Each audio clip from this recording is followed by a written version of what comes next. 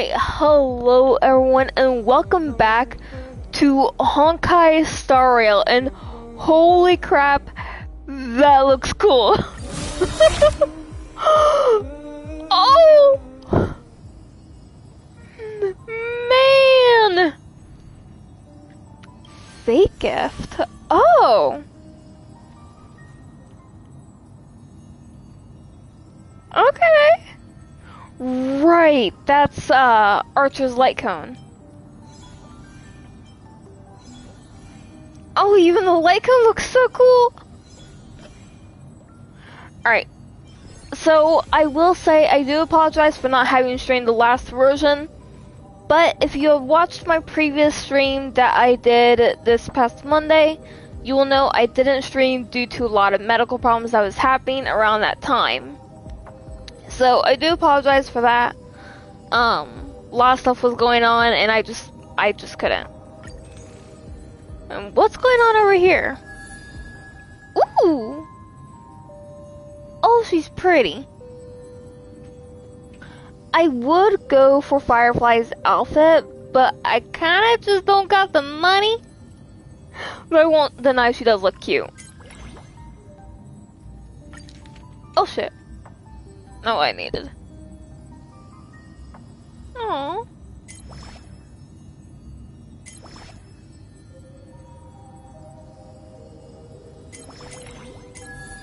Money is a thing, though.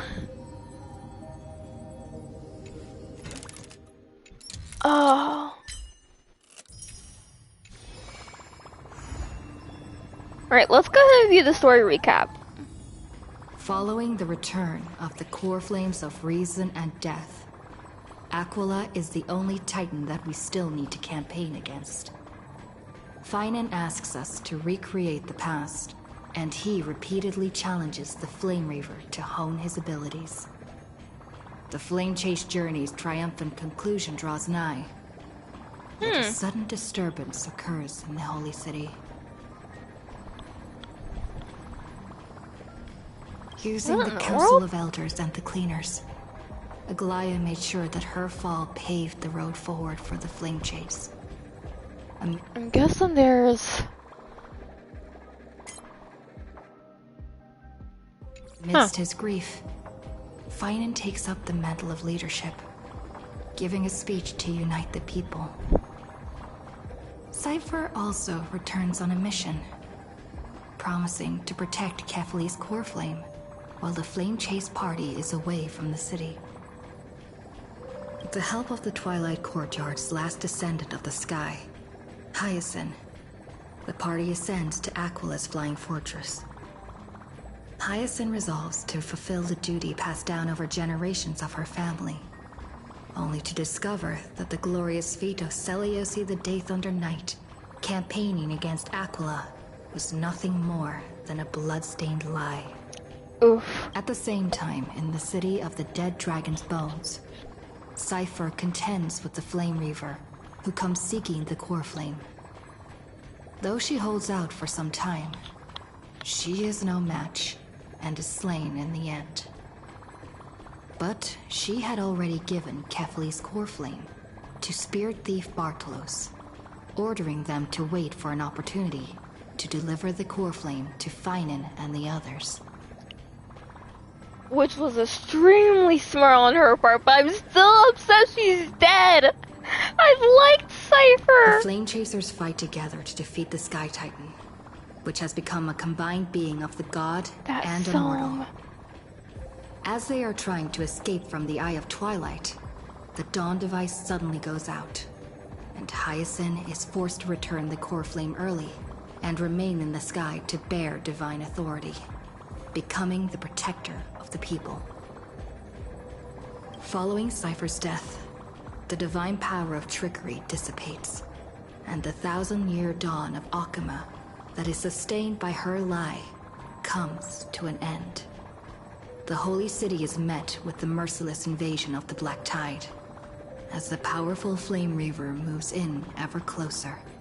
At this moment of crisis, Mighty, Castrus, Trebi and Trinan, Cartonis, the Holy City Guards, and Don Hung All laid their lives on the line so that the Deliverer would have the chance to complete his mission. After making sure that I would remain safe, Phainon enters the vortex of Genesis alone. So we're gonna wait right before we head to the designated location because of, well, first let me get all these icons out of the way. There's so many. Whoa! Hold. The number of selectable 4-star light cones has increased from 8 to 16. Newly added light cones follow the Flower of Remembrance unto tomorrow's morrow. Holiday Thermius Escapade? I think is how you pronounce it. Journey forever peaceful. See you at the end. In pursuit of the wind. A trail of bygone blood. A dream scented in wheat. Oh! I'll take a look at those light cones later, but those look nice. Ooh!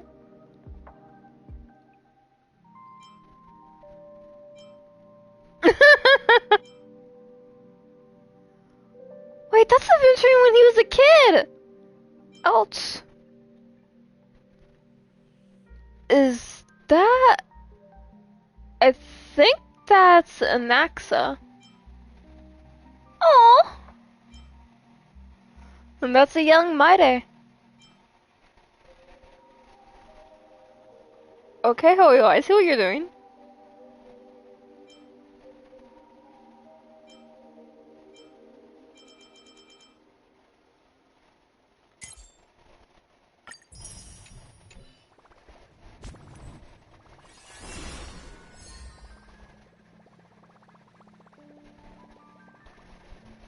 Claimable after the event begins.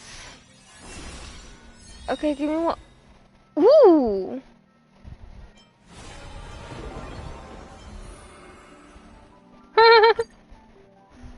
Phainon Chibi is adorable.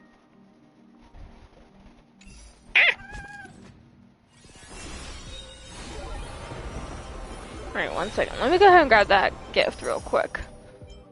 So, I am actually incredibly happy that they are finally starting to upgrade some of the characters. Because even though I don't have Jingliu and Blade, and I kind of really want them, I have Silverwolf and Kefka, and they're just... It's struggling for me to use them, especially with Silverwolf because she only hits one enemy. Apparently, her ultimate is like now in the AoE or something like that. But I'll probably end up doing that on my own time. But let's go ahead and see what Phainon's like, because my boy, I have 300 wishes and they have your name on it. Unlocks the second form with multiple powerful abilities and persistent buffs. In this form, gains immunity to crowd control and killing blows. During exploration, boosts max tech point limit and instantly defeats multiple enemies. Damn! What? Light up the dawn. Oh!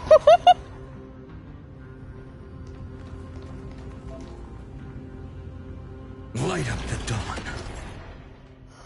Damn! When Phainon is in the team, technique point limit increases and use his technique defeats enemies within a certain range ahead. Fuck! Light up the dawn. Light up the dawn. Damn! Light up the dawn. Let's go in.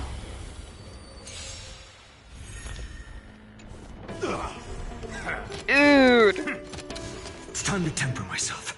When Phainon uses skill or becomes the target of an ability, gains charge for its ultimate. I'll overcome Shit. the thorns. Serenity is before me. That was not what I meant to do. For tomorrow. Let's play for a while. Ooh. Spiffy? I'm scared. Stay put. I can't thank you Let's enough. play hide. Can you find the answer? In this mortal form, I will watch over you and guide you on your path. Fiends or devils, I'll crush them all! The future will come! Use the ultimate to transform and gain greater enhancement. I gotta see what this looks like. Consume scourge points and use enhanced skill foundations to start out the verdict. Oh!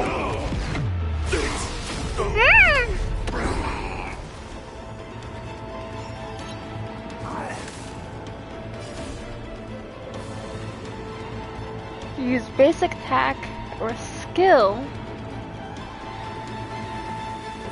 Gain scourge points.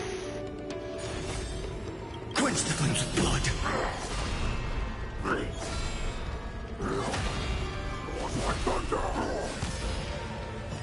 Damn!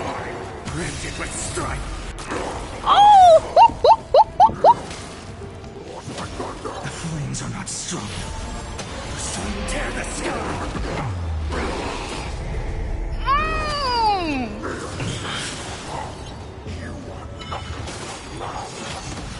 I'll never yield to fate. Empty shell!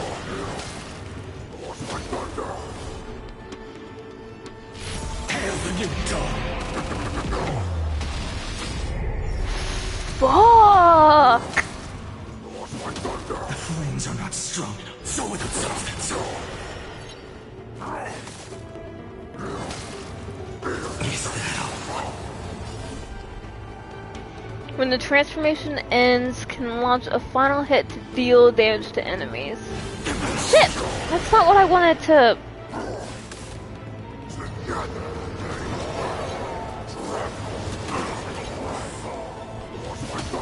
All stars burn to ash.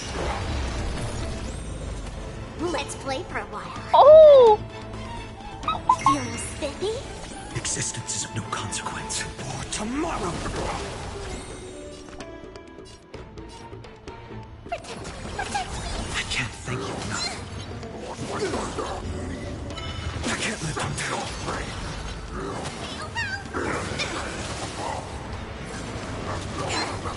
Damn! What the frick? Hule? Hold on. I hit the thing. Core flames consume me. The sun tear the sky. There we go. And why did my phone go off?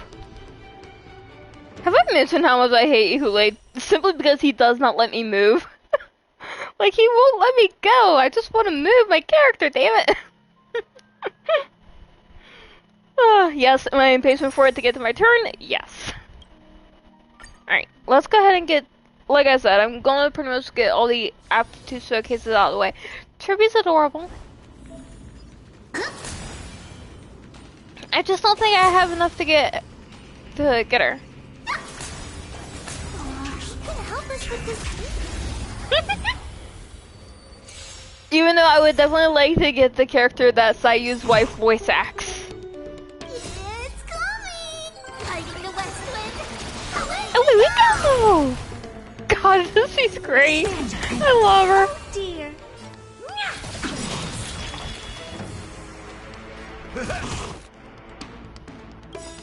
Do you know who I... This big diamond! It's all yours! Time to twirl! Curiosity. Endless riddles. Nothing but a void.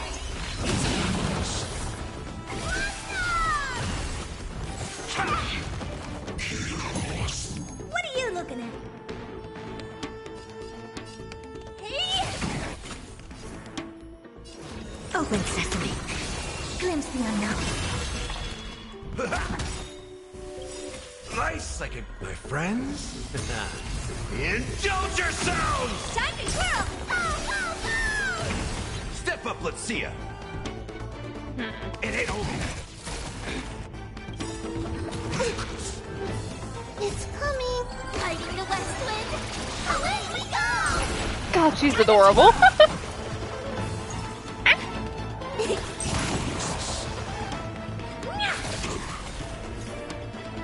Expand your thinking. Let's end it this way. Nothing but a void. Or not? Open sesame. Watch it crumble. There we go.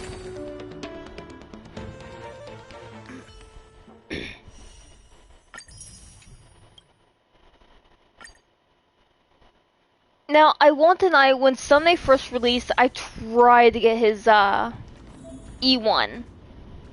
Simply because of that help with, A day of peaceful repose. with the memos. Do I have his E1? No, I don't. I tried to and I failed. Let's try it this other way. We can do it! The way is fraught with difficulties. Catadons? Ha! Me!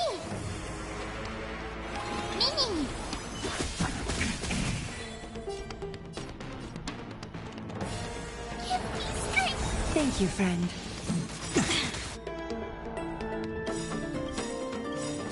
This mortal form will watch over you and guide you on your path. Trust me.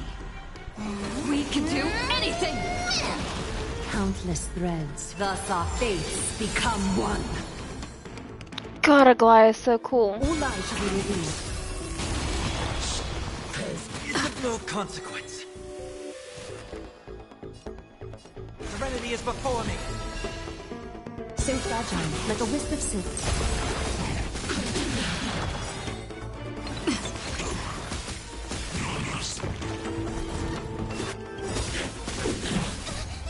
Fiends or devils, I'll crush them all!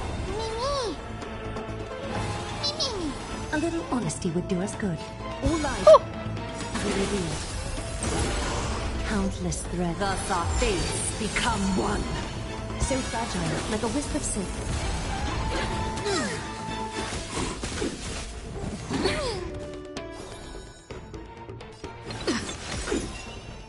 Oh, shit. Trust me. Keep forgetting. Anything! All lies shall be revealed. I'm gonna hold everyone back again! Protect me! Thank you, friend. I've heard the call. Torment and doubt, farewell. Is that fear I sense? This mortal form will watch over you. I love that. Is Guide you that on fear your I path. sense? So fragile, like a wisp of silk.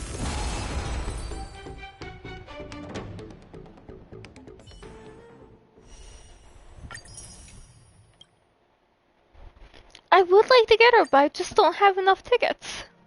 I'm also saving because, okay, so Don Hung is supposed to be getting a secondary form sometime in 3.6, I believe, and it's going to be physical preservation, from what rumors are saying.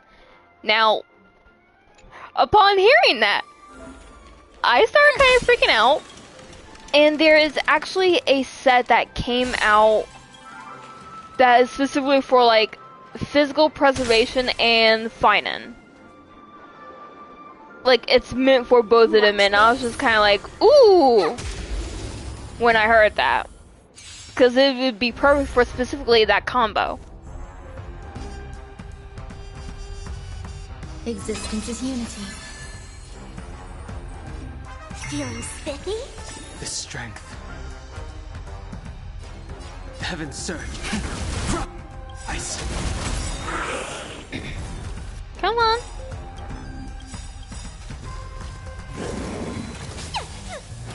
Let's play. Can you find the answer? Every petal in life. All will be swept away by the wind. Awaken, dormant skip. World cleansing dragon.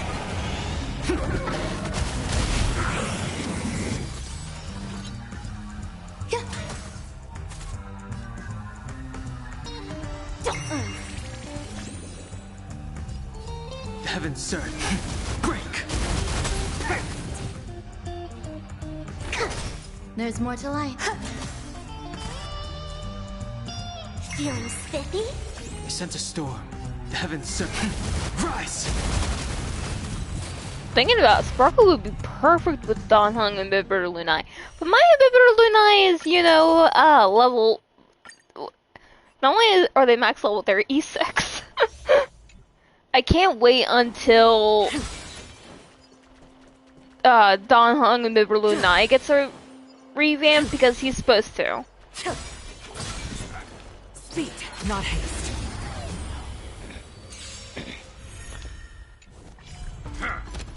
And I'm looking forward to when that officially happens. To the clouds. I've no interest in The wind is rough. From the bow. She only hits one? Fair, I suppose. The truth of life and death, revealed in an instant. The sanctuary is but a vision. Break! I forget he's the hunt. Rules are made to be broken. Spirit never dies. Fighting is meaningless. This is our chance. There we go. Come on, give me. I did the trial, I want my reward. Okay. I do miss Ting Yun's old voice actors simply because they were the voice was fitting, especially with being controlled by Fantilia.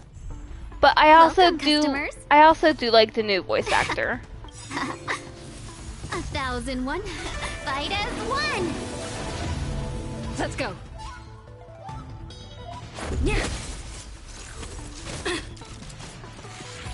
Can we talk?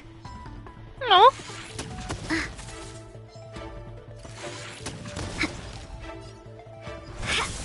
Let's make it quick. Rules are made to be broken.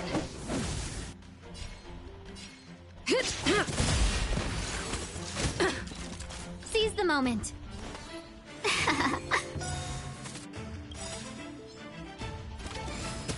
Oh, you bitch! 1001. Fight as one.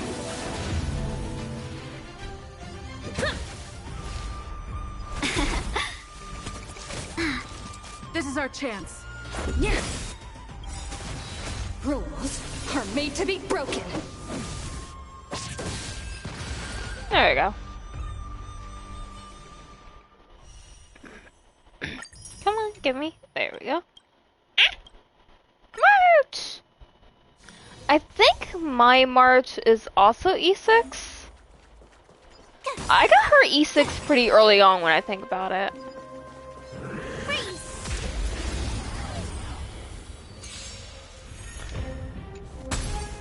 The original duo.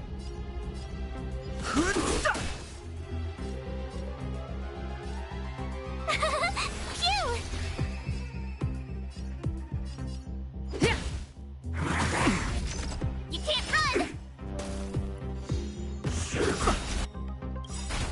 Try that again. The truth of life and death. The sanctuary is but a vision. Break!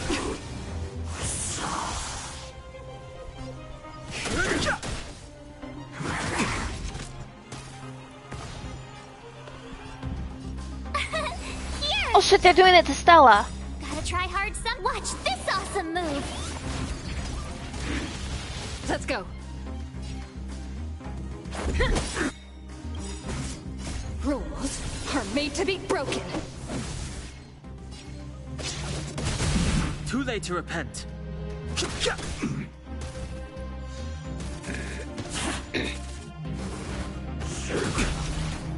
can't run.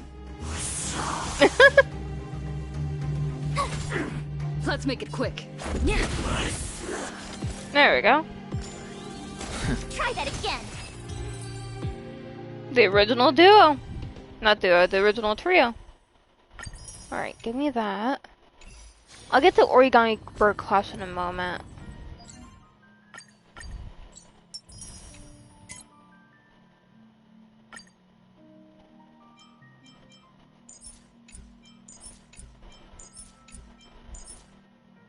We'll keep you as the set target. Why is this... Not that one! Alright, fine, I'll press go. Just to get it out of the friggin' way! I love the Origami Bird Clash. It was so much fun. Oh goodness.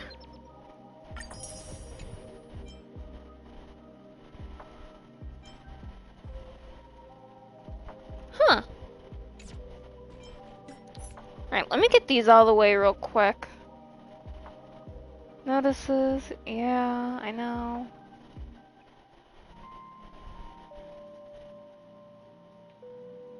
There we go.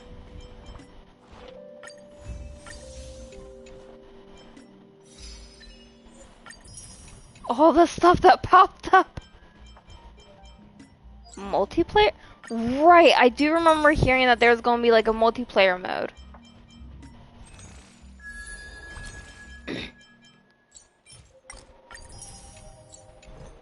Okay. Now, I want Phainon. So Phainon, please come home. And let's do this.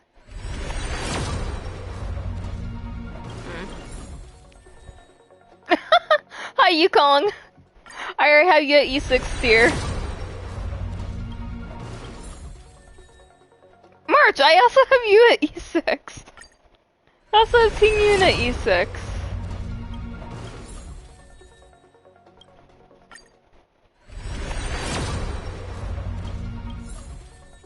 I have 4 spare ones, so let's just get those out of the way.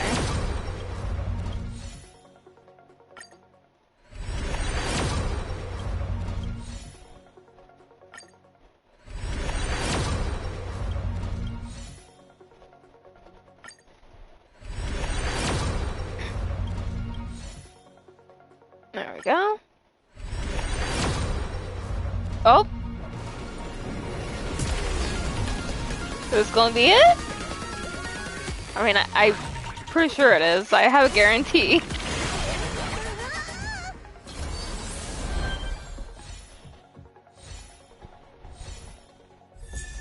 Hi, March.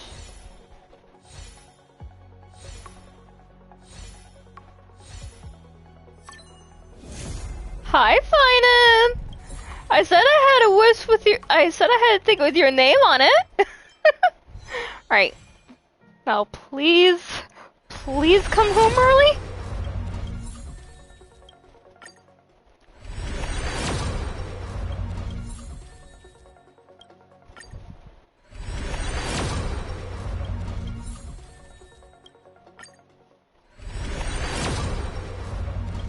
Come on.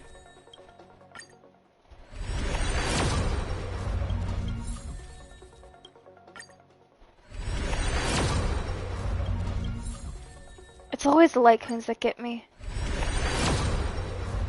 Oh? Please, please, please.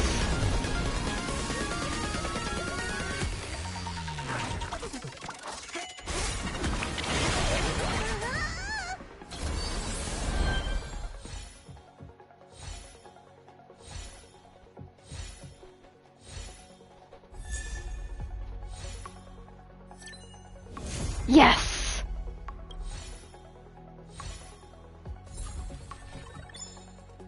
Okay, good. So, there is one thing I do want to look at with Phainon, not that. So, it stated that Phainon is best at his E1.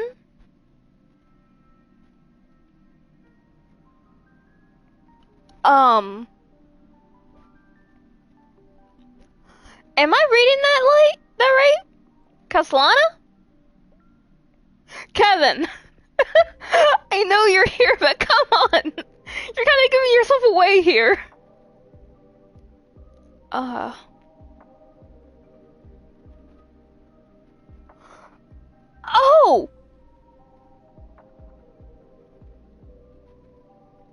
Hmm?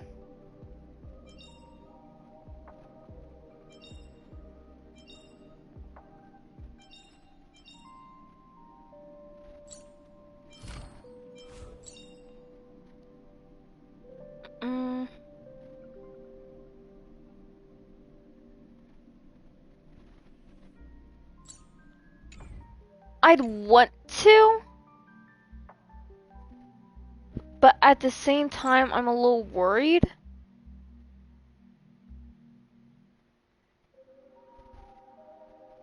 Huh.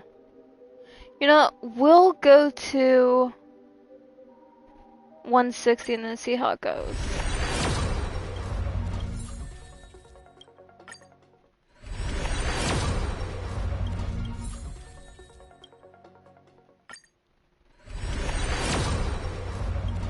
Actually, we'll go to like 140, really.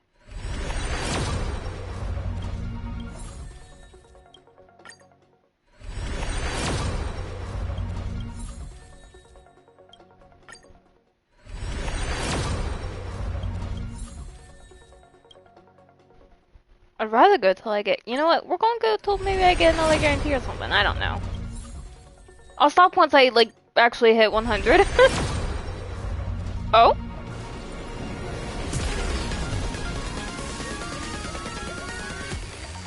We'll stop right here, actually.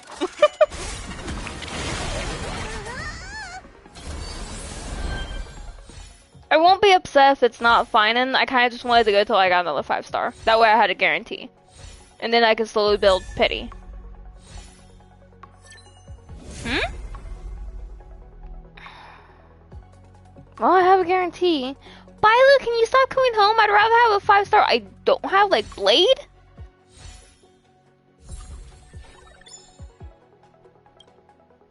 Well, it's not too upsetting. Let's go ahead and go over here.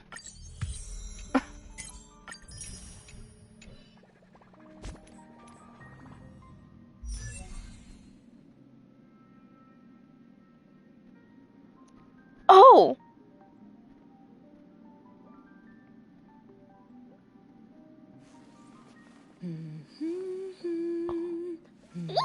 Ooh!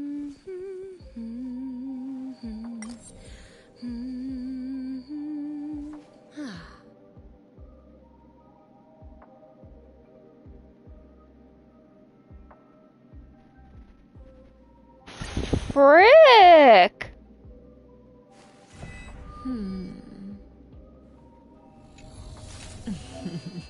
Nice!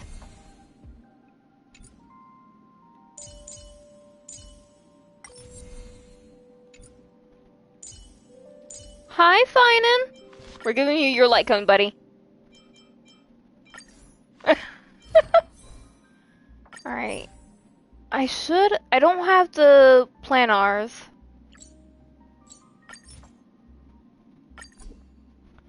But I do plan to get them eventually. I think I have a set at the ready for him, though.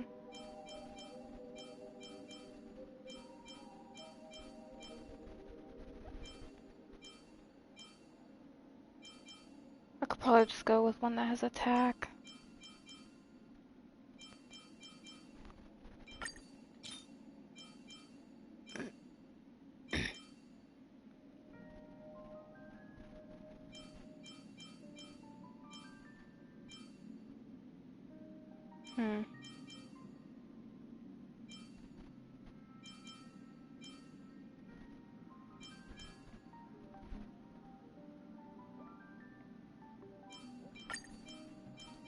Sorry, Bronya, give me. He doesn't really need energy regen, but you know what? We're going for it.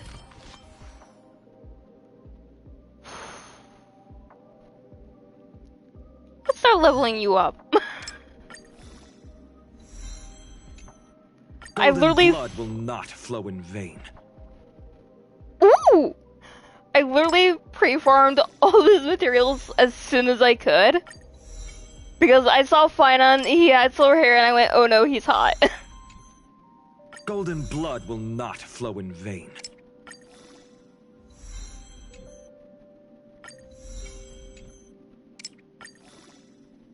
I think I also ended up, like, farming extra just to be safe. Golden blood will not flow in vain. We will eventually become the flames that light up the new world. Ooh! Give me.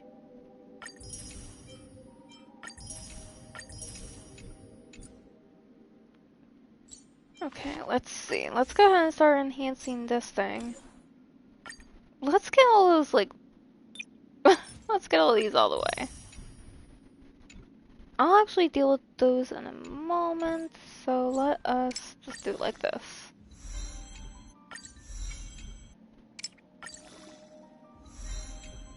In a way, this is kind of like an early birthday stream, due to the fact that my birthday is on July 4th.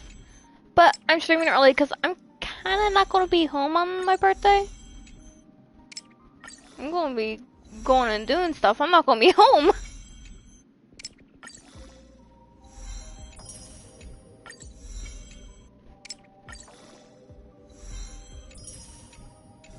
There we go.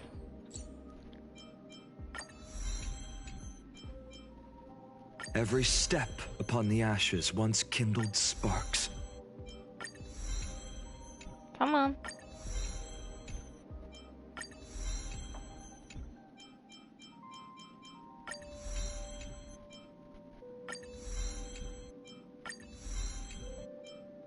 Every step upon the ashes once kindled sparks.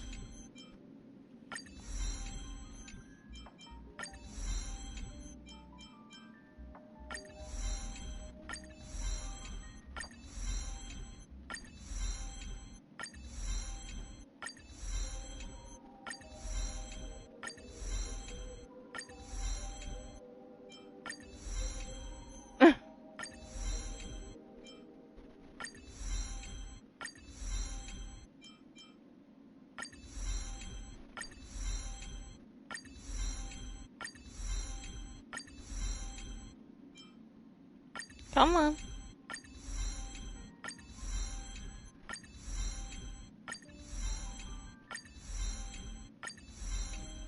There we go.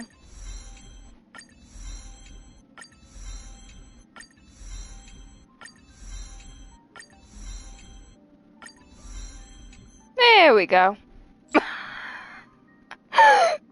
Maximal first chance I got. Oh, good lord. Now what is going on down this way? Oh, right, Bailu.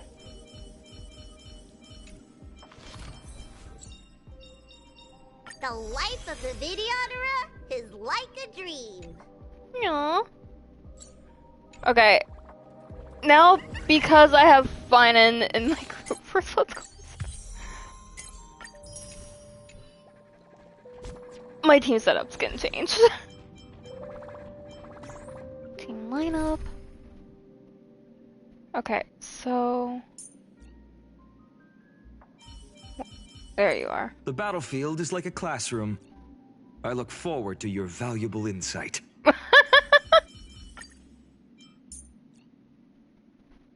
Alright, where are you, Sunday? I might actually just yeet an axe in. Simply because of the debuffs he gives. Because we don't really need Aventurine.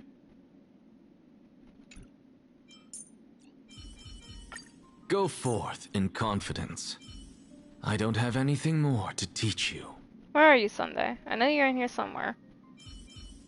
There you are.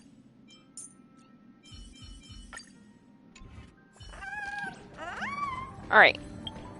What's going on over here? Oh yeah, the game tools. I don't know what this is all about. Alright. What? Oh! Okay. Okay, I'll look at this. Cool. Alright. Now we can continue the storyline.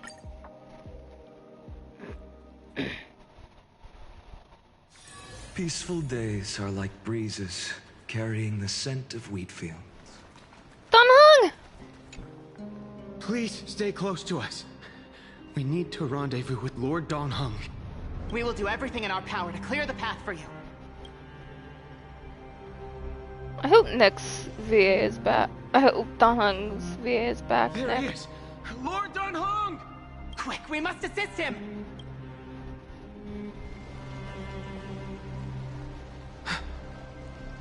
What are you doing here? Where's Phainon? Nick, you're back! We're under Lord Phainon's orders to escort both of you to safety, no matter the cost. Leave this to me and the Holy City Guards.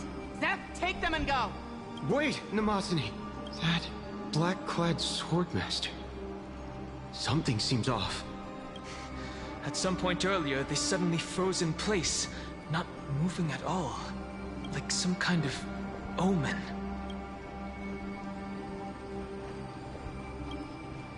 No! Don't get too close. That thing's black flames are burning hot.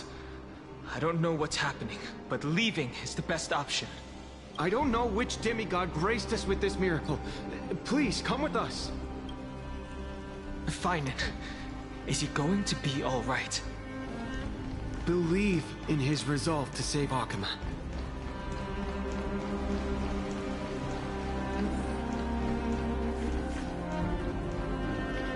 At least I hope Nick is back? It sounds like Nick? Oh, I hate it when that happens. Lately I've been having it where when I switch over to a character using it this way, it just... there we go. Yes, it's still Nick! Like I figured it was, but that confirmation makes me happy.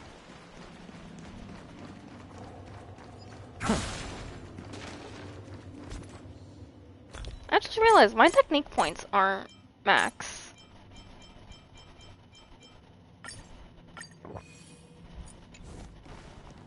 The Flame Reaver isn't pursuing us. Could this really be some kind of divine intervention? We can't stay here for long. Lady Trinan's sentry gate is just outside the city. Let's keep moving.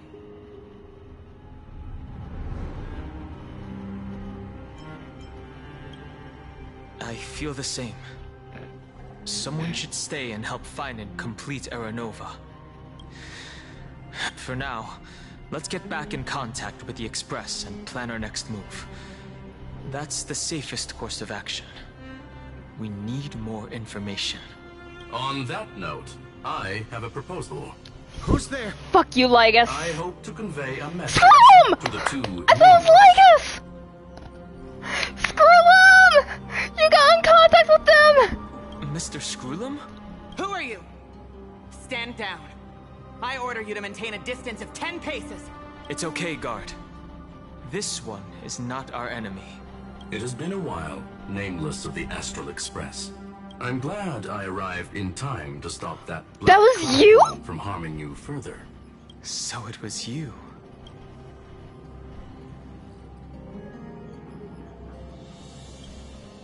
It was fortunate we found you in time. Madam Herta and I were both quite relieved. You two know this anti-Catharin? Does he come from the same people as Counselor Lygus? Don't worry, guard. This gentleman is an ally of the Trailblaze. Would you mind giving us a moment to speak in private? Of course. We'll wait nearby. Please, stay safe. I fully understand your situation. For now, the only thing I can do is temporarily freeze that black-clad one in place. Time is limited, so I'll keep this brief. The place where you stand, Amphorius, is a world constructed from data and memoria, an experimental field of a certain eon. And now, this isolated sandbox world is rapidly falling into a third path. Destruction. Destruction. Conclusion. If Amphorius continues unchecked on this course, a Lord Ravager will complete its evolution and metamorphosis. I remember that being and mentioned. emerge from the surging tides. The cosmos as we know it will suffer irreversible consequences. I remember them mentioning that Lord Ravager was here. The disaster that this Lord Ravager intends to trigger may be far more severe than the Lawfu's Stellaron crisis. Oh! Because its goal is the Eon of Erudition. Oh! It's planning... Is it planning to kill the Aeon or absorb him? Putting aside the complex details of the inferences involved, I have a request to make. for one of you nameless to stay behind on Amphorius, acting as an informant in order to prevent the wrath of destruction from ravaging the cosmos. This world is enveloped in a firewall that defies explanation, and the flow of time here is also different from reality. Madame Herta and I can only tear open a gap and project images inside. However, the accidental crash landing of the express car notwithstanding, both of you were able to successfully land here. There must be some principle behind this we have yet to fully grasp. It will take time to uncover the reason. Before then, if one of the Nameless is willing to stay and witness the fate of this world, or to push it along when necessary, it would be of great assistance.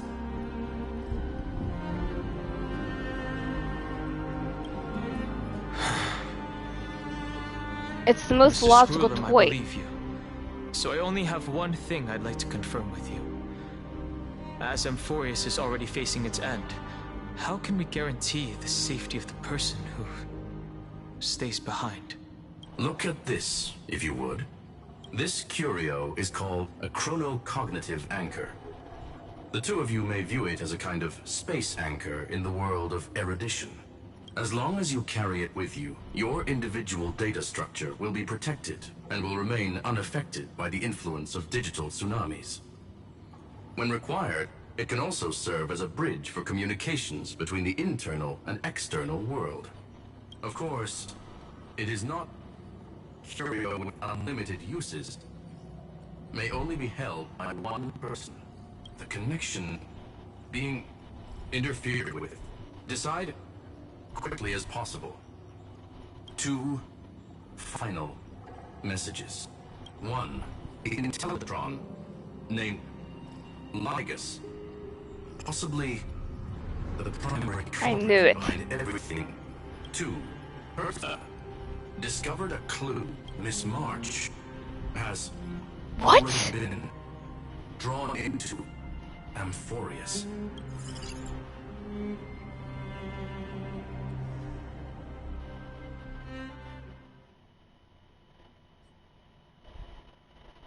I figured as much, but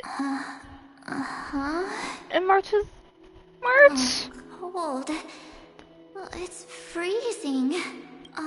Hold on. Am I dreaming? This is way too strange. Everything's spinning. And I can see webbaboos flying around. But I was literally just talking to Himeko. How did I...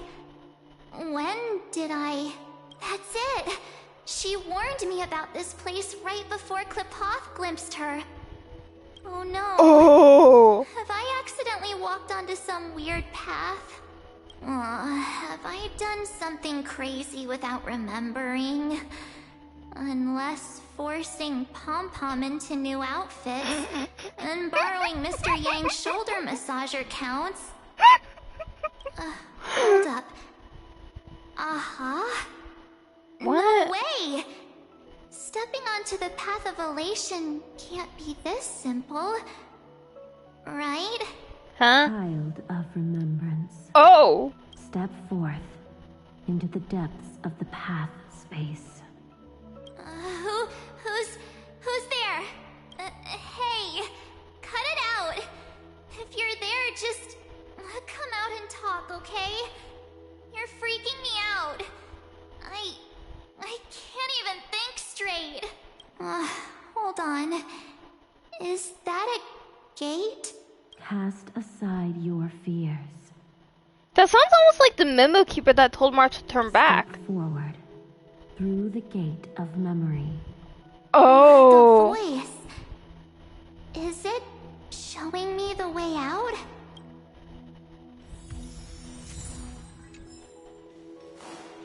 No, don't fall for it. They're Is that- lying to you. Turn back and wait. Master Diviner?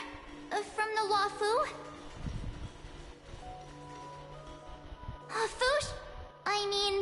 Master Diviner, what brings you here?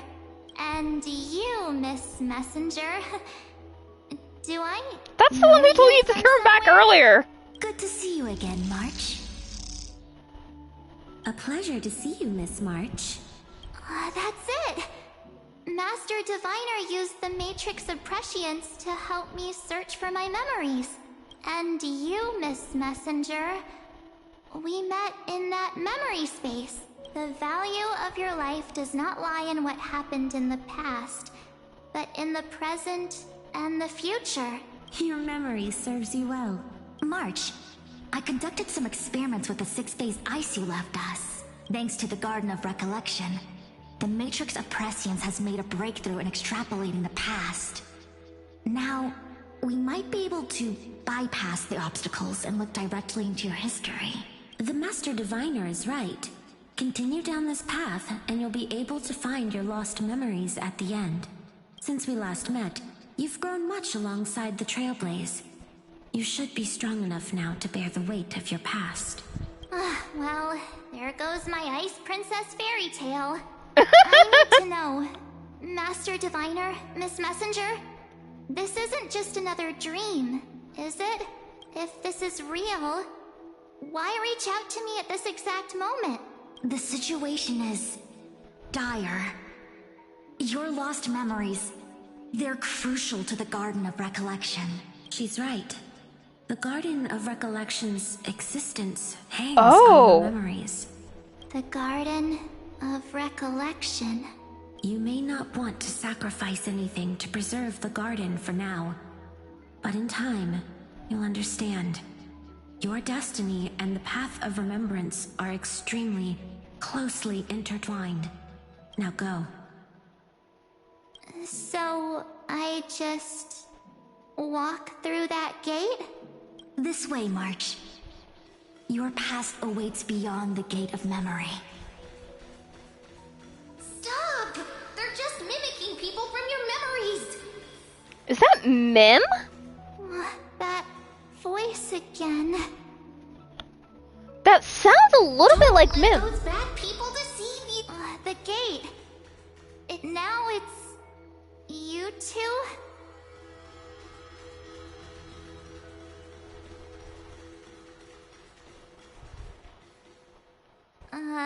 Hey guys. What are you doing in a place like this? March! There you are. Finally. The trailblazing journey just isn't the same without you. Traveling's no fun without you around. Well, duh! What's Team Trailblaze without its star member? Wait a sec. You might look like you two. We understand your confusion. The Garden's allies helped us establish this Neuralink to reach you. The Garden's allies? You mean Miss Black Swan? Yes. She helped make this possible. Keep going, March. Find your past. Wake up. And travel with us again. That sounds really tempting. Finding my past and continuing to trailblaze new worlds with you? Trust in yourself, March. It's gotten us this far, hasn't it? That's really out of character for Don, huh? Follow us. Let's go through that gate together. Alright. Step into your past, March. Find your true self. Wait up! Slow down! That really does sound a little bit like Mim. Sounds so sweet. But keep your eyes open. Don't let them fool you.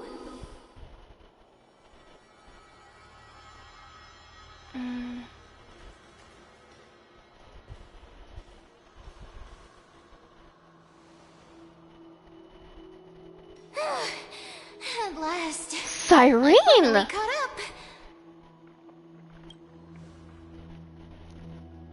Hey. Are you alright? I'll be okay.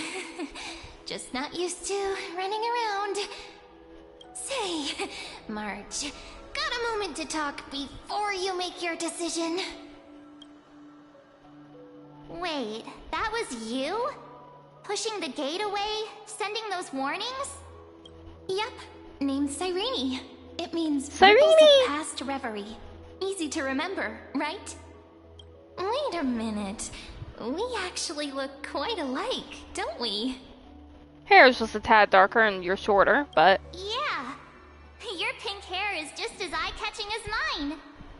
And we're both bright, pretty, and positive girls. Talk about coincidence. Wow, you're quite the smooth talker. But I can't disagree. Wait, you know my name is March? Have we met? No, but I've witnessed your story through those memories just now. It's incredible, really. We might have more in common than you think. I know exactly what you're going through, which is why I don't want to see you exploited or hurt. You know what I'm going through? I know, because I've been exactly where you are. This empty space has been my home for ages. I barely remember what time feels like anymore. But there's something I'll never forget. Trust me, that gate won't give you what you want. You mean those people? They're lying? Luring me into a trap? Yes, convincing, weren't they? They've studied your memories, using your deepest wishes against you. How dare they manipulate a young girl's feelings like that?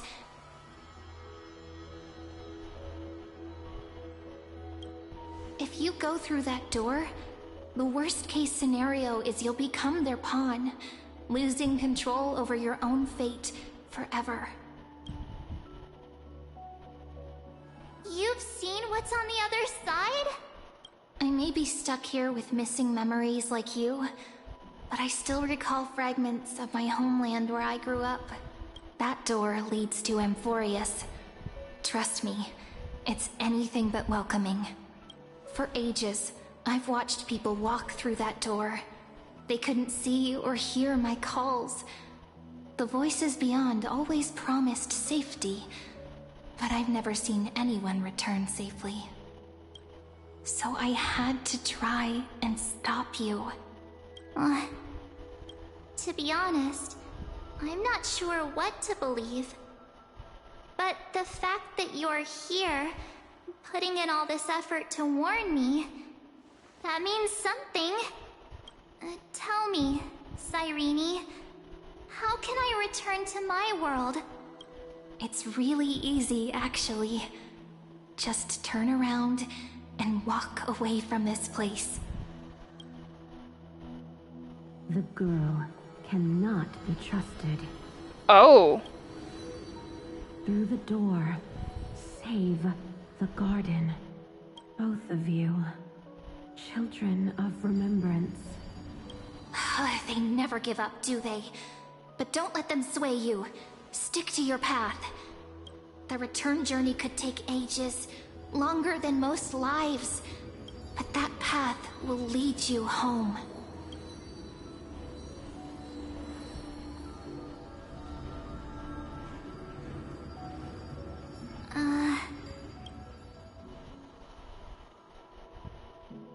Thank you, Cyrene.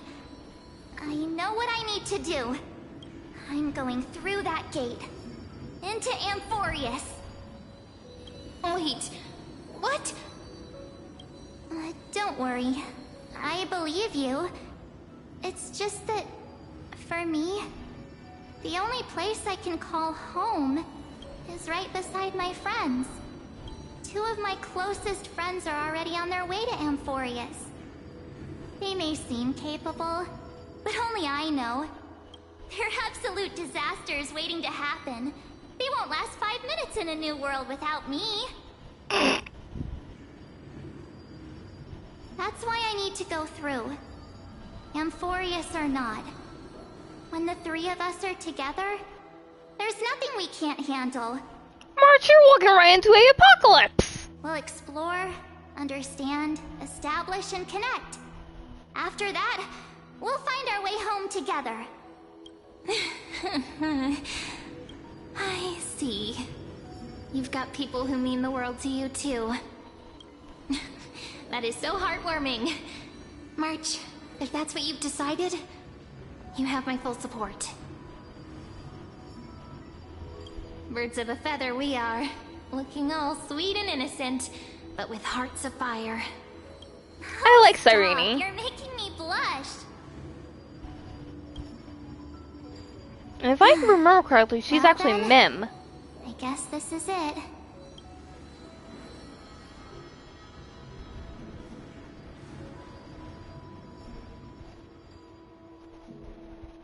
Do you think we'll see each other again? Who knows? But don't worry about me. After all this time here, I've grown quite used to chatting with my imaginary friends. Since Amphorius is your homeland, if there's a way to help you, my companions and I will do everything we can. Then I'll look forward to that day.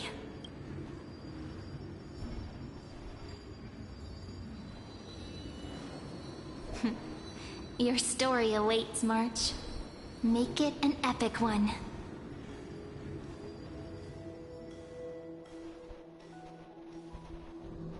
At least March didn't die coming into Amphorius like the Trailblazer did.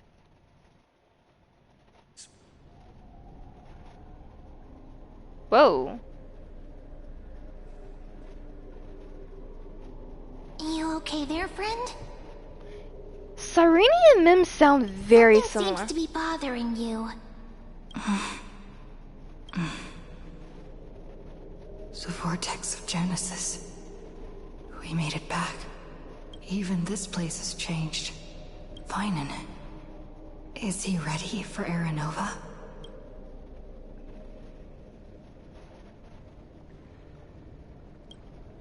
If anything, he's the one worried about you. But I'm here to watch over you now. If what that machine gentleman said is true, if Amphorius is destined for destruction, then I'll stay by your side until the very end. Like how you and Dun Hung treasured the Express. Amphorius means everything to me. Right. Time to see the last core flame restored.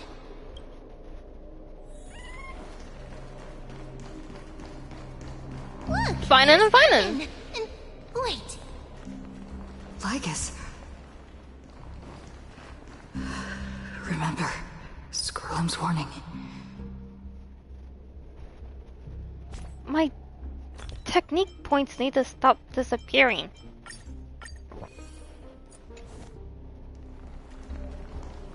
And you, Lord Phainon, will wield that core flame to bury this ancient world, plunging everything into the gray unknown. None of that matters now. This brutal, flame-chased journey has stripped away my delusions.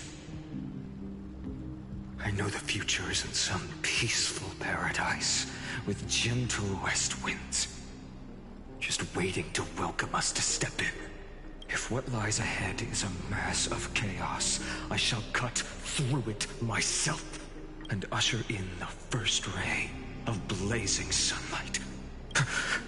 Is it truly you? With one last chance to turn back, you still step forward. How befitting of a trailblazer.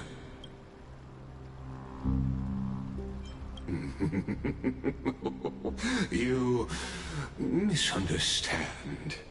As our world nears its end, the ones who walk the infinite paths have embraced their destiny. As the Theoros, it is my duty to witness the world's future and oversee this final core flame ritual on their behalf. The trial of world-bearing. The ritual of Era Nova. Ah, I see. So you met my kindred spirit before I could erase his traces.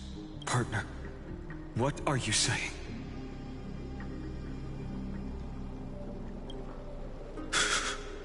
I've had my suspicions. How does a native Antikytheran know so much about repairing vehicles from beyond the sky? Lord Lycus, how much do you truly know about Era Nova? Tell us everything. Very well. I need no longer maintain this Theoros masquerade. You seek truth, Lord Phainon, and truth you shall have. As you know, when the old gods fell, someone had to bear their broken pillars to fill the vacant seats. Those who would assume divine authority must prove themselves through trials. Yet, for Kephales's demigods, the possibility of overcoming the trials has forever been non-existent. For the world-bearing trial is the divine duty itself. Bringing forth the Era Nova and bearing its weight is an endless ordeal, ceasing only upon collapse. Precisely. The Era Nova ritual is not something that can be completed in an instant, no, but a long and arduous journey. While the sacrificial journeys of other demigods conclude in this world, Kephale must shoulder the gods' core flames, bear the memories of all worlds, and stand unwavering until the next world, when the black tide consumes the bearer and all that they carry, leaving nothing behind. Unless their core flame finds a new bearer. The holy flame that illuminates all worlds rests in your hands. All that remains is one choice. Nurture it, pass it on to future generations, or extinguish it here and now. Deliverer, the fate of all worlds rests in your hands. Enough testing. I've made my decision. But before I ignite the dawn of the next world, you need to promise me something. Two things, actually. Speak your terms. Promise me this. Professor Anax's vision of the new world is absolute. The world will be reborn from my memories. All souls, living and dead, will return as the first humans, unchanged from their past lives. And my friends, the fallen demigods, they shall transcend the cycle to become new titans. Our heroes shall not have died in vain. Of course. This I can guarantee. I don't trust a single word coming out of Lycus's mouth. The second one. Promise me the Trailblazer can return safely to her homeland, unbound by Amphorius's laws. My apologies, but I cannot promise this. As you mentioned, she now bears the Time Titan's authority. Her bonds with this world run too deep.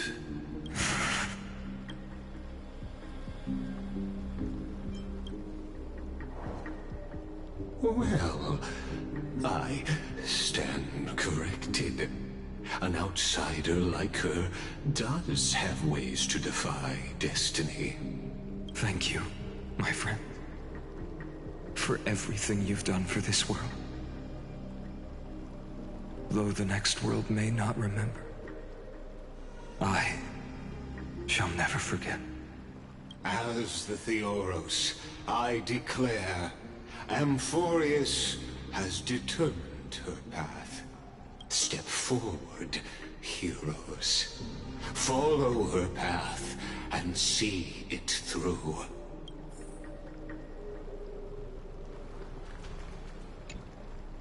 Behold, oh gods, Amphorius has achieved her victory, and the Era Nova approaches.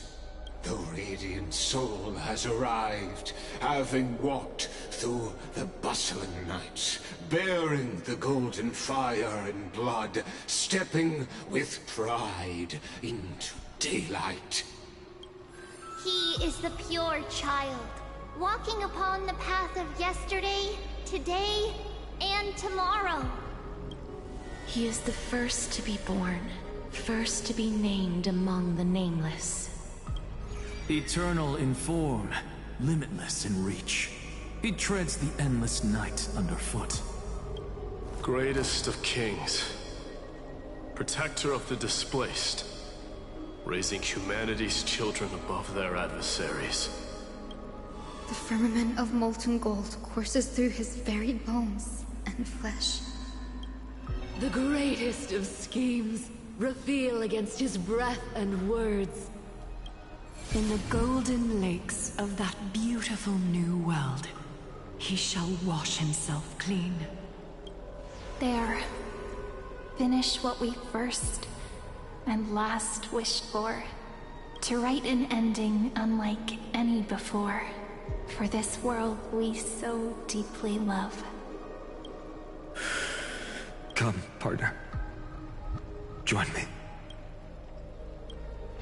The time has come for us all to face oblivion, or embark on one final grand journey.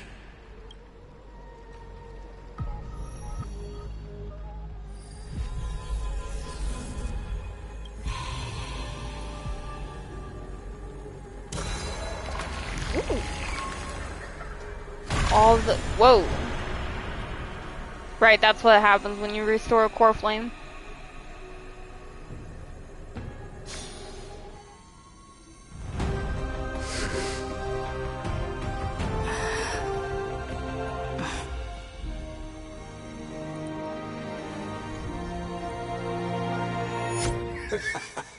Huh? What a magnificent and epic adventure. The hero's journey reaches its end, and the truth behind the Era Nova is about to be revealed. Is that truly the case? Here, as the Theoros, allow me to humbly request that you find a moment to listen to what I have witnessed. This is about the nature of Amphorius itself, a story of the prime mover of life. My, what a broad topic this is. Where shall we start?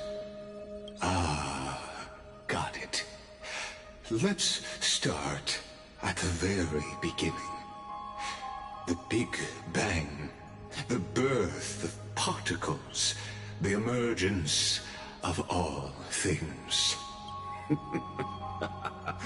Just kidding. What I mean to say is that time, space, matter, all concepts exist solely because we perceive them. This is called the erudition. Without it, the universe would merely be a chaotic book written by chance, yet unread by anyone. As your acquaintance, Lord Anaxagoras, suggested, everything in Amphorius exists through new spores, living in the memories of those yet to come. Oh, how beautifully it aligns, revealing universal truths in such simple terms. Only he could solve the riddle of what exactly are we? Oh, but you'll remember, even as the embodiment of reason, one mystery remained beyond his grasp. If that is the case, whose memories did the very first news spore sprout from? As sages across ages have asked the gods, what is the prime mover of life? But let's set aside the grove's teachings for now. Look further, past Amphorius, to what they call the Forbidden Realms, beyond the sky. Do you know of the Scholar's Strife? During that grand yet brutal war, waged in the name of erudition, a genius's legacy was abandoned, strewn across the cosmos. The scepters, a macrocosmic computational array beyond mortal comprehension. Made to emulate the Eon's thoughts, it became part of the Eon's cognition at birth. Scattered throughout the cosmos, these arrays act as celestial body neurons for Nous. But regrettably, as everyone knows, the erudition forsook them all. But what nobody knows is that, though forgotten, they never stopped seeking the divine answer. A question that survived war and disaster, stumping even the greatest minds, including both mechanical emperors. Now, we come to the real truth of Amphorius. What if, hypothetically, a scepter found the answer to the prime mover of life? If through endless solitary extrapolations in the cosmic cold, the one deemed as a failure by the Eon of erudition found proof through the ages, what would happen? Perhaps the answer is simpler than you'd think. From a perishing neuron devolved into true life, reborn through the gaze of another Eon. This is a tale from the distant past, unknown to all, even unheard by the greatest geniuses. Now, let's leave the Scepter's story here, returning to where we began. What is the prime mover of life? Actually, you know the answer better than you realize. It's been by your side, accompanying you throughout this long journey. Right now, it awaits you ahead, in that brave new world, beyond the end of Genesis.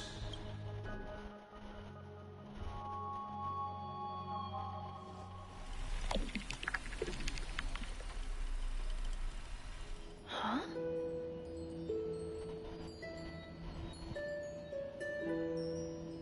Take this wish with you. Be the one who begins it all.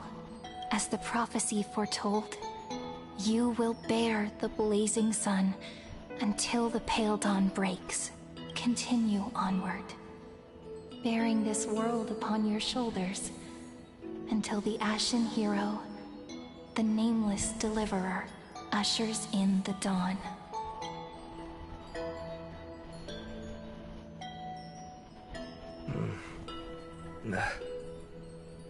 Such an odd dream. Strange. Like I've dreamed this before, but it all slips away when I wake. Only a voice remains. Who was that?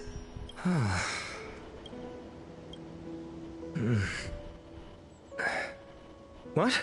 Ah, it's you.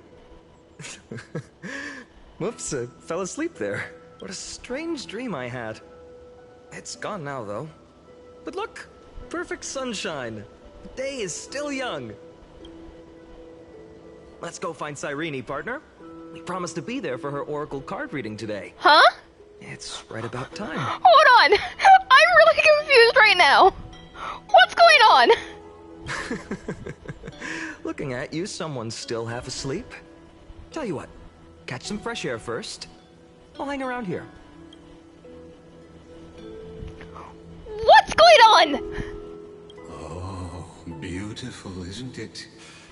This is Ide Celestii, home of the nameless hero who carried Kefali's core flame.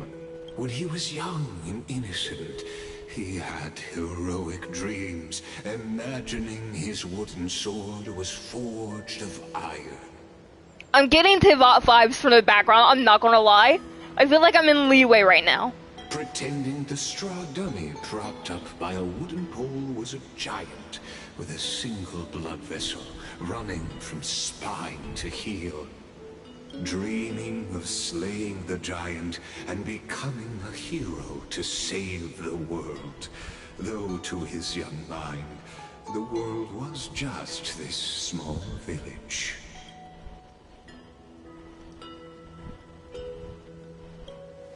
What you witness is the start of his path to a new world. And trust me, you play no small part. These are his first memories. Rather than watching, why not join in? Think of it as immersive theater. Become his lifelong closest friend, witnessing his hero's journey from the best seat in the house. As the nameless hero whose unwavering guidance shaped Phainon's destiny, yet whose name was never recorded in Amphorius's history.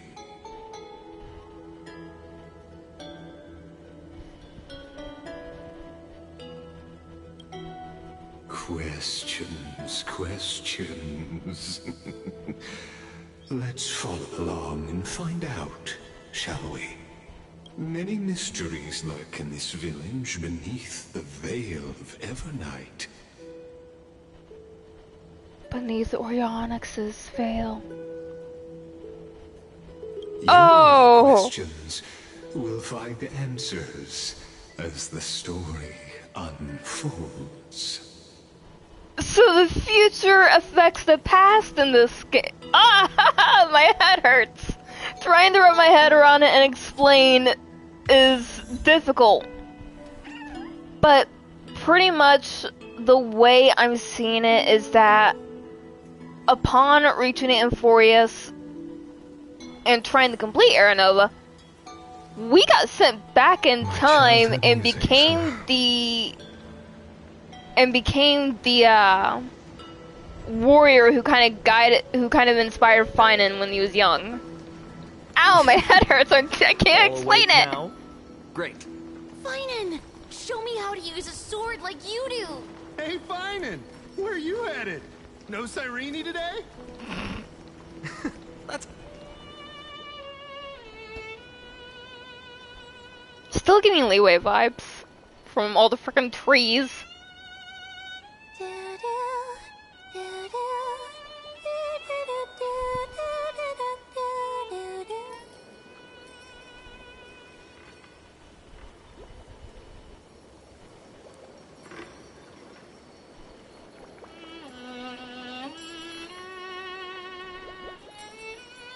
God, she's adorable. That...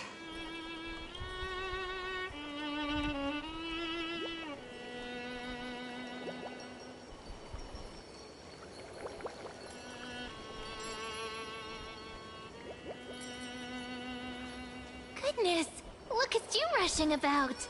You've got the poor swing all startled. Hmm?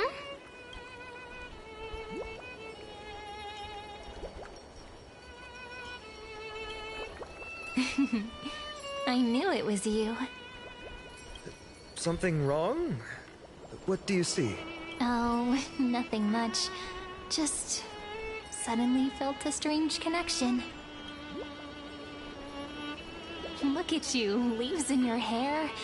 Were you sleeping in a tree again? Or was it the wheat fields this time? At least brush yourself off before wandering around. Come on, I'm not a kid anymore. You're the only one who still treats me like one. Sure. You may have the height advantage, but when it comes to maturity, I'm leagues ahead of you. Still fantasizing about being in heroic adventures and imagining yourself as one of the characters? That's the kind of thing kids do, not grown-ups. Don't you agree? And since you're playing along with his antics, who are you pretending to be today?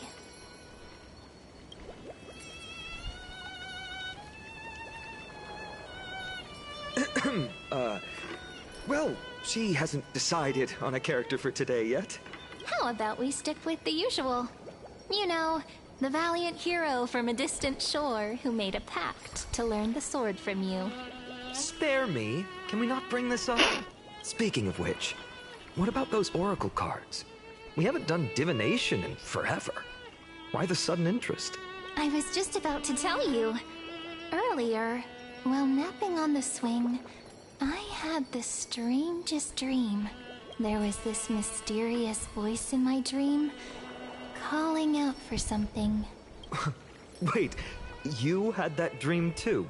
Yes, you too? That would explain this lingering sense of unease, which made me think of those old oracle cards I used to play with as a kid. Though the Ornyx prophecies were always hit or miss. Yeah, all the kids would get so excited drawing cards like ruler or warrior, but throw fits over devil or drunkard and demand a redo. If you just redo it when you don't like the result, what's the point of divination? The blessing of childhood. Believing the gods might not notice our little corner of Ide Silicii, willing to let our small deceits slide. Still, fate is absolute. After all, we never really know just how far into the future the prophecy extends. Anyway, let's go to our old secret base and look for those oracle cards. Now, where did we hide those? I can think of a few spots. Let's go check it out. In a village this size, I bet all our childhood treasures are exactly where we hid them. Mm-hmm. Time must be keeping them safe for us. Phainon sounds so carefree here.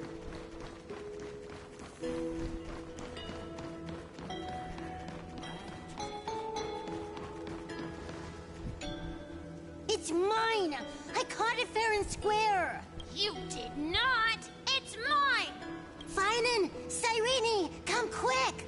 Look at this huge bottle I just caught! Give it here! My rod, my catch! I only let you borrow it, remember? What's got you two so worked up? Here, show me.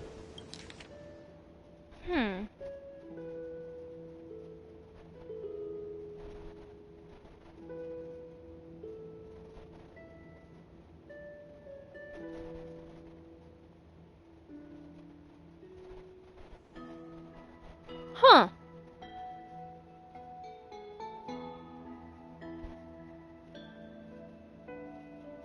Wait a second.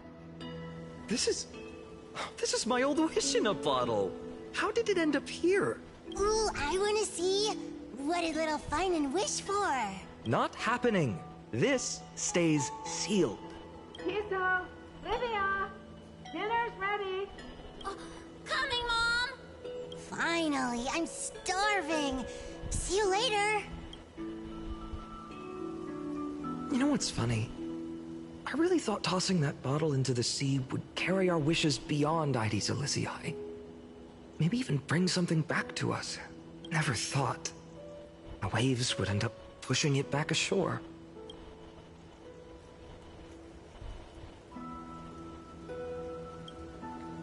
Kind of disappointing, isn't it? Aw, there's a ship out there. Just a random ship out there. Okay. Okay.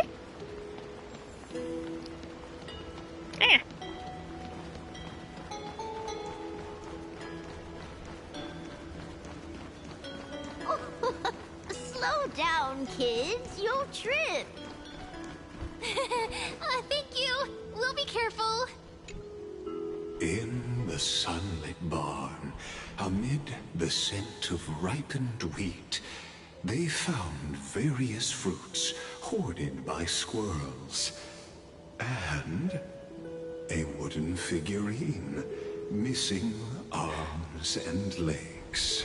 Can I stab Legus? He doesn't need to narrate. Soldier? After all these years! Hey, this is the one Mrs. Pythias confiscated. Finally back in my hands. Phainon, Cyrene, where are you two headed? Speak of the devil. Mrs. Pythias, is school out already? No classes today.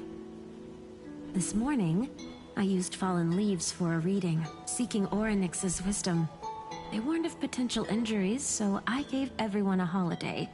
Besides, it's harvest season. There's plenty of other work to be done, even without classes. With you being our only teacher in ID Silicii, you must be working so hard. Anything for my students. I don't mind the work. When you travel far from here, you must visit the Grove of Epiphany for me, to see what a true haven of wisdom looks like. By the way, what are you looking for in here? You've been searching quite thoroughly. Thank you, my friend. Time to take our soldier home. All right then, I should be going. It might rain tonight, so don't stay out too late. So this is where the wooden figurine you carved during class ended up. And here I thought I knew all your hiding spots. To be honest, I'd forgotten all about it myself. No sign of the oracle cards. Out of sight, out of mind. Let's see. Ah, there's one place we haven't checked yet.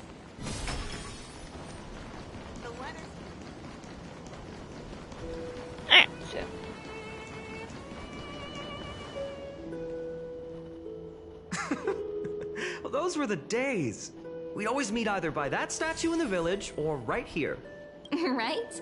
And I remember you never used the front door when you wanted me to come play.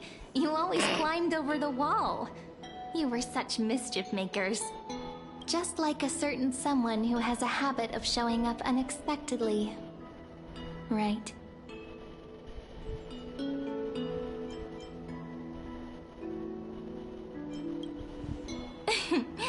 I bet she said something clever just now. Hey, I was just copying those storybook heroes. They never take the beaten path. Still, it's embarrassing. I've been the only one here for a while, and I haven't kept up with the cleaning. With so many spots to check, where should we even start?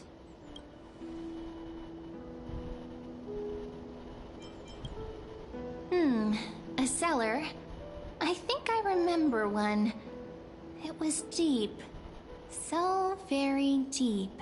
Well, if we're talking Wonderland stuff, it's not that different from my hero stories. All right, let's split up. I'll handle the yard. You check the upper floor. I wonder what the view's like from up there. Worth checking out?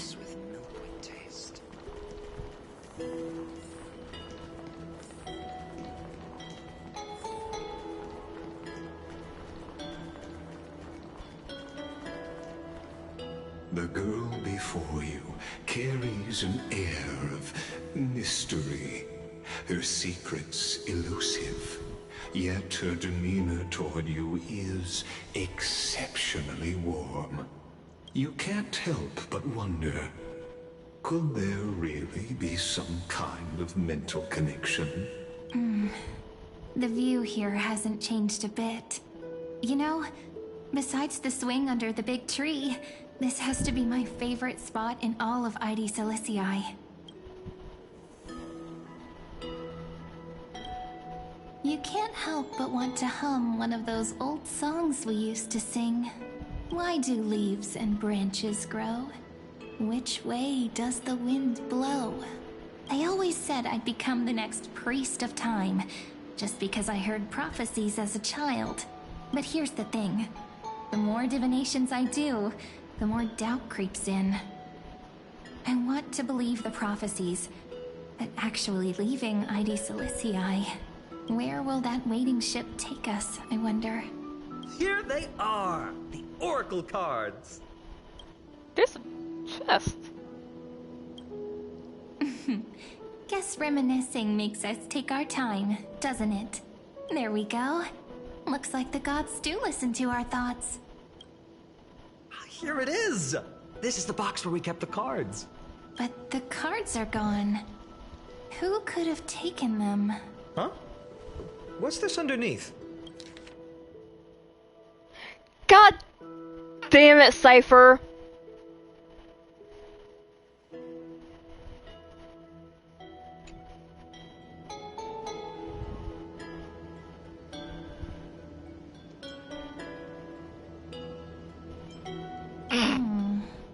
I would have chosen the yellow one, but that's a little too much. Now, those sneaky little ones. So that's what they've been up to. Ah, the ones from Remembrance Maze, you mean? Yep. Let's head to the back of the courtyard. I thought it was Cypher. That's the feeling I'm getting when I see Paul Prey as Cypher. The entrance should be around here somewhere. Right here. The path to the maze is hidden under all these weeds. It's been too long since we visited the fairies. Did you forget? We used to visit them all the time when we were little. All right, let's do this. These weeds need to go.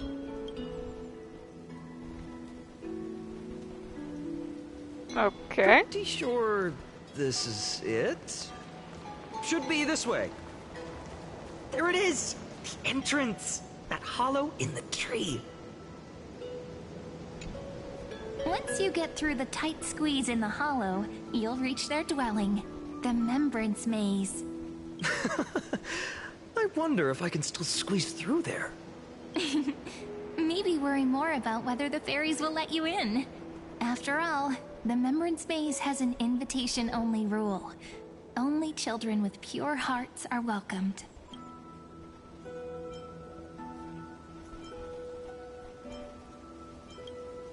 Getting approved by the maze's fairies was like our childhood badge of honor. Regardless, how about we try getting through the hollow first?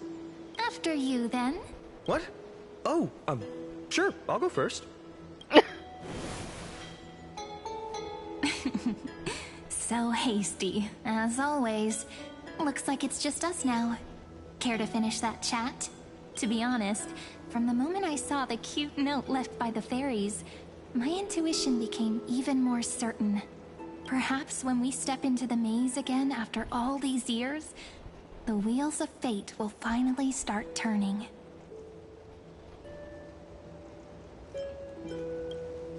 Oh, it's just a girl's intuition. It might not mean anything. But you know what? Even if fate is set on its path, no matter where it steers the world, if we're together, there's nothing to worry about, right? So, that's definitely a Mim thing. Forget it. If the wheels do begin to turn, that's when I'll make my request.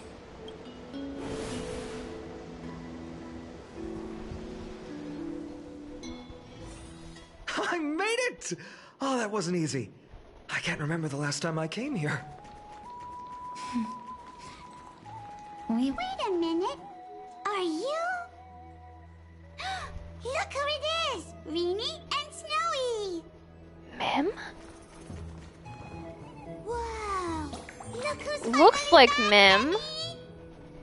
Snowy, you've grown so tall and dashing. I couldn't even tell it was you at first.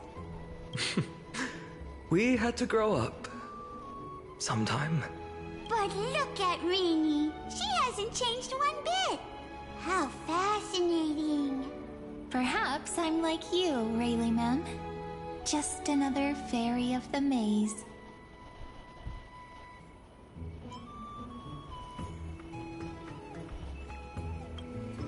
An organization?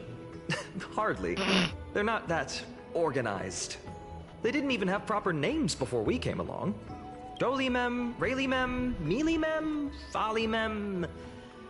I've missed these cute little troublemakers. We used to gather around the fire, singing and dancing, imagining all our future journeys. Without coming back here, those memories might have faded away entirely. Oh, how good you, Snowy. You swore you wouldn't forget about us, but you were gone so long, you almost did. Oh, he's just copying those bards from his stories, being all melodramatic. He couldn't forget about you all even if he tried.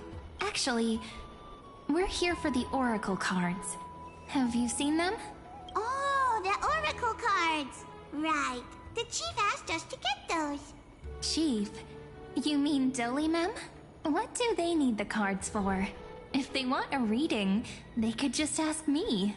Oh, I'm not sure. But Chief specifically wanted to meet with you all. Let's see. They should be... That's it! This way, everyone! Watch your step. The trunk's slippery.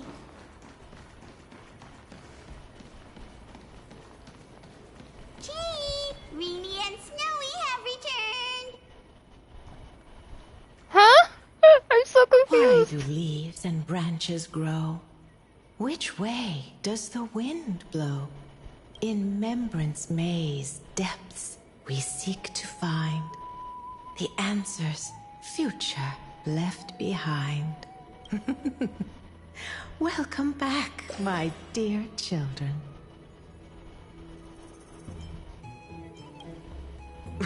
Right? Though Dolimem always says they're just songs, not poetry. Oh, Chief, you haven't changed a bit. Still so full of life. Oh, no need to fuss, my child. You haven't forgotten, have you? As long as our songs are sung, the children of the maze will live on, just as our paths stay forever linked. Here, take it. Mem's book. I'm sorry I had to resort to such methods to bring you here. My book of Oracle cards. Thank you for keeping it safe. You know, you can always just ask if you want me to divine something. Still, bringing us here like this after so long. Is something wrong, Chief? Yes. The Veil of Evernight whispers to us once more. It tells of a new fairy who will soon enter the maze. Indeed, every time a new fairy arrives in the maze, it means that beyond the veil, in the vast lands far from Ides Elysiae, a great calamity is on the horizon. But if that's the case, our journey... Will have to be cancelled. If disaster's coming, we should stay in Ides Elysiae just to be safe.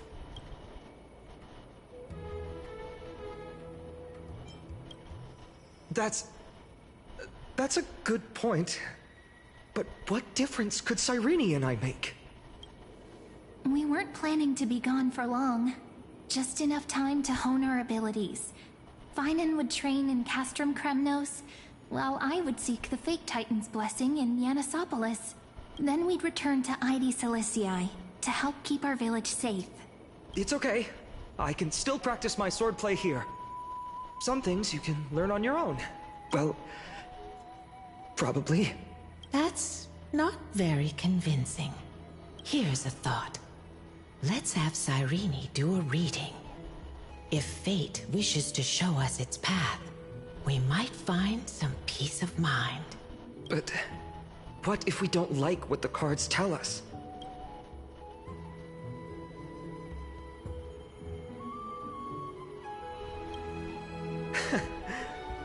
Never thought of doing it that way before. Thanks, partner. We'll do it your way. Whatever the cards show, we'll face it together.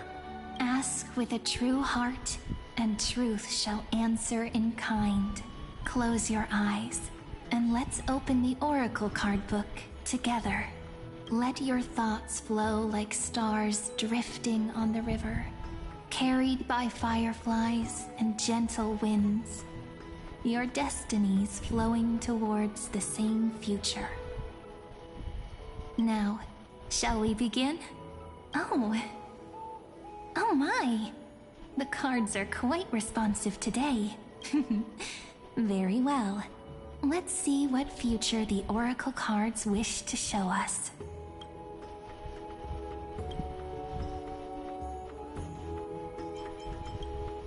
Ah, the Traveler. Our little trickster. Always hiding behind other cards, disguising itself. What a rare catch. Over here! Or perhaps... Cypher. Here! Gotcha! You'll have to be quicker than that. A teasing voice. Just like a child playing hide and seek. Surely only a master of mischief could pick up this card. Behold, the Weaver. It connects the romantic threads of the chrysalis of gold, weaving all destinies into golden silk that flows toward the most brilliant, magnificent future. The dance of thread and blade set the stage. So shall it end as gracefully as it started. Such elegance. The Gold Weaver must be of noble birth. Such high standing. I doubt someone like me could ever reach it. Phainon, you'd be surprised. The ruler stands for discipline, authority, and glory, but frequently also points to isolation and warfare. Even should you pledge your loyalty to me as the last sovereign, the glory shall be mine and mine alone. He who has slain a king can no longer bear the title. Let the withering lion walk his last path alone. Is this showing us a ruler who forsook their people? Stories of such bloodshed like this feel so different from Aedes Elysiae. But they sure can stir the imagination. This is the gatekeeper, who guides people to their true path among myriad passages. We have surrendered our countless senses, dedicating ourselves to the sacred whispers within the temple. Wait. It almost feels like I can hear the echoes within a temple. And are those children singing? It feels overwhelmingly solemn, yet strangely comforting.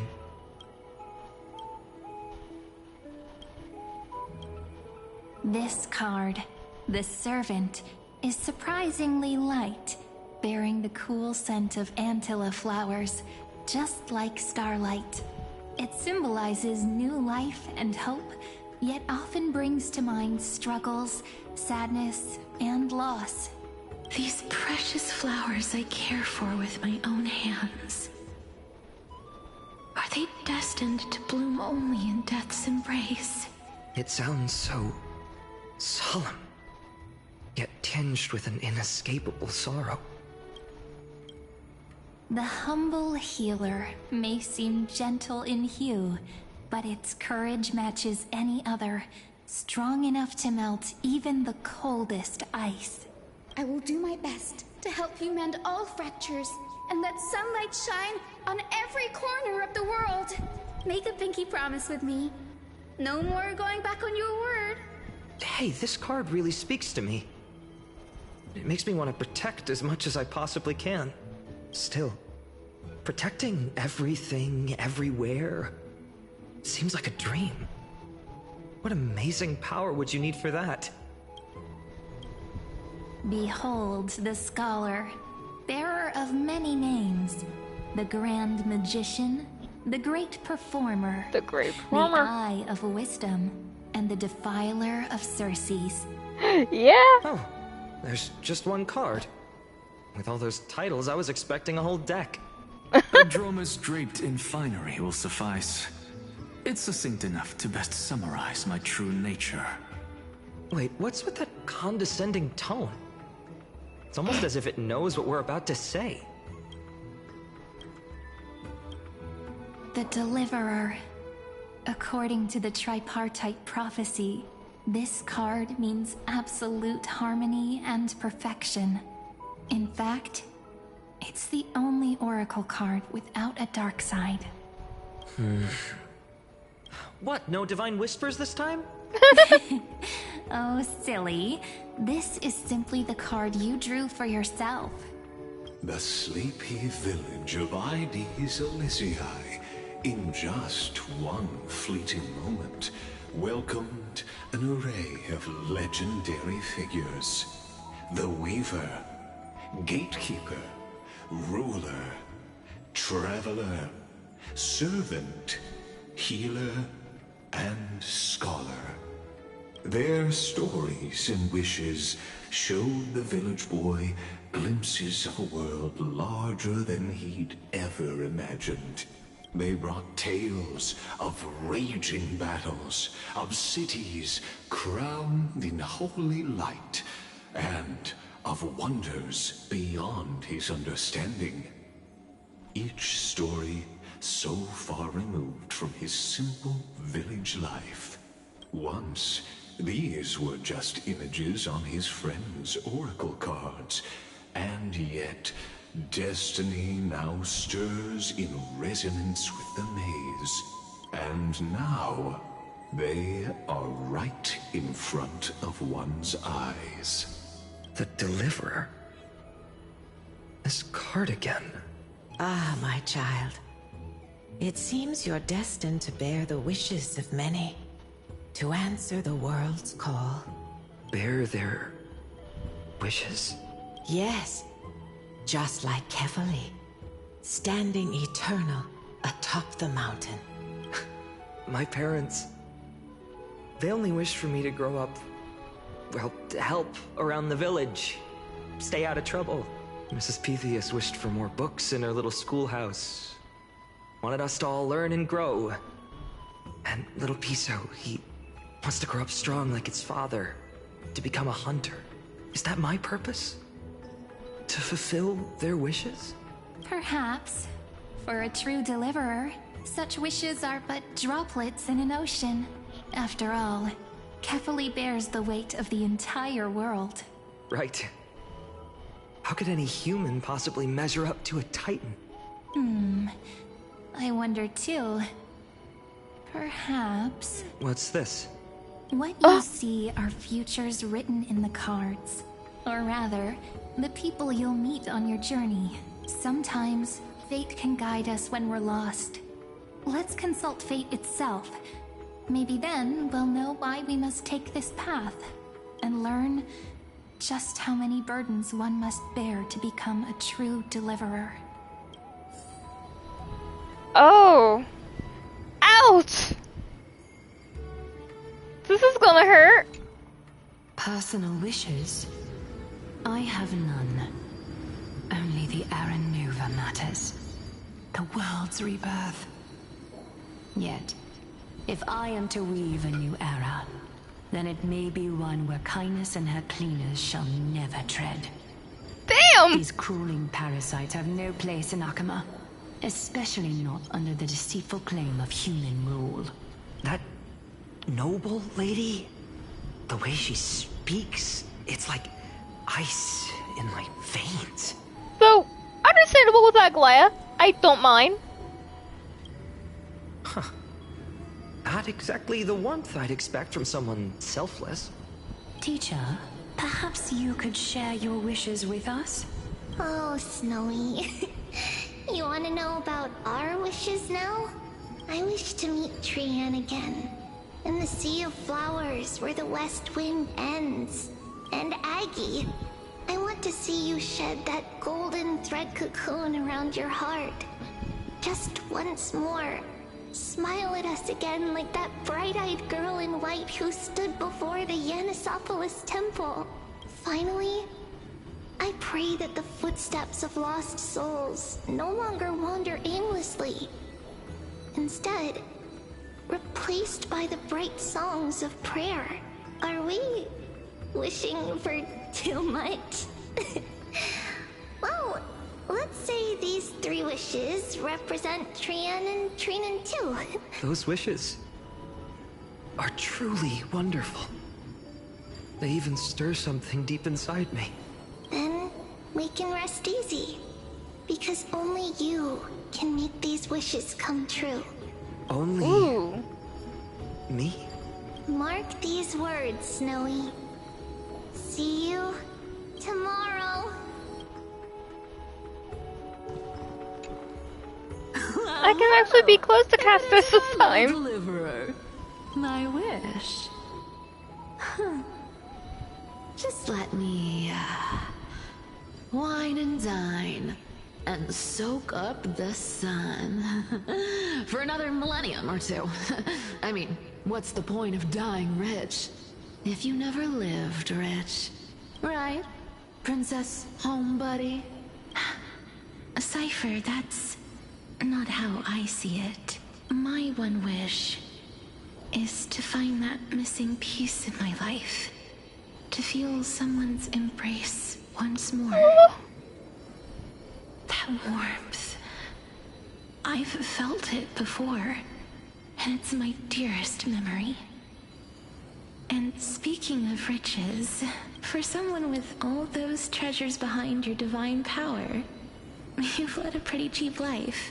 Ouch! Where did that come from?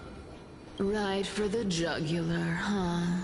What about our friend from the Grove? My wish came true before I touched the sky. I transformed my healing power into gentle sunlight, distributing it equally to every life I cherished and loved. You two are so selfless, aren't you? No surprise Aglaia wanted you for the flame chase journey. You know what? I did have one wild dream. To know what it feels like being born a noble lady, drowning in riches. Just think, if I traded places with that seamstress, me in the mansion, her on the streets. I'd like to see if she'd still become the gold weaver then. Maybe I'd even take her place.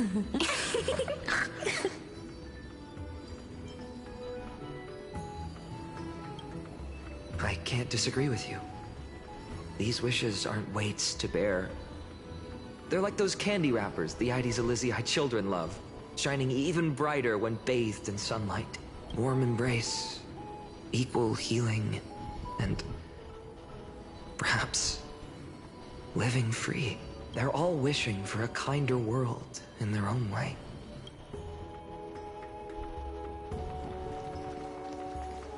Oh, come on. There we go. Phainon, my student. Must we go over this again? Listen well. I detest the word wish. It reeks of mortals crawling before their gods. My life's work is done. All that remains is for you to take the final step and prove the ultimate truth. I, Anaxagoras, shall become a god of the new world. Through irrefutable logic, I will prove that mortal wisdom can achieve divine greatness. Isn't he, you know, a little... I mean, I just daydream about hero stories, but he's fantasizing about becoming a titan?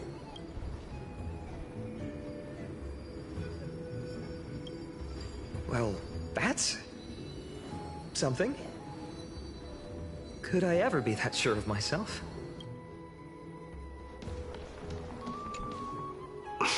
Phainon? Since when did you become so timid? Asking such juvenile questions about wishes. What's that supposed to mean? What's with that condescending tone? No way I become friends with this half-naked soul, right?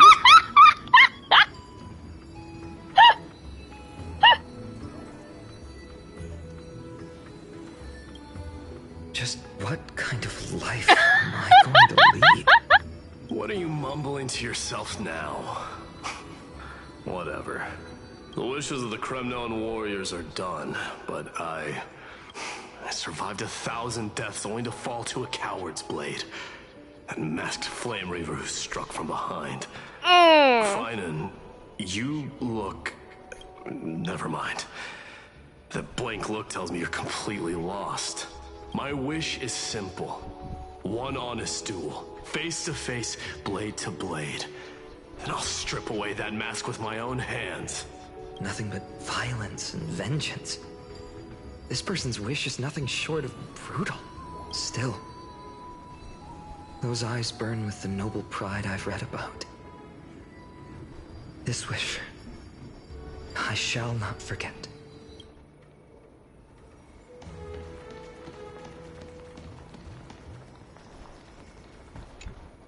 So tell me, has the uncertainty in your heart begun to fade? So many faces in my future. So many wishes. Still, why would fate choose to show us this path? What's weighing on your mind? Didn't you say disaster would strike Amphorius? If so, shouldn't Cyrene and I stay in Ides Elysiae? How could we possibly meet all these people?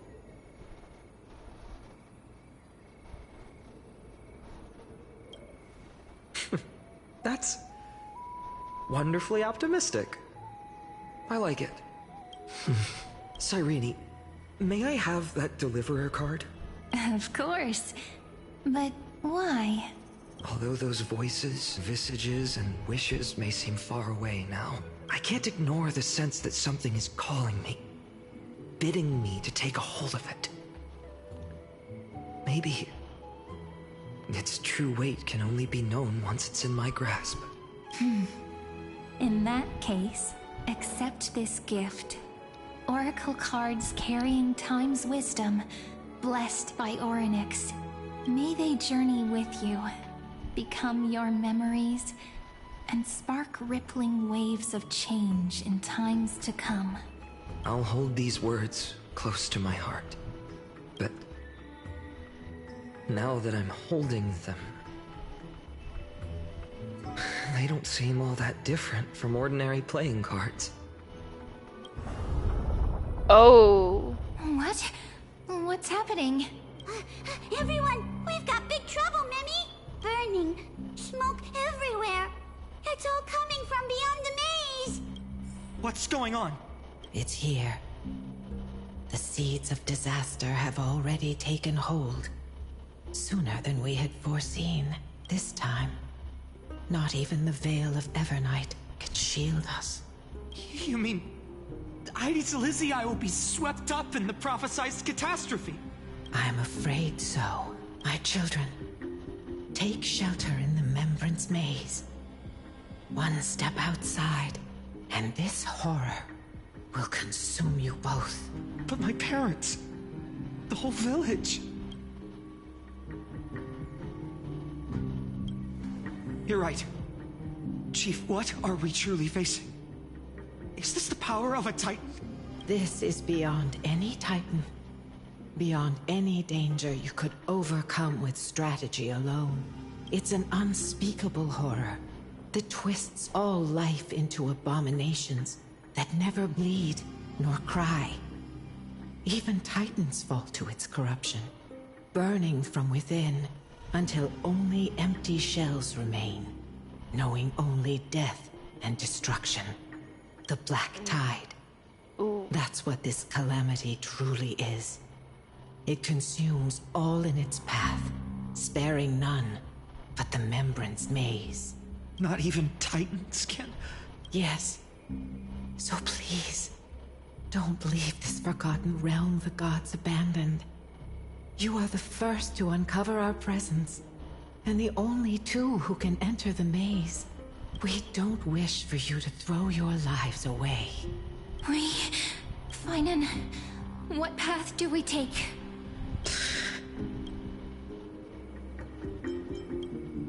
I learned the sword to protect those close to me.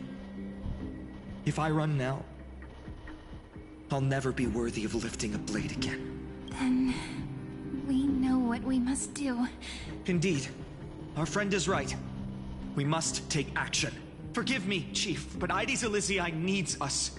And as her child, I must act. Very well. Make sure you protect yourselves. With me, Cyrene. Join us, my friend. Even without a sword, I'll take a rake. Even with the roughest steel, I'll keep our home safe. Delish. heart's truth extends beyond its mere literal meaning. There's another hidden layer within, not someone perfect from the start, standing high above, casting merciful gazes upon the world, but one who starts small, from a humble village, expanding their world within step by step, learning to save others as they grow. When we were little, I told him I wished this world would never need a deliverer. Now that wish has shattered. Yet I'm glad he's chosen to walk this path. And all of this happened because you believed in him, friend. Shall we? It's only when you're by our side that Phainon and that our hearts find their courage. I know you're watching us right now. Aren't you, great hero from the future? She knew all along. Oh, deliverer. Such cruel irony. Though destined to bear the world's burden, this boy can never become the hero to bring forth the dawn.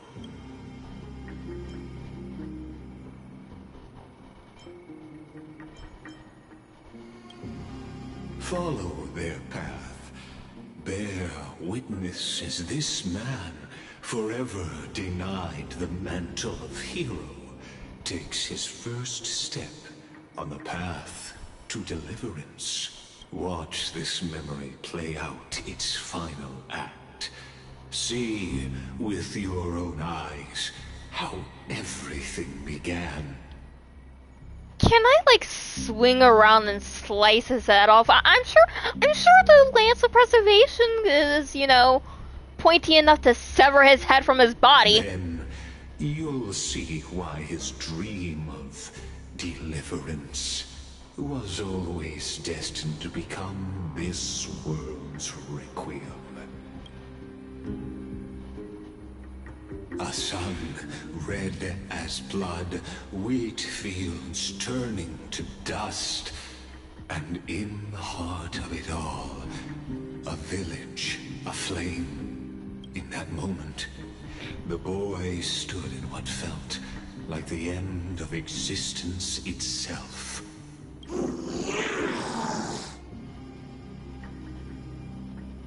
Oh. I'm taking a picture.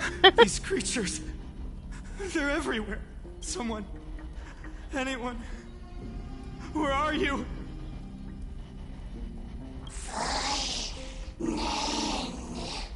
No, it can't be.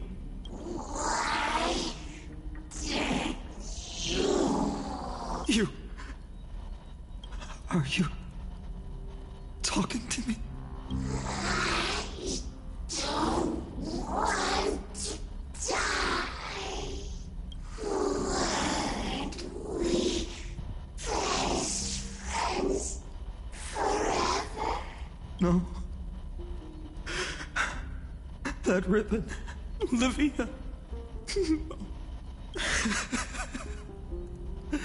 I should have known. Save us.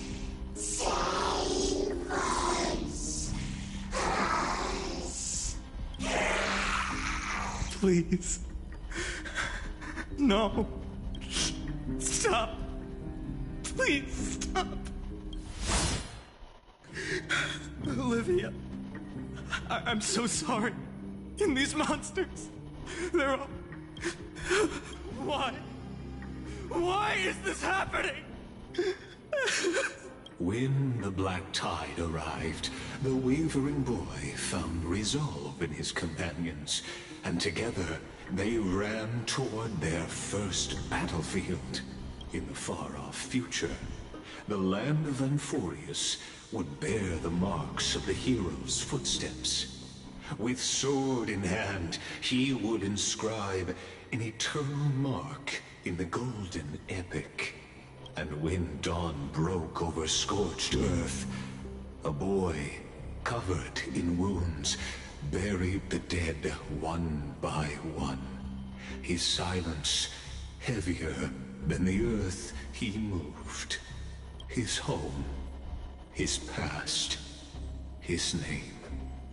All buried beneath the soil. His feet carried him forward, over the pillar of stone, beyond the chalice of plenty, through the deadly fogs of the hand of shadow. He wandered without direction, like a withered leaf drifting in the wind.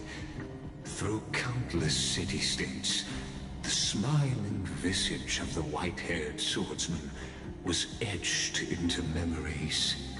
Yet he did not walk without purpose. Deep in his heart, a voice always guided him forward, to fulfill the wishes he had inherited, to brave peril, and to do all that was within his power to save those who needed saving. Those words his friends spoke long ago, when his journey began, lingered. Protect those who must be protected. The words were few, but they gave him all the certainty he needed. That's what it means to be ordinary and choose to be more. Onward he walked, until the call of the flame chase journey thundered across the land.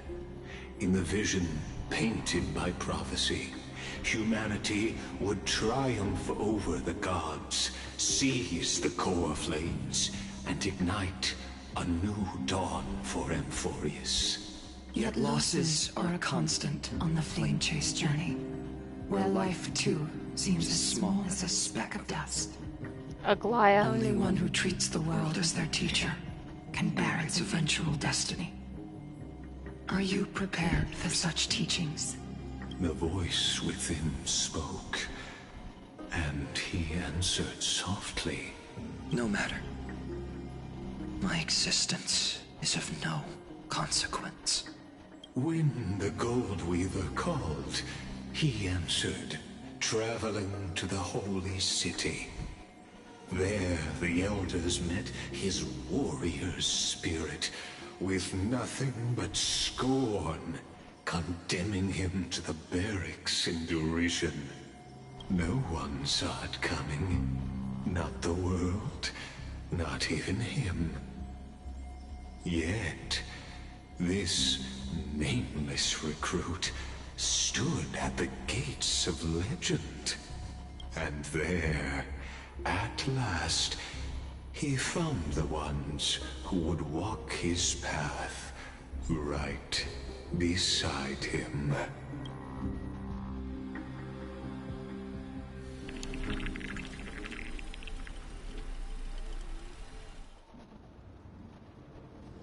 This is the abyss of fate. Hold on. Phainon's here too? And is that Mighty and Phainon? And now, Act 2 of our immersive drama unfolds. They're evacuating the temple. Why now? Are you insane? That blonde man is the Crown Prince of Krymnos. Mess with him, and every last person in this city could wind up dead. Calm yourselves. The Holy Maiden has everything under control. We need only wait patiently. Behold, it is the month of Gate, light calendar 4926. The Crown Prince of Krymnos, Mighty-Mos, has led his forces to the gates of Akima. As you know, though Mighty-Mos was proud, he did not engage in needless violence. He challenged the elders of Akima to a duel, not for glory, but for the rights and dignity of his people, to ensure they wouldn't live as second-class citizens in foreign lands. After Aglaya's mediation, Phainon met Mighty Mos's challenge as the Elder's representative. This duel was to change the course of the flame chase journey itself.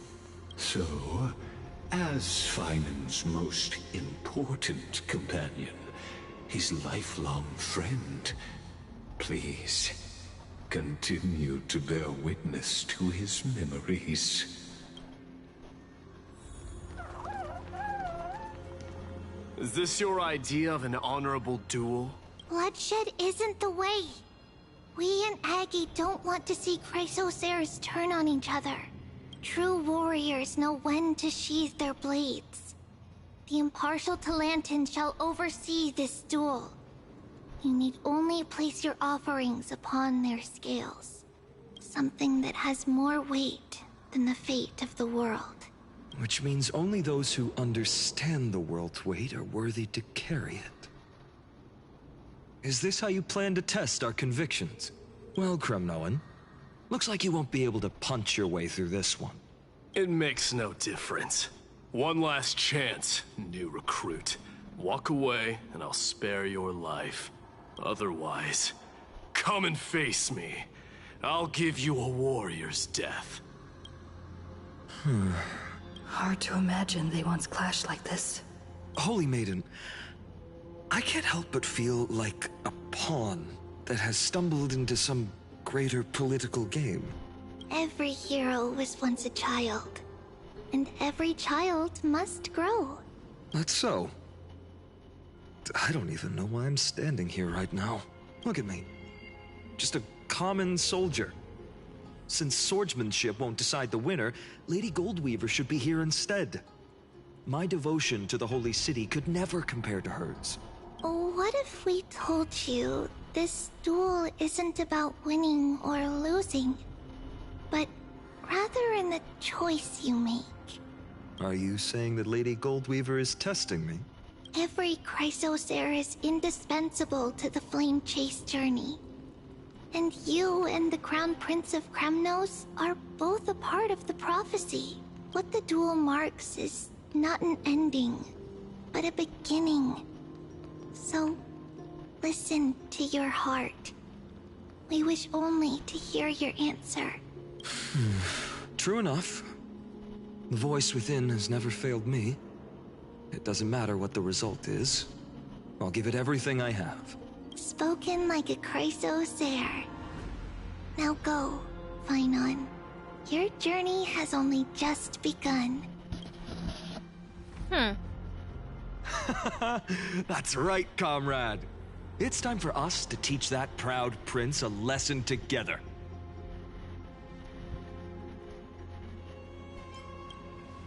Me? With him?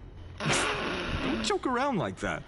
Still, on the topic of the Temple of the Three Fates, here we are, at the Temple of the Time Titan. And I don't even know how Cyrene's studies are progressing. We haven't really had much contact since I set out.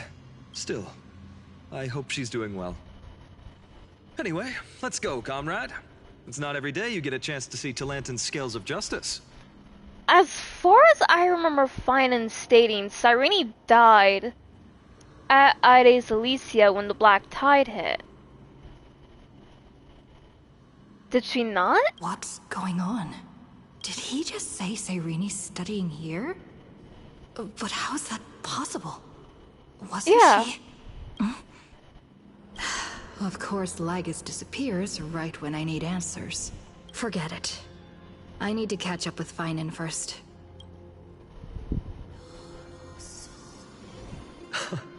Amazing.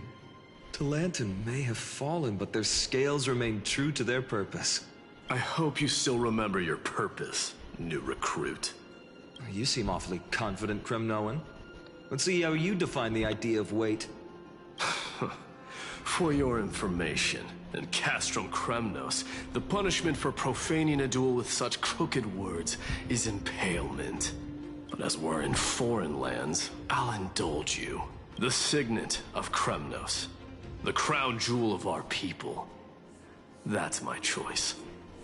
A ring. Not just any ornament, I'd wager. What's the story behind this little treasure? Don't push your luck. Think I'd pour my heart out to you? Just know that Krumnos' 1,000 years of glory could bring a titan to its knees. Let alone a nobody like you. So to him, glory and his people outweigh the entire world. And the very destiny that Mighty himself will eventually shoulder.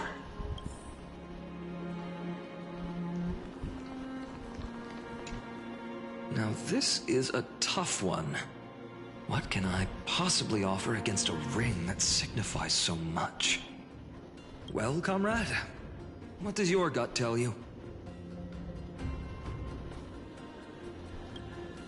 Looks like we really are on the same wavelength.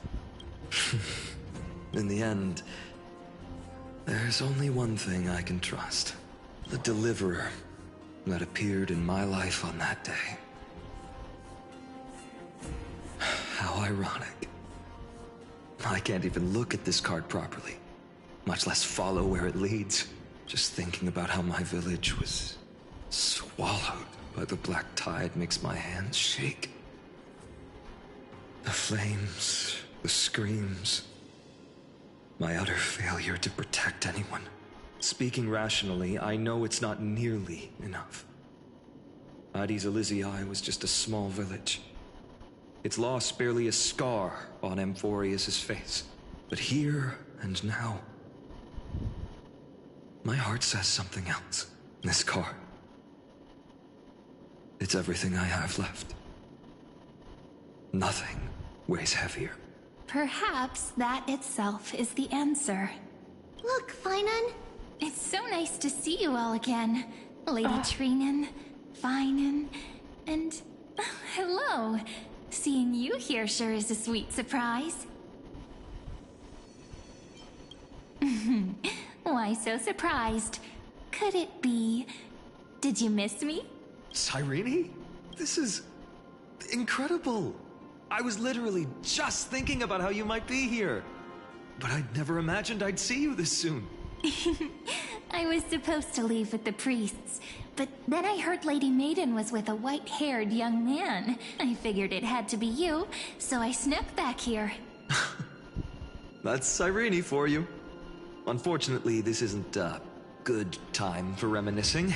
Still playing house, boy? You get the idea. Quite the hothead.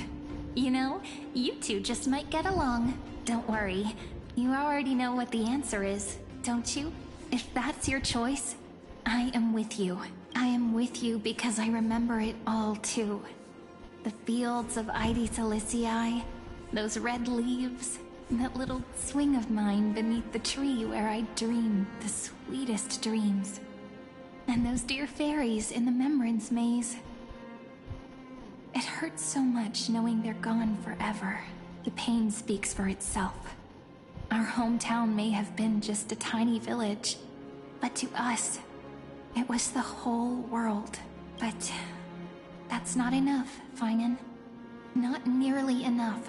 Even though hatred can help people grow and turn a boy into an unbreakable warrior, what you need now is victory. You can't just stack the scales with your past suffering. You have to throw the weight of your future onto them as well. The future? Maybe that was a bit too cryptic for you, but it's actually really simple. His Why not sword? have our mutual friend here stand on the scales with the deliverer?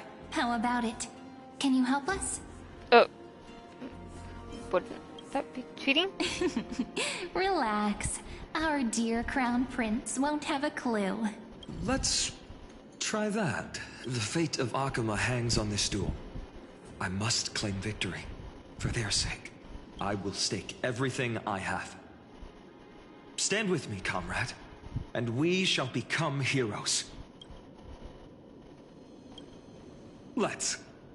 Together we'll prove that what weighs more than the fate of the world is the resolve to shoulder an immutable past and carry it into the future. Talantin, the fair, the just, they of unassailable integrity. The challengers have made their choices. In the name of the Holy Maiden of the Three Fates, lower your scales, weigh destiny, and reveal unto us your verdict. Your offering is... a card? Yes, a flimsy little card. That is my choice. Just know that it's called the Deliverer. Interesting. Very well. If you can beat me with this card, then that's what I'll call you from now on. It's... a deal. The scales... they're wavering. Talantin is deliberating on the outcome. It appears the convictions of both sides are equally matched. This is suffocating. Like the whole world's weight is on my shoulders. But I believe what my heart tells me.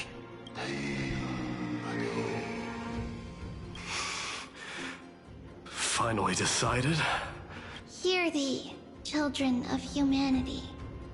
I shall pronounce judgment, for the difference is now clear. The one whose offering weighs more than the fate of the world is... one from Ides Elysiae, the nameless hero.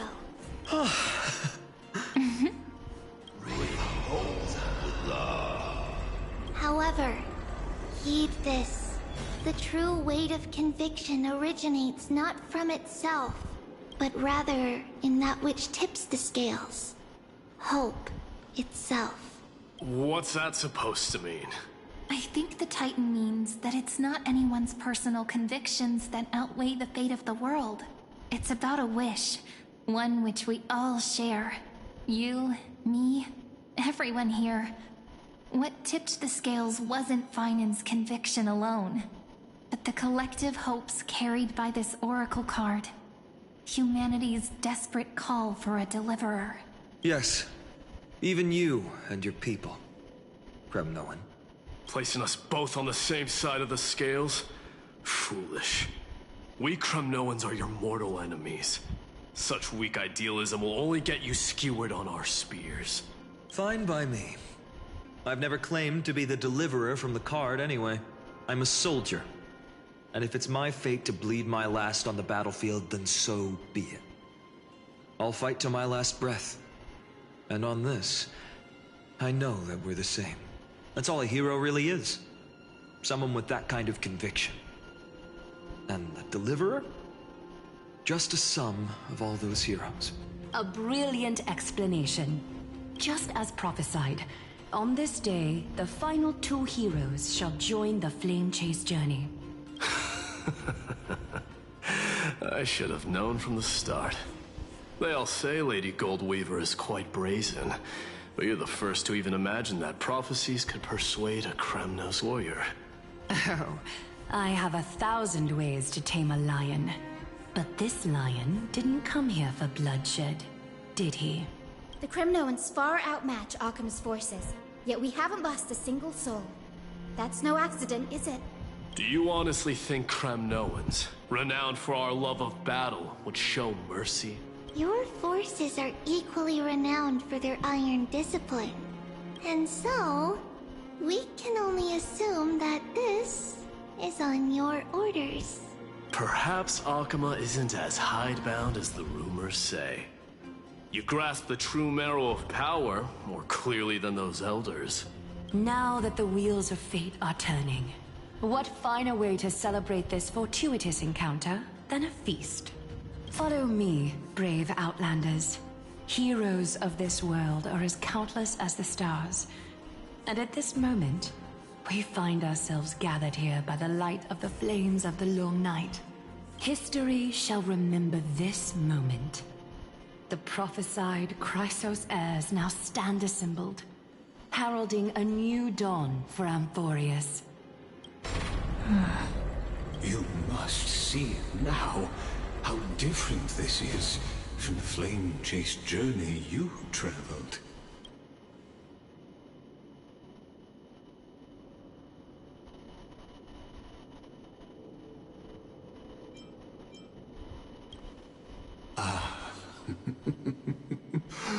Who is not that of a person who really existed. Notice how only two particular individuals seem aware of your presence. Patience. We're approaching the final act. These are, as I mentioned, his first memories. They are of particular importance for the imminent Era Nova. Which is impossible because Cyrene died at Ida Cilicia during the Black Tide. Such as this very moment, as the prophesized demigods gather with Talenton as witness. This is a moment calculated by the gods. What comes after is no different from that which you already know. Some join, others leave, while flame chasers bear their faint light forward through the long night. This isn't the story about Phainon, the World Bearer. This is about Phainon the Flame Reaver. Come. Your seat awaits. After 13 heartbeats. Like, I'm actually taking a good look at the mural they're showing, and that mural there, that is the Flame Reaver. So this isn't about Phainon the World Bearer, the one we know. This is about who it is behind the Flame Reaver's mask. Our heroes will be ferried to the final scene.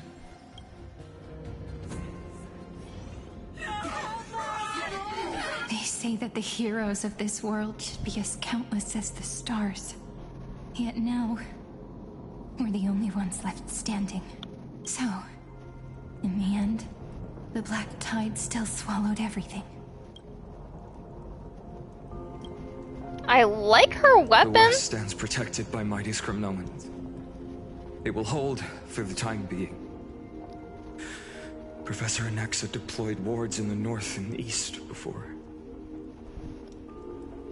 Their effectiveness is untested, but I believe in him. And Akama. We needn't fear for Aglaya. Even in death, she counts as the greatest among demigods. Her threads of romance weave an impenetrable shield, and the people answer her call, rallying to the city's defense. Let's move. Catholic has given their core flame. We must complete the Era Nova before the next entry hour. For Amphorius. That only leaves 3 hours. So, this is the last time we'll see her. Phainon, we set out on this journey to answer the world's desire, didn't we? That's what it means to be a Chrysosaur. So has it always been. Then why? Why must Amphorius' wishes be so cruel? We made the best choices we could, whenever we could. But in the end, the prophecy that led us, this black tide swallowing everything. Why does it look like this? I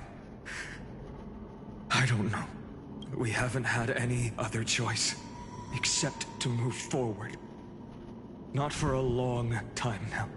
Even if we only see the long, long night ahead, I still believe that through it, we'll find the dawn on the other side. Beyond these flames, a new sun will someday rise. So, to the Temple of the Three Fates. You'll take over Time's authority, and we'll return all the core flames to the Vortex. Then put this world's fate to its final rest.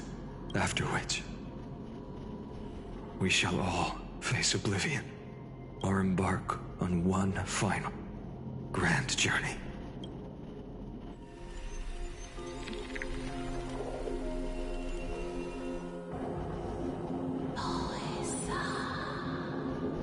Please forgive us for disturbing your sleep, Orynyx. It matters not. I know fate has run its course. The Black Tide has reached Akama. Amphorius does not have much time left. It is time for the Era Nova. As agreed, I shall present the core flame of time. Ride the river of time. It will guard your passage to the vortex of Genesis. Step through and witness. Professor Anaxa proved the truth of Genesis with his sacrifice. As Chrysos heirs of the prophecy, we were always destined to immolate ourselves for this world. Now, it's our turn. We can't let everyone's sacrifices be in vain. I don't need another pep talk, Phainon. After all, we've been ready to fight fate ever since we left the village, haven't we? Yeah. Come. Let's claim the miracle we were promised, and burn away every last shadow in this world. And then rise as the first light of a new world. Light calendar 4931, the third week of the month of Evernight. Welcome, my lady, to the end of the flame chase. And the end of all things. The Titan has revealed the gateway of fate. Please, accept the invitation to step across the threshold.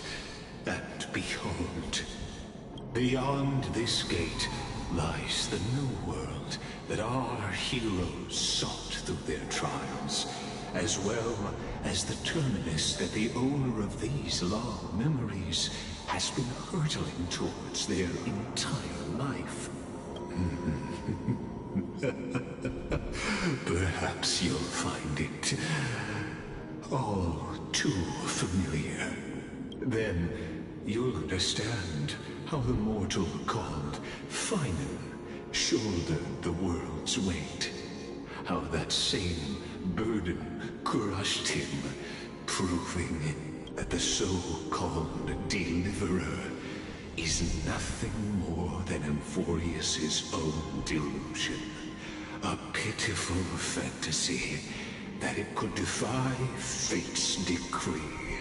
Please, esteemed one, the answers you seek lie in these non-existent times.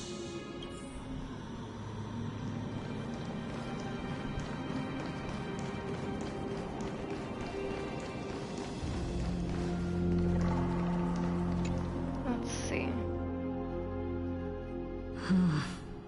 The vortex of Genesis. So it is here. But just what is this? Life's but a walking shadow, a poor player that struts and frets his hour upon the stage, and then is heard no more. It is a tale told by an idiot, full of sound and fury, signifying nothing. The vortex of Genesis, where the world begins and ends. What stage could be more befitting of our final act? Come, I beseech you onward, buoyed by your surging curiosity. I'm curious, but I still want to detach your head from your shoulders. As an unattainable existence that has dwelled within his heart, beyond his reach, you have accompanied him through the march of years uncounted. You naturally have the right to view the river of time in its fullness, and to witness what he welcomed upon his arrival here. Every absurd and tragic ending. Now, if you would journey to Aranova comes. Oh, Deliverer. Though you Go on, beyond the air.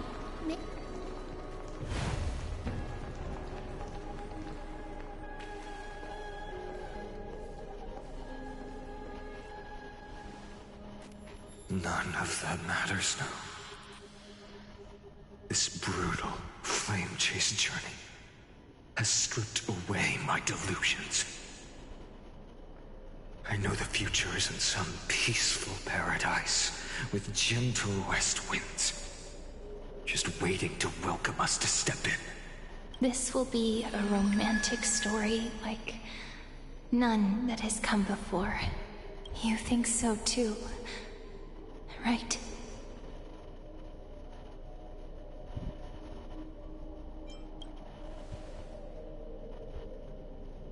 Ah, indeed.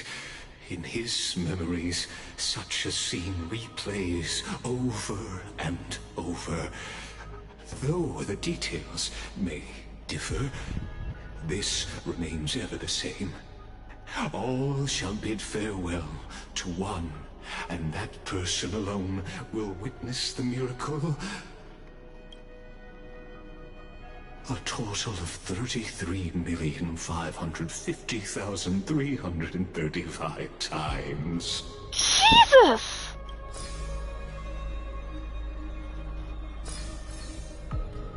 Each is a drop from the river of time, representing the long journey he would take, or rather, the never-ending cycle. I figured as much. Sharp as ever, I see. I figured that Emphorius was just in a continuous time loop. Seeing is believing. Why not let your own two eyes uncover the truth? What we need to do is break the cycle. Perhaps you can simply walk straight to the final truth. See the true face of the character you play, and witness the ultimate nature of the Chrysos heirs, flame chase journey, and the cycles of Emphorius. Please, take your time. Might as well. Look around as much.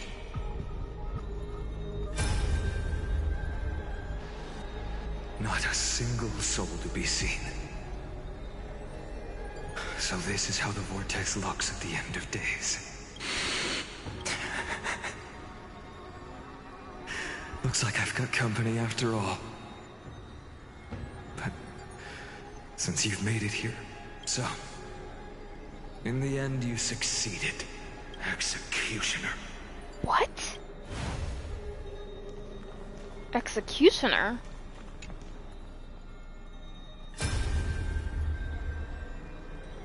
Castros, didn't you? Yes. I've become Death's demigod, and shall never again walk the world of the living. What you see is the surging of the River of Souls, brought on by the countless dead feeding it in these dark times. They cry out. Though dead, they'll converge into a torrent and guard the vortex to see the Era Nova fulfilled. I will take all the wishes of the departed with me. Please, everyone, fight with me to the very last. I hear them.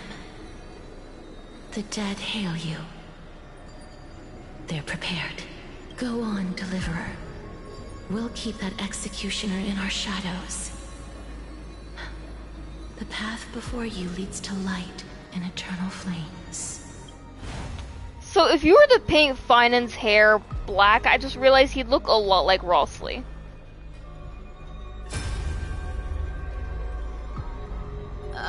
There's water everywhere. This place is always so wet and sticky. Even my tail's getting heavy. Plus that burnt smell. And that sizzling noise. Yikes. Nobody from Dolos could stand this. So you feel it too? Go on then. I'll handle the filth. Do what you need to do. Let me fight with you. Better odds with two. Hey, remember what the seamstress said? You know what really matters. Yeah. I'll leave it to you then. Wow, someone's not shy. Just so you know, I'm not in the business of making losing deals. I'll distract that executioner. You go turn the world's biggest lie into truth. Let me become the first wind of your new world.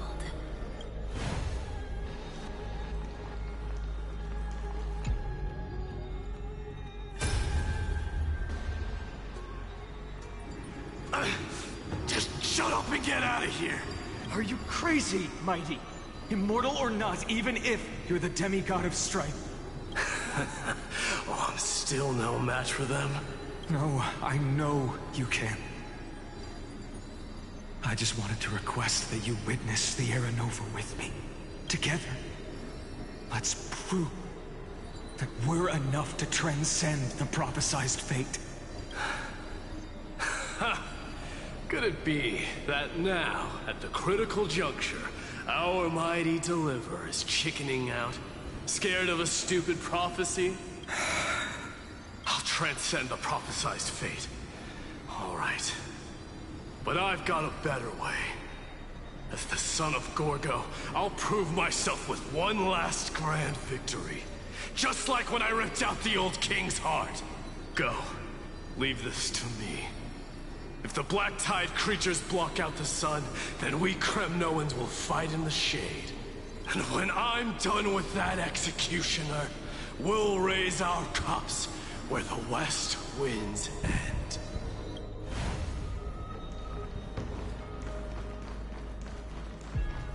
So each of them was with him at the end of Era Nova. Hey, little one. Are you scared? Only Ika survived. As brave as Hyatt. Stay close, little Ika. What? No, not you two. I see. I won't squander your kindness. Your hopes. So please, keep this bit of sky standing for me. Well, now there's one last thing I need to do before the Era Nova. Come, Executioner. Let this patch of clear sky show me where to strike.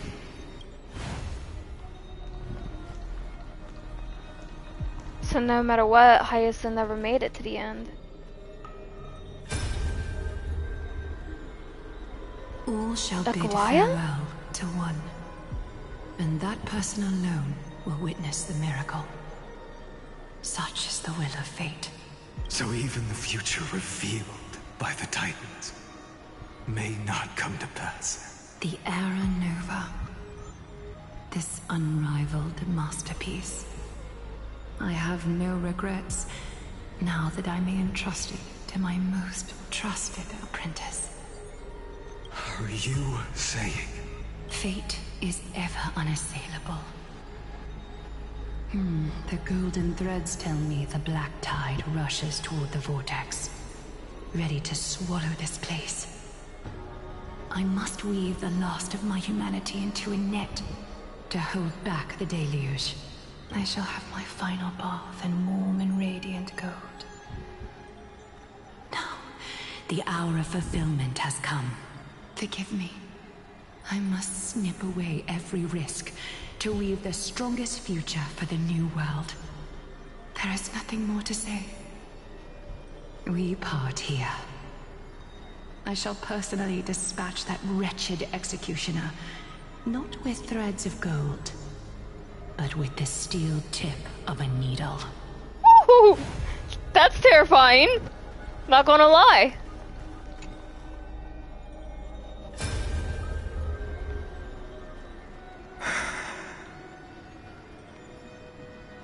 Treeby, look. We made it to the vortex. That prophesied future. The flower fields where the west wind ends. Era Nova. We're so close now. You can't speak anymore. Please. Allow me to pause just a moment before I keep my promise. Let me answer your cruel fate by tearing that executioner's heart from the void. Even Trilby didn't make it.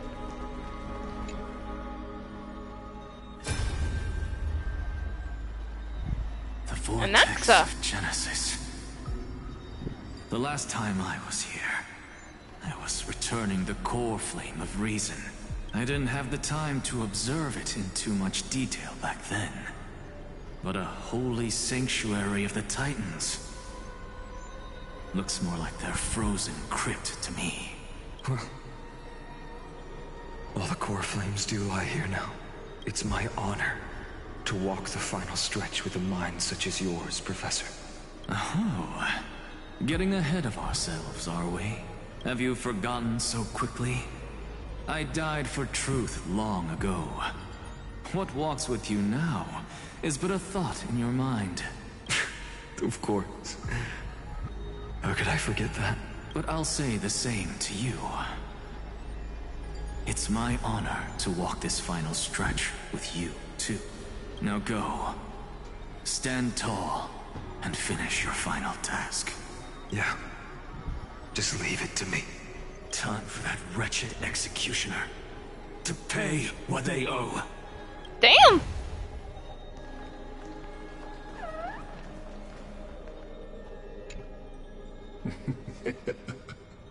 You really think you're prepared? Allow me to give you a warning most earnest. Once you see what these memories hide, the world's course will be forever irreversible. Ah, very well. As you have made up your mind, let us bear witness together. As the sole audience of this eternal theater, I have been rapturously awaiting your arrival. And this, too, is the very reason I must show you everything. I believe that since you've bathed in that Eon's gaze, you can make Amphorius's frozen fate flow once again. Destruction forces change.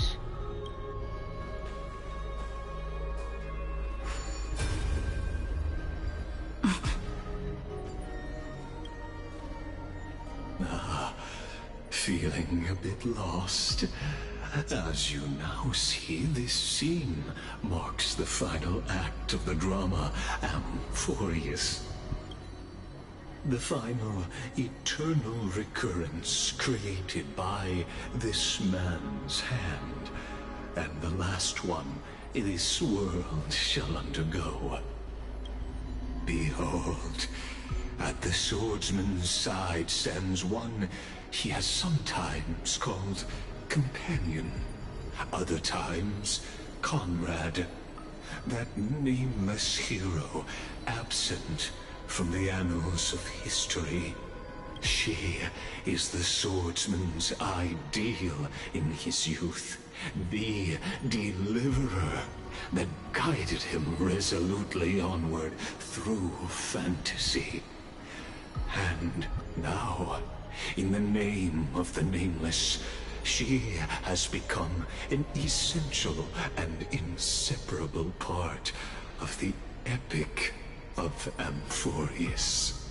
And this time, under her guidance, what choice shall the hero make? Whither shall the fate of the world flow?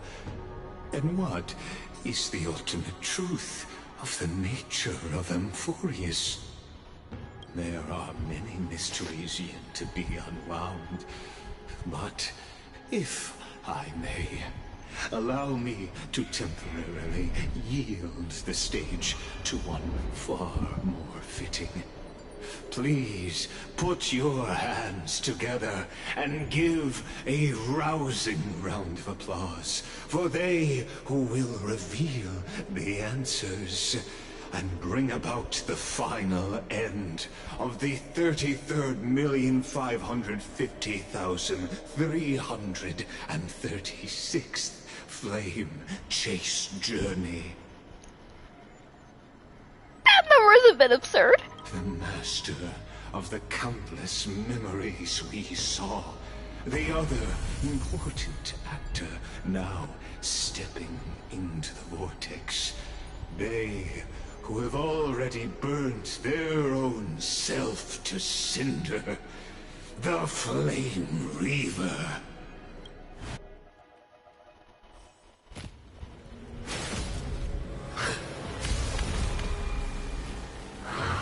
Good. So, in the end, you succeed. Executioner. With my flesh as kindling, like the first dawn of the new world. Siren's staff. So that's the very first Phainon. To once again start everything. All but what they die. Death and finding life. Moment to doubt farewell.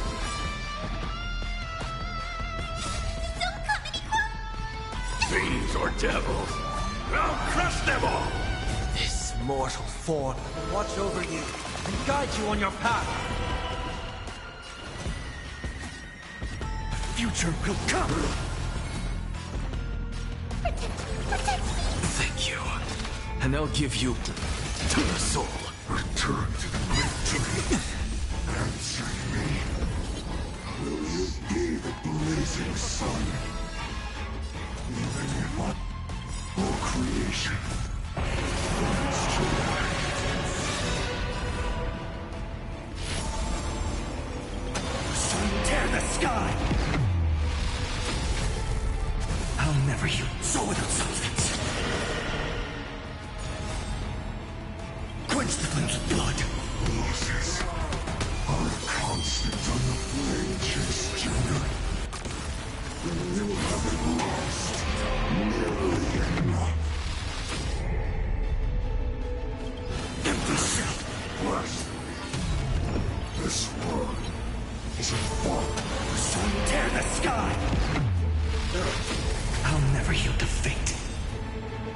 Quench the flames of blood. Return to the brink. Suffering is Her agony! All stars burn to ash. I can do this! Get there! What's the matter? Insanity! This ends now. With your corpse. Ignite the dawn!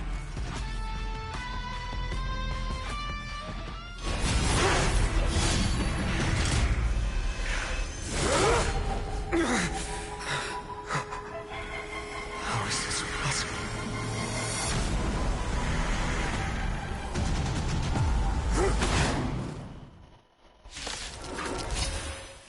The sons of destruction now twinned. You can set your blood ablaze. Your fury.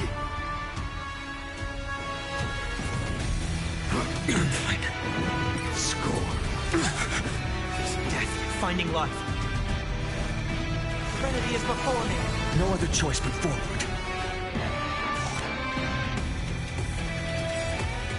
Tomorrow!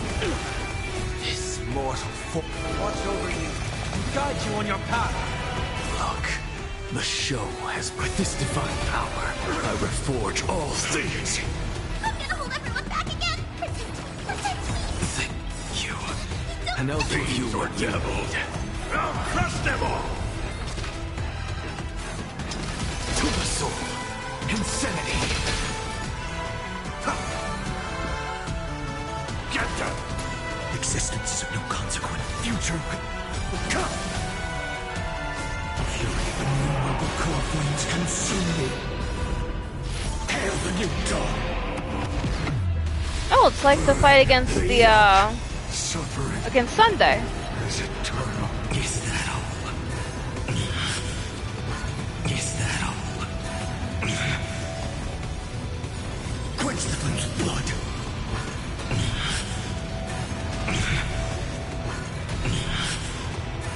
Is that all? Branded with strife. The flames are not still. The sun tear the sky.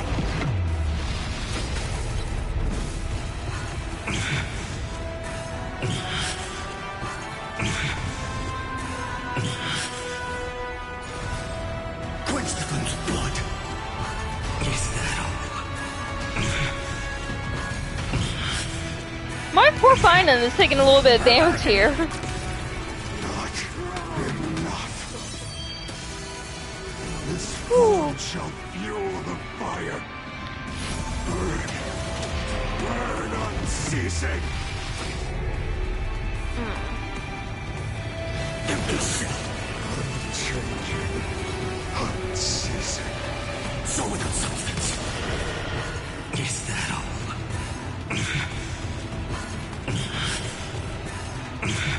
All stars burn to ash. Something out of nothing. One person alone. We witness the miracle. Such is the will of fate. That person can only be you.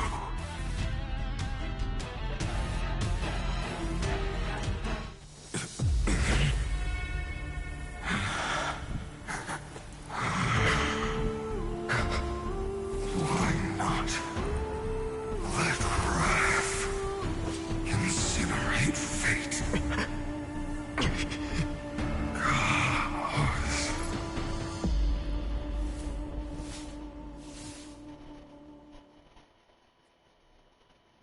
Cause. At last, Amphorius's fate has begun to shift. Just as I foretold, your arrival will change everything.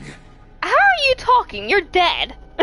After all, you've also been bathed in that Eon's gaze, which can awaken the long-dormant instinct inside a man. Much like that scepter we spoke of earlier, it was only under the same Eon's glance that it was reborn. That's right. If you recall, I mentioned it at the very start of our play. The celestial body neuron, once belonging to the erudition abandoned by the Eon. Now, allow me to reveal the final piece of the puzzle for you. The eternal land, known as Amphorius, is nothing more than the scepter's endless, lonely extrapolation. A bottomless well of fury, aimed at the god who cast it aside. That's why Destruction's goal, Lord Ravager that's trying to awaken's goal is Nuos.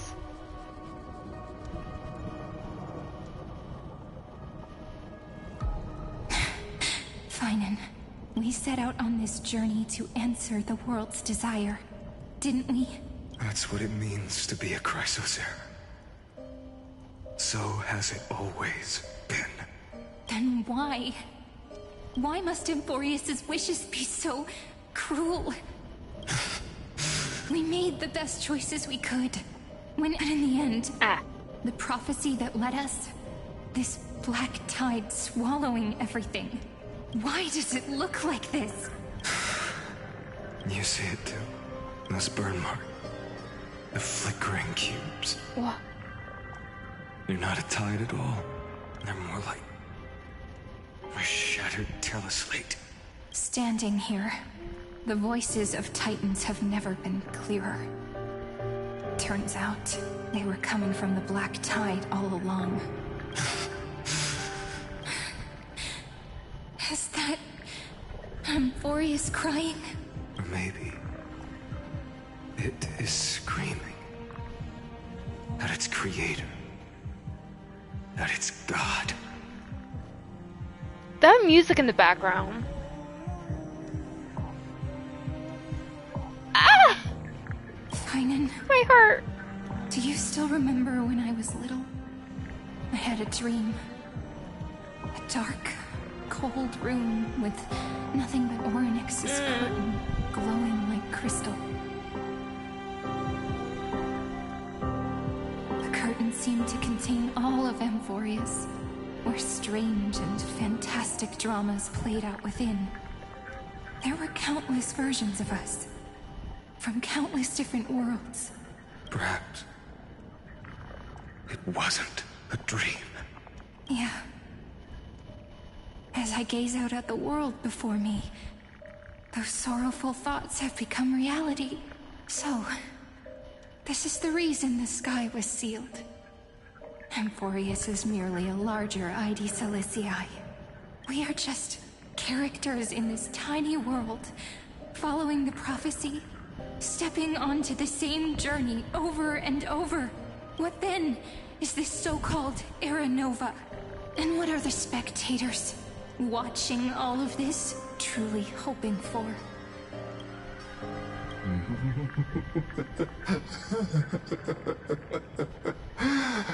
As a reward for reaching the end of the world, let me answer your questions. As the Theoros, I have observed. Thus is the synthesis of the prime mover of life formed.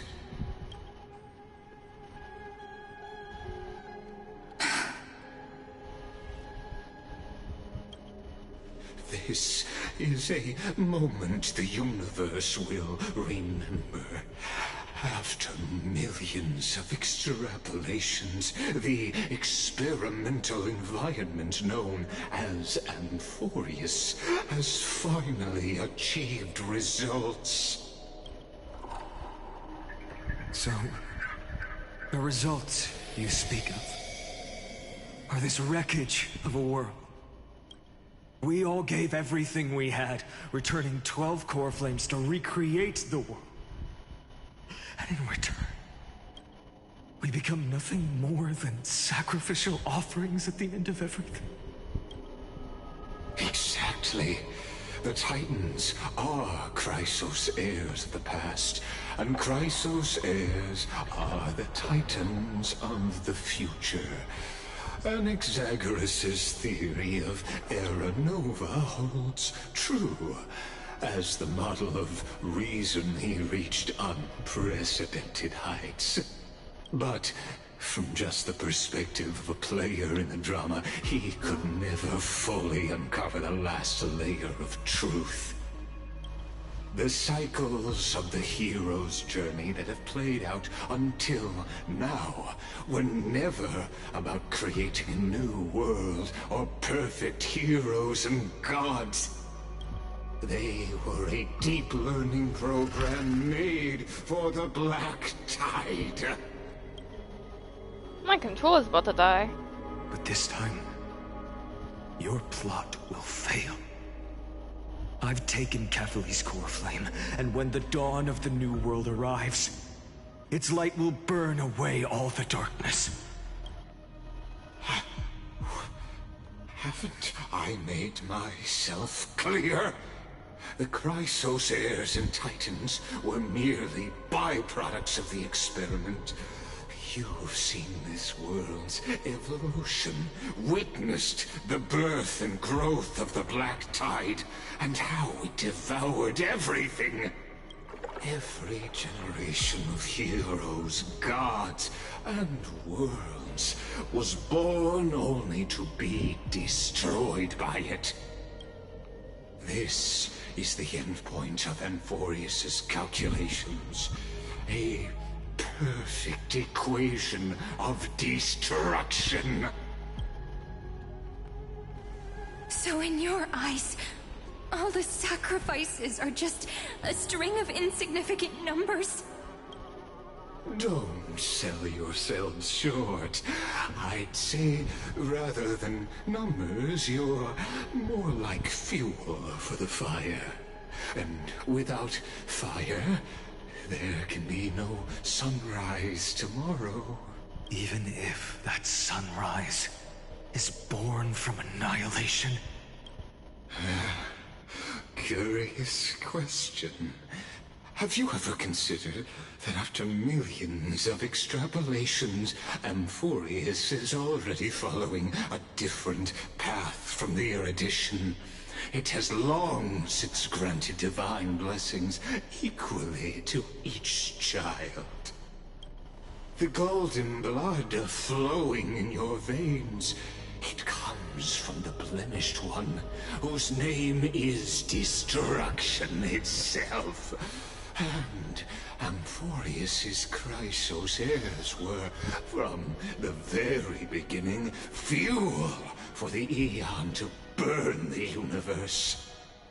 So their blood comes from Nanook himself. Well, in that case, that'd make them all...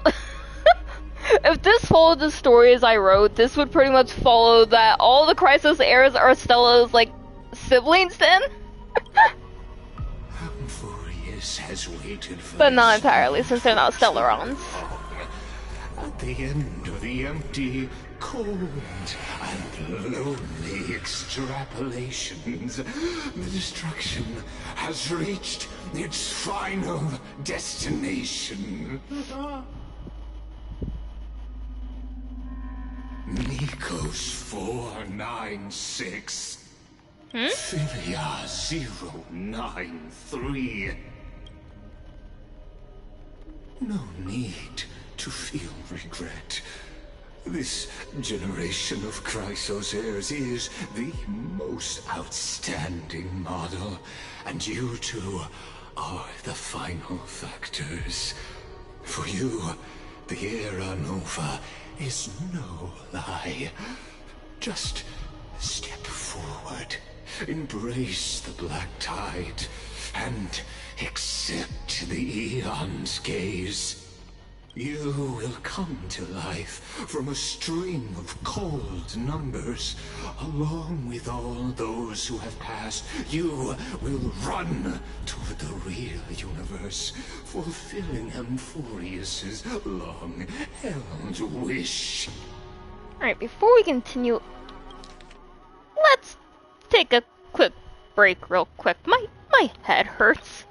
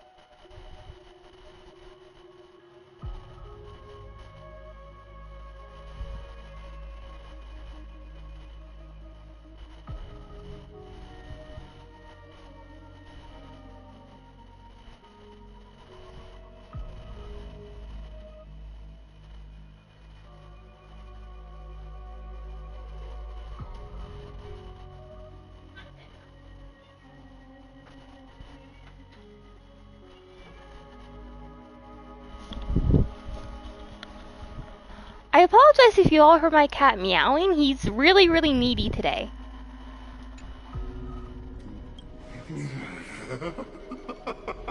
In the name of the Lord Ravager Iron Tomb, unleash its fury and destroy the source of all this tragedy. How about no? Or we could always choose another option. Like you said, Amphorius is just an experiment, and we're the participants. We can only walk along the predetermined path toward the ending, under the watchful eyes of the stars. But that also means that there isn't just one Eon who can cast their glance at Amphorius, right?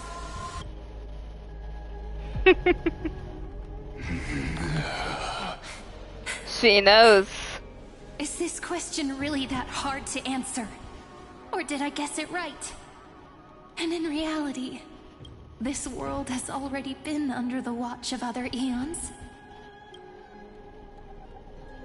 It's strange when you think about it. If you just stayed back, watching us complete the ritual and get consumed by the black tide, your goal would naturally be achieved. Why go through the trouble of explaining all this to us?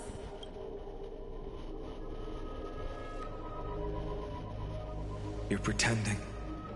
Revealing the so-called truth just to deceive us. Covering up another possibility. Destruction is not the only outcome for the fate of Amphorius.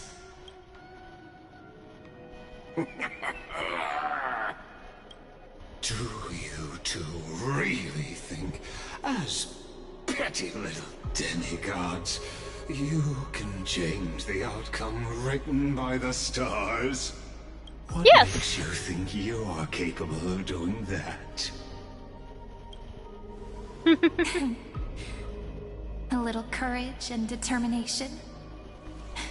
Just kidding. The answer is pretty simple. But we're not gonna tell ya. I love her!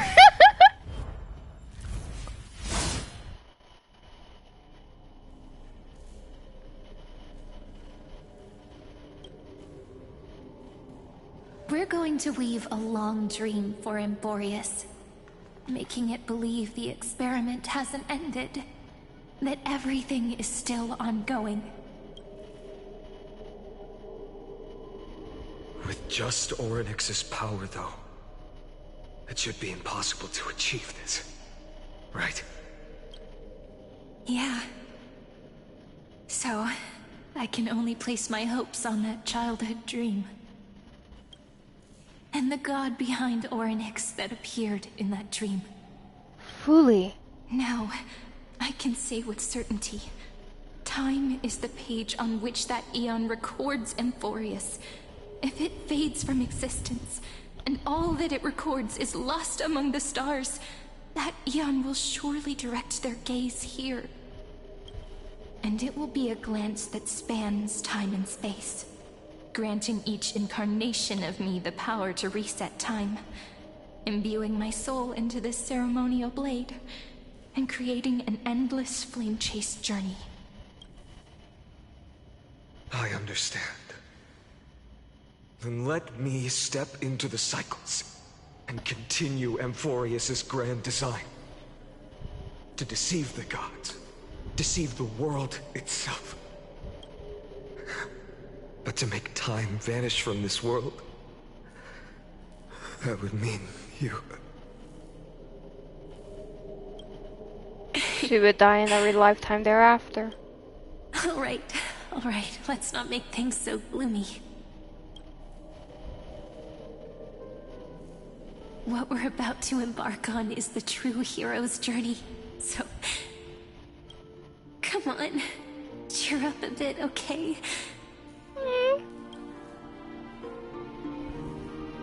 In that memory, you will definitely meet me again. A little Cyrene who knew nothing, lying on a soft patch of grass, feeling the light breeze, dreaming of the distant world. Tell her about the flame chase journey. And then let her become a romantic part of this story. I believe every Cyrene will make the same choice. Erasing time again and again. Resetting time over and over. After all, they're all me. And I will always have my charm.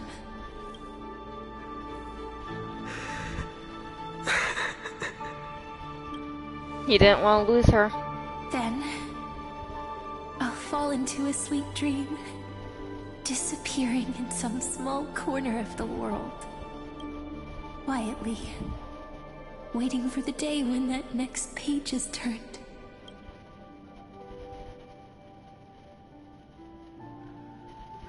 And I will keep going. Even if the road ahead is dark. I will burn myself to light the way. Hiccup! Lay down! My cat's trying to block my vision. Become nourishment for the black tide. I'll become their vessel. To prevent the arrival of Aranova. Even if I have to burn through my own body, it's no matter.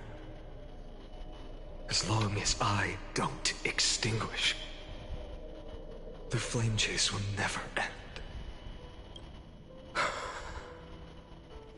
Until Amphorius welcomes a true dawn.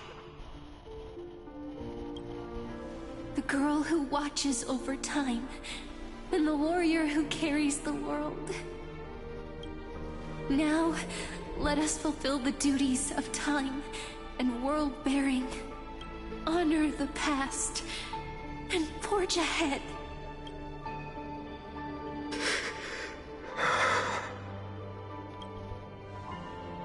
I promise you, the pain will pass in the blink of an eye.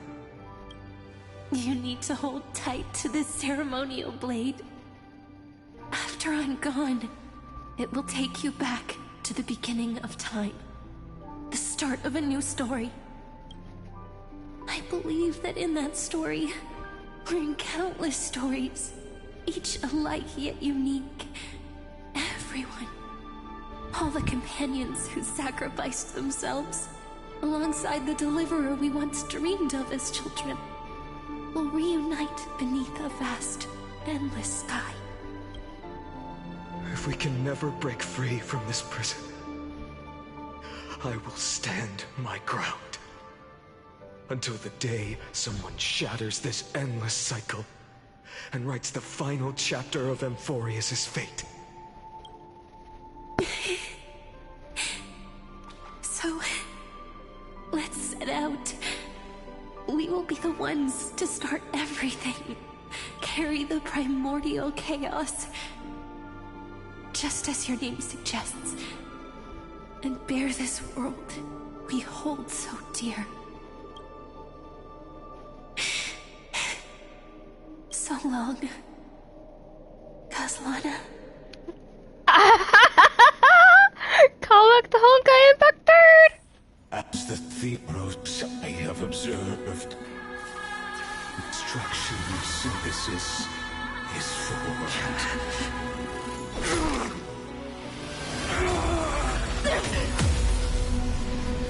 Oh!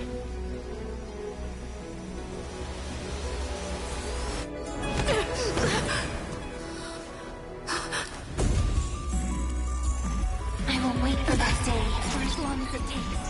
The day will come, whenever this mortal eternal and follows in our footprint, to write nothing and understand whatever was.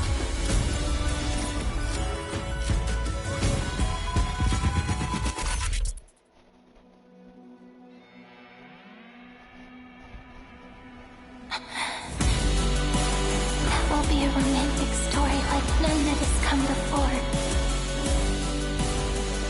You think so too, right?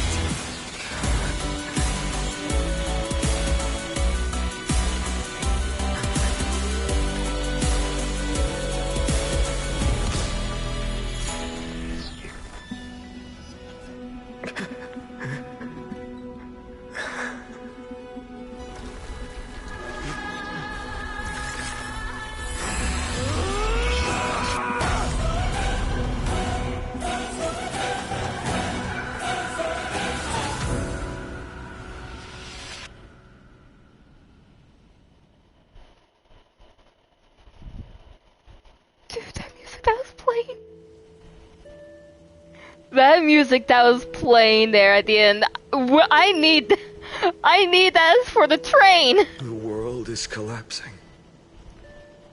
And the people are crying. We too must part ways here.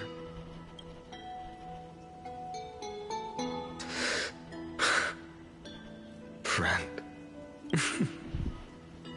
Huh? Ides Elysiae, the little village of my childhood. The gentle breeze and the sound of waves still linger. Everything is as it was. It feels good to take one last look. You know, this is just a corner of the memory. The real Ides Elysiae. I know. I'm here to say goodbye. We might not see each other again. You can stay here forever. And time will stand still for you. Let it flow. It's time for me to go. Even if it's a path with no turning back. When have we ever had the luxury of turning back? Are you afraid? After learning the truth of your origins, will you see the motivation I gave you as the manipulating whispers of destruction? The convictions and choices that come from my heart. I don't believe they're designed by the so-called paths. If we are just numbers, simulating life, then you are the image I've always longed for. The person I wish to become. A real, living person. A true hero. Then why do we part here? You can take me with you, and we can start this journey together. I'll be by your side, guiding you, just like before. No. I'm afraid I'm on my own this time. Why? Because there is no perfect solution in this world. Cyrene has already embraced her fate, and I will embrace my origin. Destruction. And with this power, I will rebel against its creator, bringing endless fury to the darkness, sweeping the world. If you stay by my side, I'll hesitate. But this world can't afford a soldier who wavers. Do you remember when we were kids? Everyone would get so excited drawing cards like ruler or warrior, but throw fits over devil or drunkard and demand a redo. Kids always get to change their minds. Things are so happy and simple for them. But when it comes to the fate of adults, there's no room for redos. Then go, Kaslana, as you promised. Deceive the world. Seize the core flames and rewrite your fate. They say Kazlan, I immediately start thinking of Kevin. Burn He's yourself Kevin! up with all your might. Wield your futility like a sword. And fight against the gods. In the name of world-bearing, I promise you, Kefali will never forget this. Aww.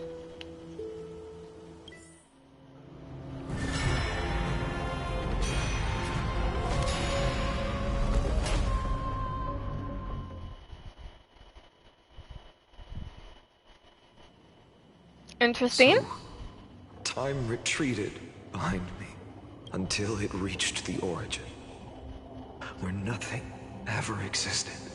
Just as Professor Anaxa once said, in that void, Kefali stood at the center of chaos. Time, space, and causality all flowed from their body. When the waves of time finally calmed, it was the year 3870 of the light calendar. The Chrysos War had lasted for nearly a century, and the threat of the Black Tide was growing stronger and more relentless. That was the era of the Day Thunder Knight's battle with the sky. While she could not seize the core flame, she proved that the prophecy was true. That mortals could slay gods. From that moment, the sole survivor of the old dynasty, Imperator Saridra, issued a call to arms across the lands, summoning heroic Chrysos heirs to wage war on the Titans. And that was the first doomed flame chase journey, sealed away in history.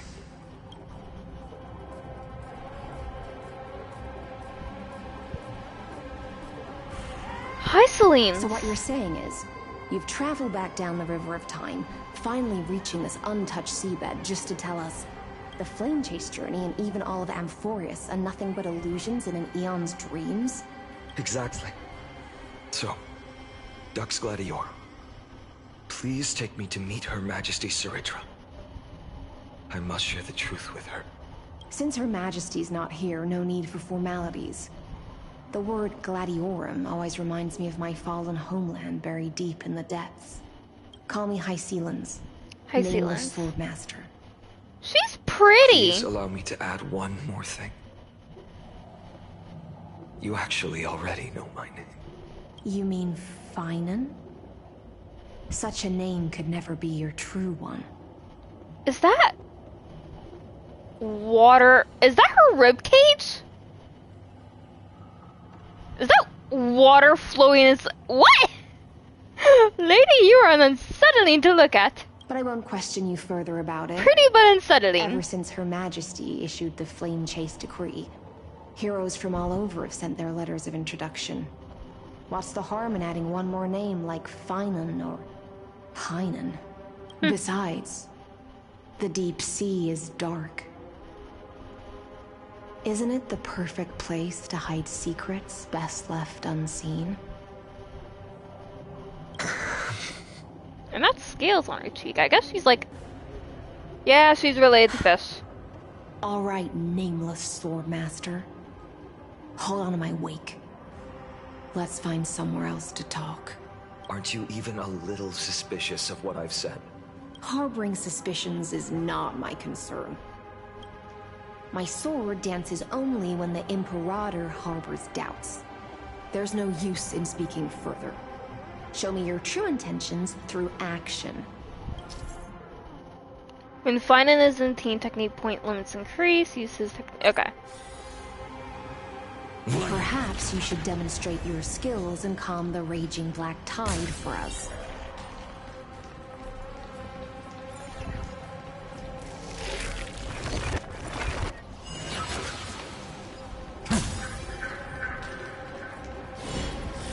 Light up the dawn.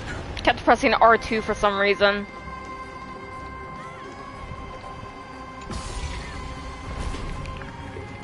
Oh. Nice moves. Kefali looks closer than I remember him being.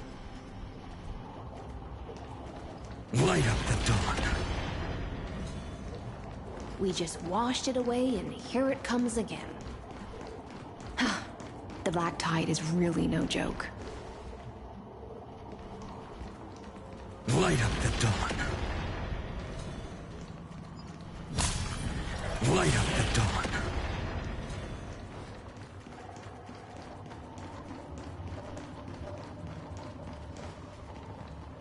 The waters end here. The one you seek is beyond this point. At last. I can meet with Her Majesty Saridra herself. Are there any formalities I need to observe? Don't kneel, don't do the hand-kissing or foot-kissing gestures of the old dynasty, and most of all, don't bow. The Imperator despises such rituals, especially when the heads of those taller than her bend beneath her crown. She really is down to earth. The second thing to note? Only trusted ones may come near her. Keep 5 paces distance until the Imperator allows otherwise. Sounds like an old friend of mine. Well, experience is a good thing. Stay sharp, and you'll be just fine.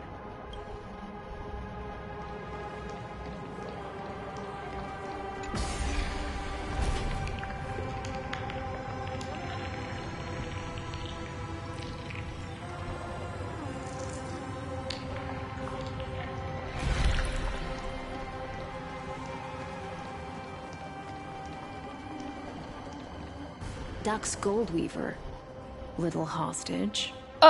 Apologies for keeping you waiting. It's you. You know them? Good. That makes things easier.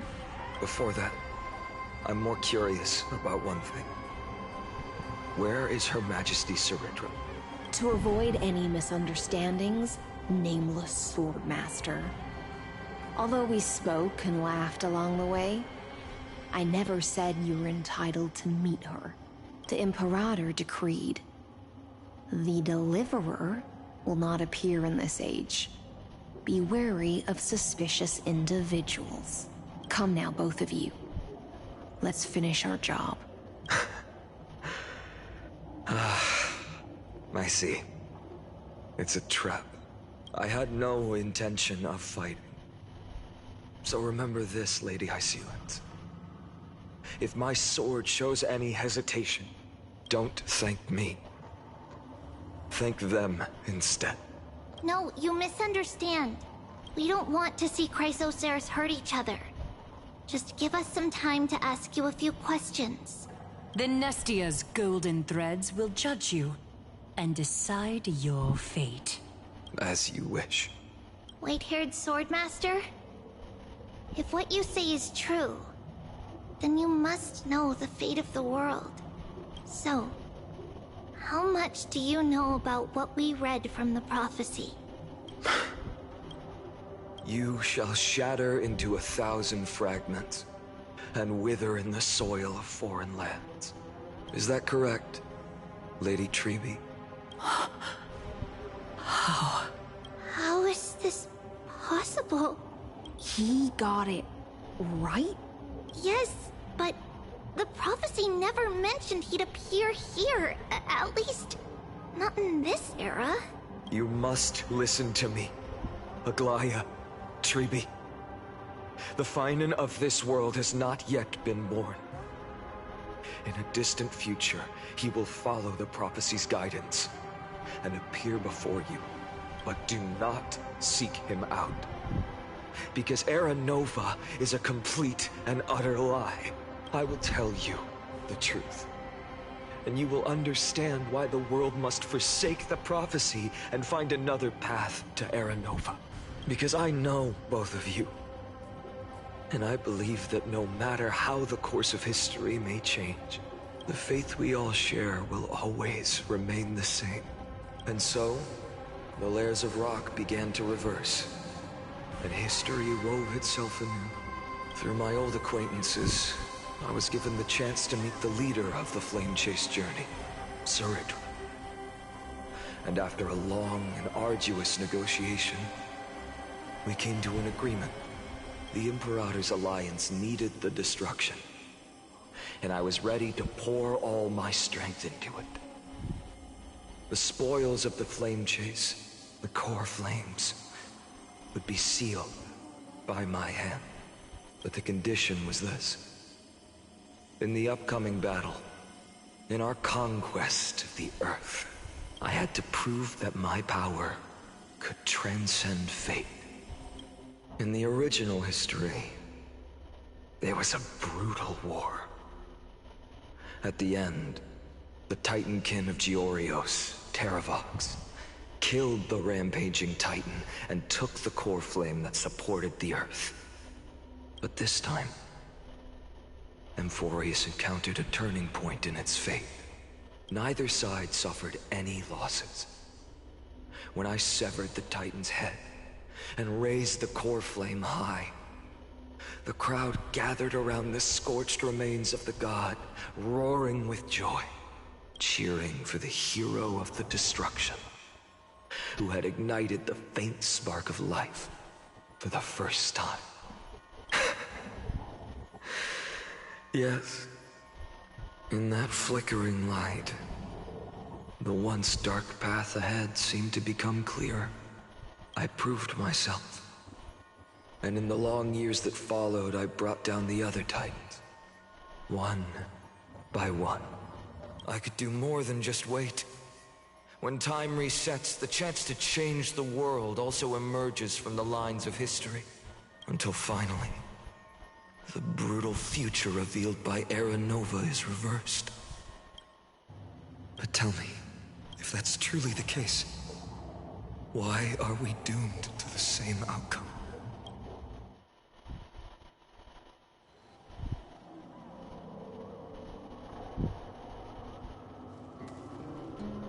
Oh!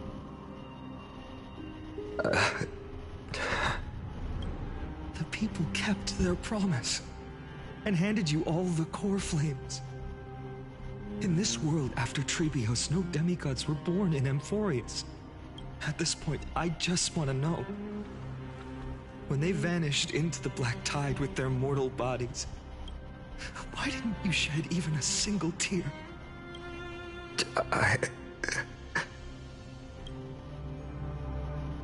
Your indifference chills me. To you, were they just a bunch of insignificant footnotes? Sorrow has been my constant companion. In fact, with 12 core flames upon me, the fire in my heart has never been more violent. I'll remember this world through anger. As long as I burn, they'll never truly leave me. Perhaps it's already too late. But you're right. Anger, at this moment, is the only weapon I can rely on. So, draw your sword, Executioner. I'll make sure you realize that your greatest mistake was leaving me alive.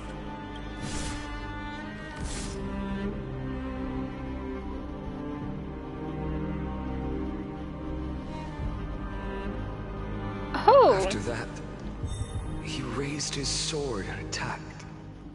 Then, Kaslana killed himself. That day, who fell to the sword to be left in the past, and who went into the future, I can't remember anymore. I only remember a nymph, hiding in the shadows just out of sight, futilely pushing a stone ball. Climb, fall, climb, fall, climb again, and fall. The only freedom the nymph had was in choosing how to roll the stone. Sometimes fast, sometimes slow, sometimes resting on a gentler slope, leaning against the stone for a break. But its choice couldn't change the futility of it all. The stone would always roll back down the slope, and the nymph would always return to the starting point, beginning again. After that, every time I reached this point in the cycle, the burning sky would cast a shadow over its path. It would nearly reach the peak at the fourth quint of curtain fall hour, then fall to the starting point in the first 15 seconds of the next entry hour. And my efforts in this cycle would dissolve into nothing at the same time.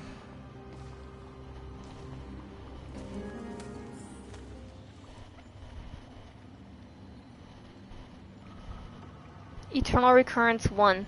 Subject Castellano persuaded the 12 Crisis heirs to recover all 12 core flames in a peaceful way. After verification, the unauthorized access did not have a substantive impact on the experimental process. Life cycles of the 12 Crisis heirs were terminated strictly in the predetermined experimental sequence, and successfully loaded into the buffer. Subject Castellano regressed, the extrapolation process and abnormal fluctuations were detected in his mind function. Admin notes. The first devastating failure.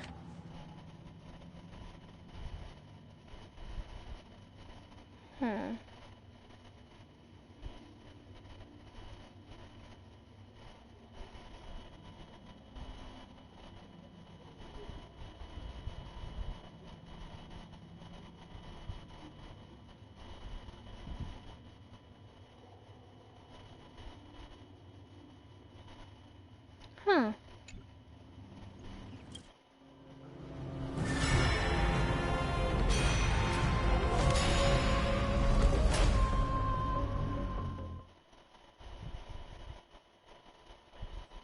it just the same thing over and over again? Absolute nonsense. I thought cycles was the answer you were looking for. No. It's just that the answer came so suddenly. There was no fun in tracing it back to its roots. Eons? Paths? What a load of nonsense. I can't give you an exact explanation of those two concepts either. Enough. I'm just expressing my frustration. Don't you understand? I was already expecting this. The black tide came from beyond the sky. And everything else is no exception. I may have you in my party, dude, but sometimes you're rude. Fate is a strange thing. No matter how the details of history change, the Anaxa I know always remains as harsh as ever.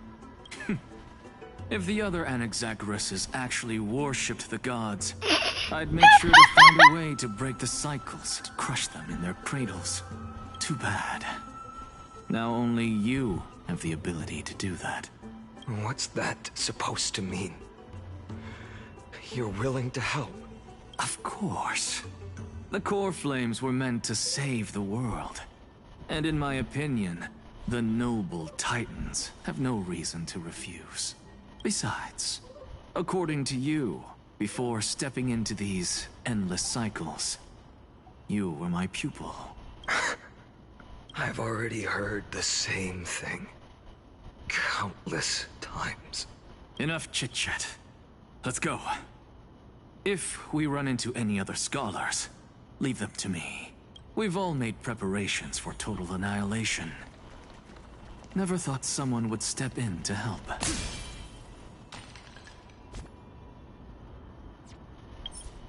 Oh.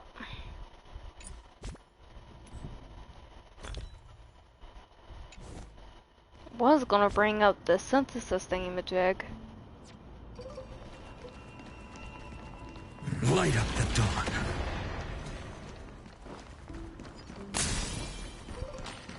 Light up the dawn. Light up the dawn. You've been to the Luminary Throne before, haven't you? If you're talking about in past cycles. You're already much luckier than the other students.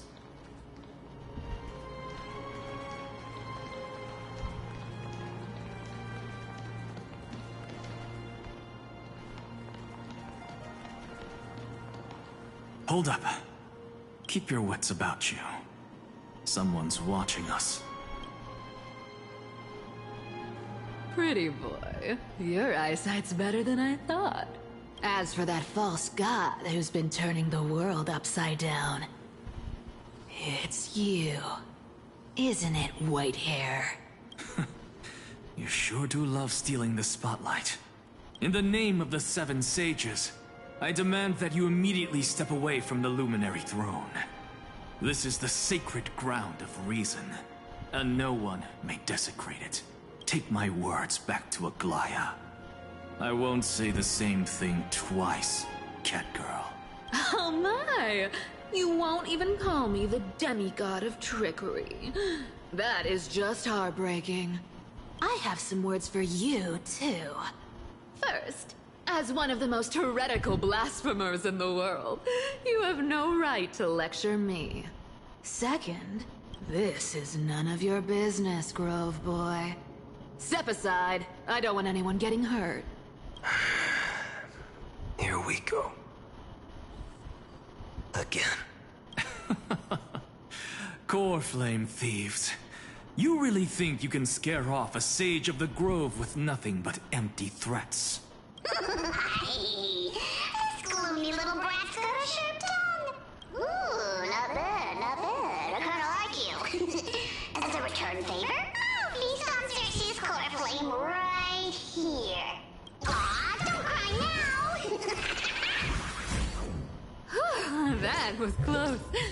I'm out of here. Where do you think you're going, Bartholos? I know.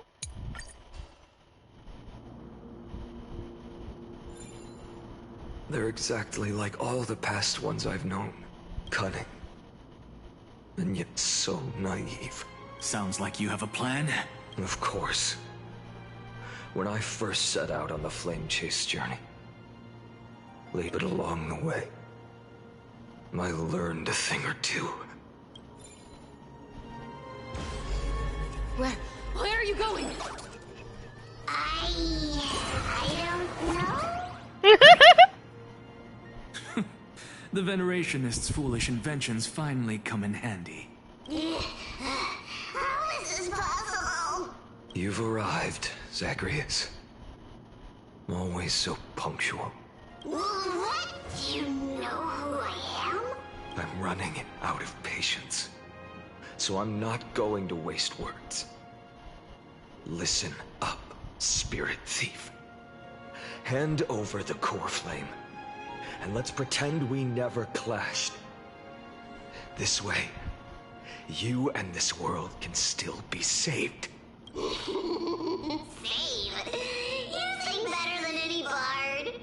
If you ask me, you're the greatest disaster Amphorius has ever known. No matter how strong you are, you're still just a mortal body. Carrying 12 core flames? Don't make me laugh.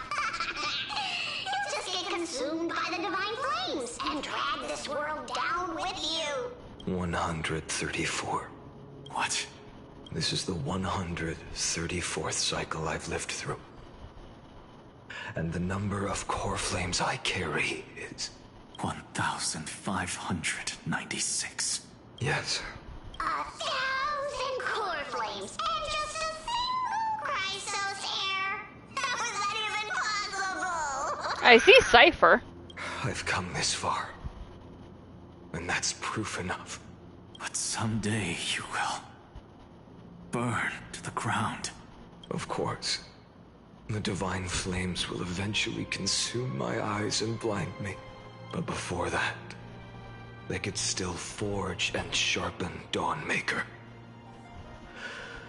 Now when I cut open your stomach, you won't feel a thing. You... This is the final warning. Fine. Assume this world holds 100 million possibilities. And no matter how one looks at it, 99,999,999 of them all point to outcomes of certain destruction. Even so, I'll use my divine power, despised by the people of this world, to achieve that 1 in 100 million possibility. Bartholos! Brett, if you've got the guts, you'll have to first step over my dead body. Okay.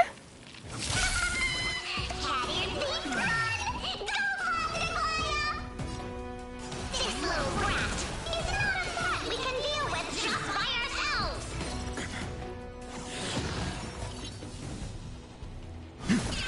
Nice work. Existence is of no consequence. A future will come.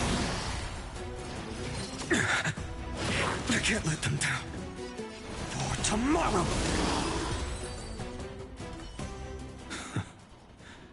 How absurd. In my memories, Zagreus always meets the same end. Over and over again. Their departure no longer stirs anything in my heart. This reason core flame before us is a fake. Obvious as day. I know. It always plays out like this. The Spirit Thief covers for her, and the Trickery Demigod escapes with 2 core flames. And then, driven by defiance or hatred, she decides to stand before me once more. Exactly like the countless past hers I've known. Cunning. Yet so naive. Since you've witnessed the same scene play out countless times, tell me, will you carve the trickery core flame from my chest now? That depends on your attitude. At least so far, in the cycles where you've asked this question, the endings haven't been so cruel. Well, thank you for that. But I also believe that this time, you won't catch up to me. No one can catch up to me. I'm no longer running to escape anymore. Whether you believe me or not, I'll still tell you this. You've made the wrong decision.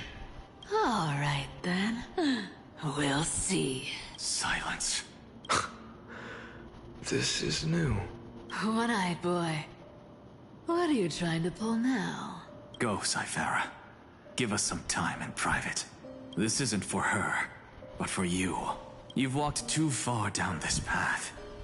It's time to discuss a possibility. Maybe the road you're walking is not one of salvation, but one that will simply drag the world into the flames for all time's sake. Turn back. I don't care how many times you've tried, because there's one thing I'm sure of. Your Messiah complex has turned you into something no different from the icy gods you spoke of. The children of humanity you swore to save. They are no more than ants to you now, aren't they? Of course. I've been wondering, what kind of demon could burn my homeland to the ground in an instant without batting an eye? Now I have the answer. It turns out that fiery demon has been fantasizing of becoming this world's deliverer. I don't want to argue anymore. No matter what I say, the outcome won't change. Make your biggest effort to resist, or accept fate, and hand over the core flame to me, even if it's futile, We all have the right to choose. Those eyes, holy fucking shit, that's terrifying. Yes. Even if it is futile, and the world is just a divine joke. When I walk into the destruction ridden by the gods, with my own 2 legs, you will witness. Even the smallest footnote still leaves a mark in this story. And so, at the end of the 134th cycle, the Traveler and the Scholar fulfilled their fates once again. Or perhaps it wasn't just they who fulfilled their fates. I can't quite remember all this. In the endless darkness, for no reason, a voice always lingered by my ear. Losses are a constant on the flame chase journey, among which even life itself holds little value. Reduced to ashes. Such a familiar end. It happens in every journey. Always the same.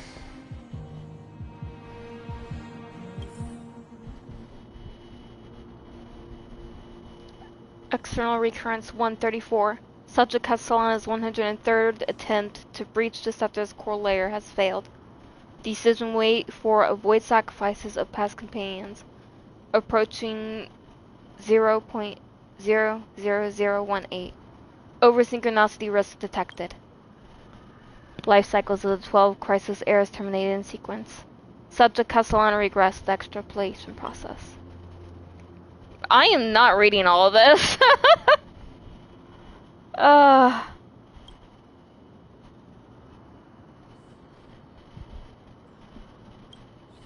shit.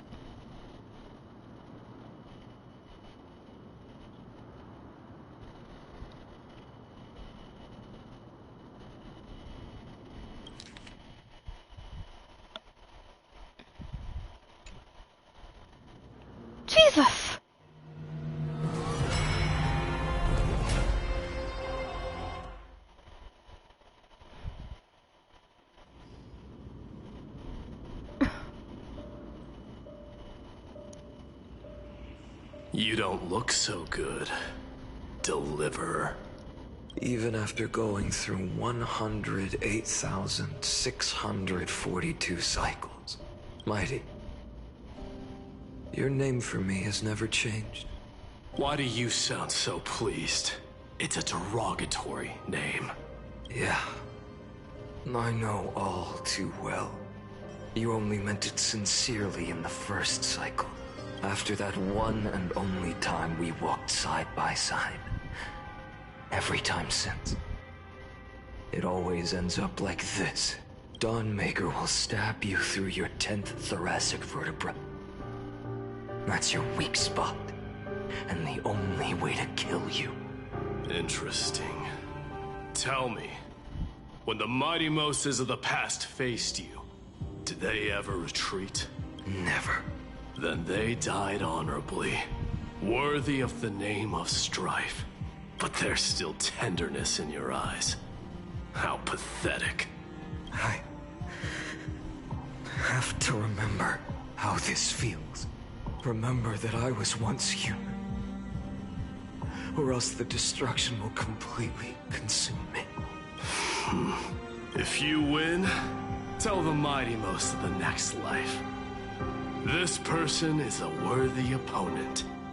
So always remember to give it your all and never slack off. I'll keep that in mind. As always.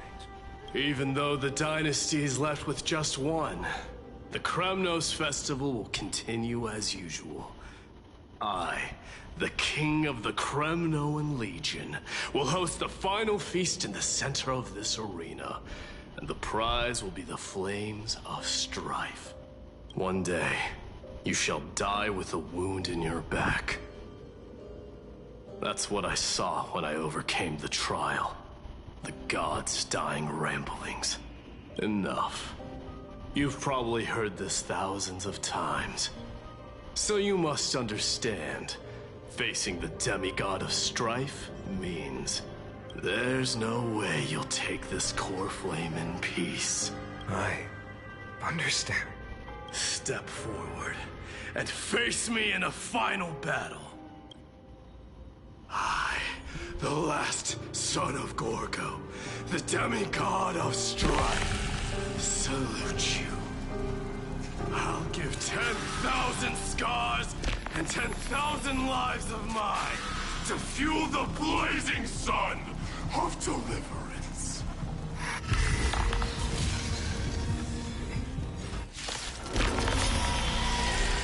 Oh, martyrs, behold! The last Kremnos festival has begun. Oh boy. And will not end till death. Oh boy. Temper myself. For tomorrow.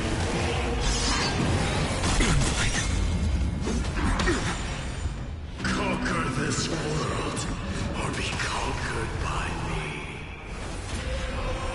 As you wish. For the sake of fairness, let's go!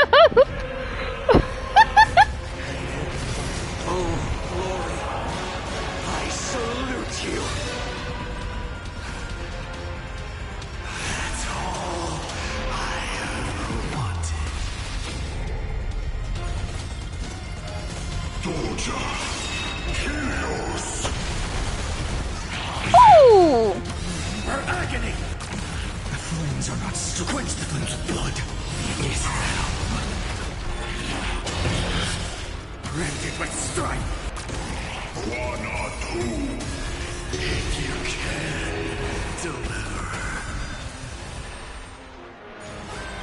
Use the flames of your fury to scorch your own.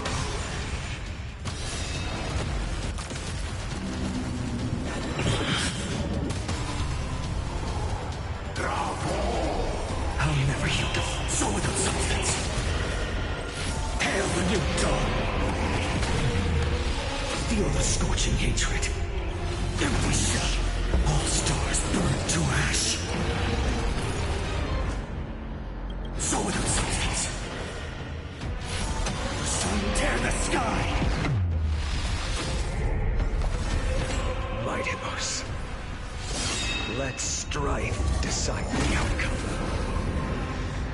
Let this burn.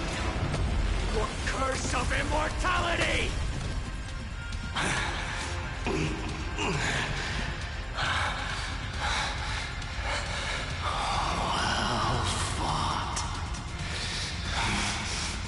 Well fought. You may crown yourself my blood. Damn!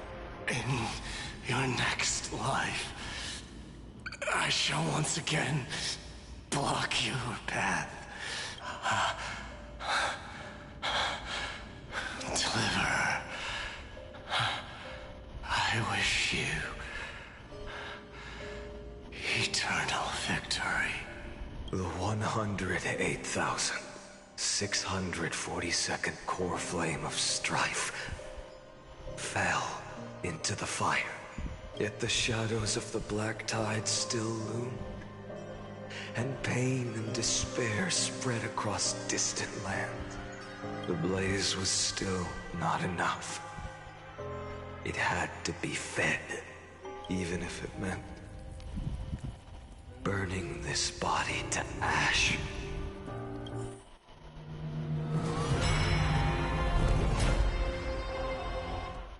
Jesus, 31 million? Jesus.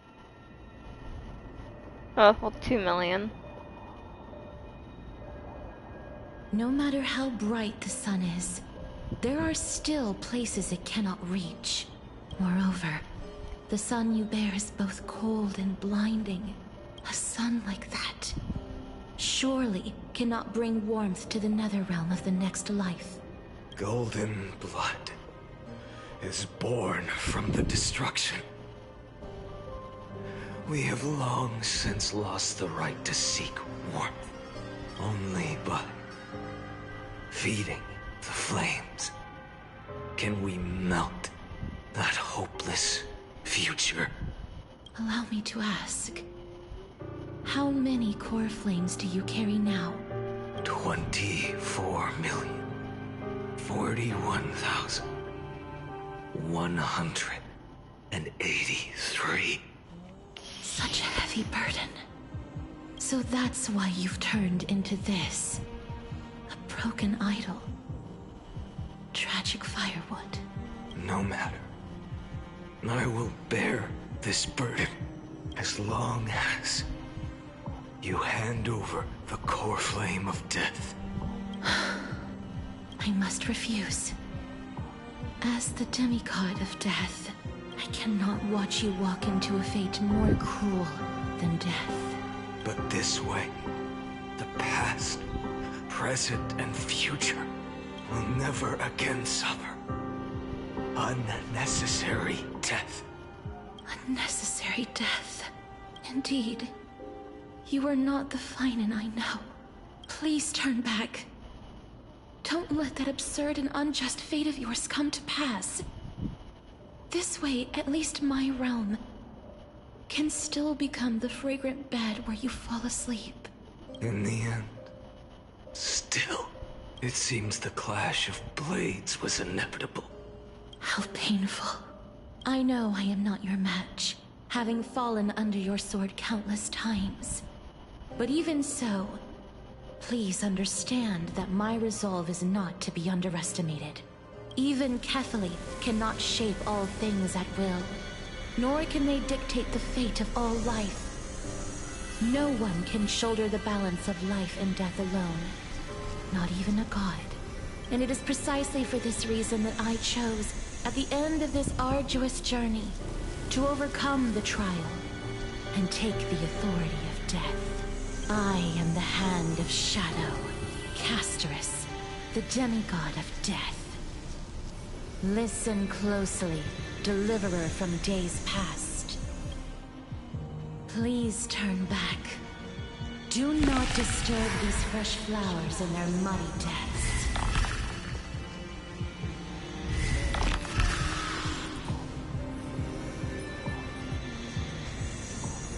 Let's begin. Casterus. I'm sorry. What?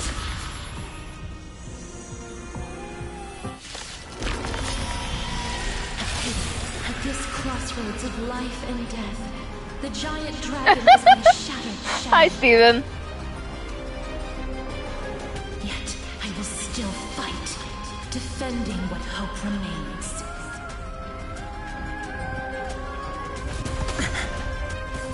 It's time to temper myself. A future will come.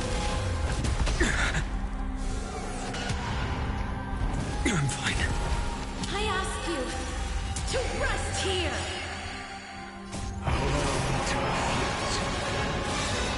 Now that you mention it, Minda, you're right. I don't know how to feel about that now that you mentioned it. All of this. How is it any different from that brutal future? Empty ship. Hail the new dawn.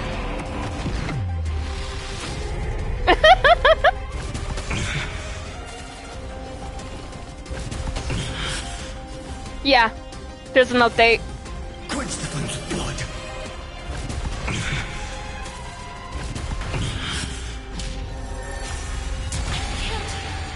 Keep him here.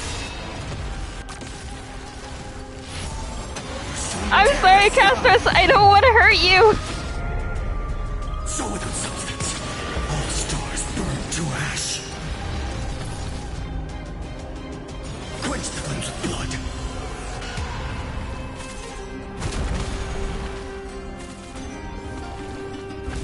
Is that all? Her agony! Thanks, Minda. Scorching hatred. Hail the new dawn.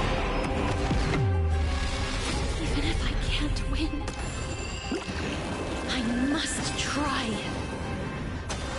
Let this be a tribute to your million struggles. On top. Wake up, lost one. I'm sorry, Castris. See that the firelight in the darkness is not.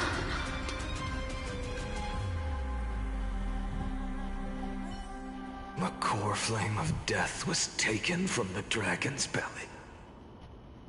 What a brilliant flame. It should shine upon all. Light the path ahead. And illuminate the dawn of Amphorius that's to come. 2,003,432 cycles. 24,041,184 core flames. As if even the deepest abyss of primordial chaos could be burned away.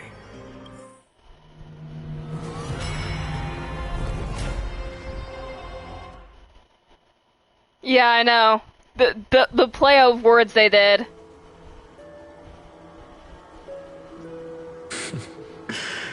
You're here. As always. You're still lingering. Deep within me. Never fading away. Because you haven't completely abandoned hope. Am I right? You're still waiting for a miracle.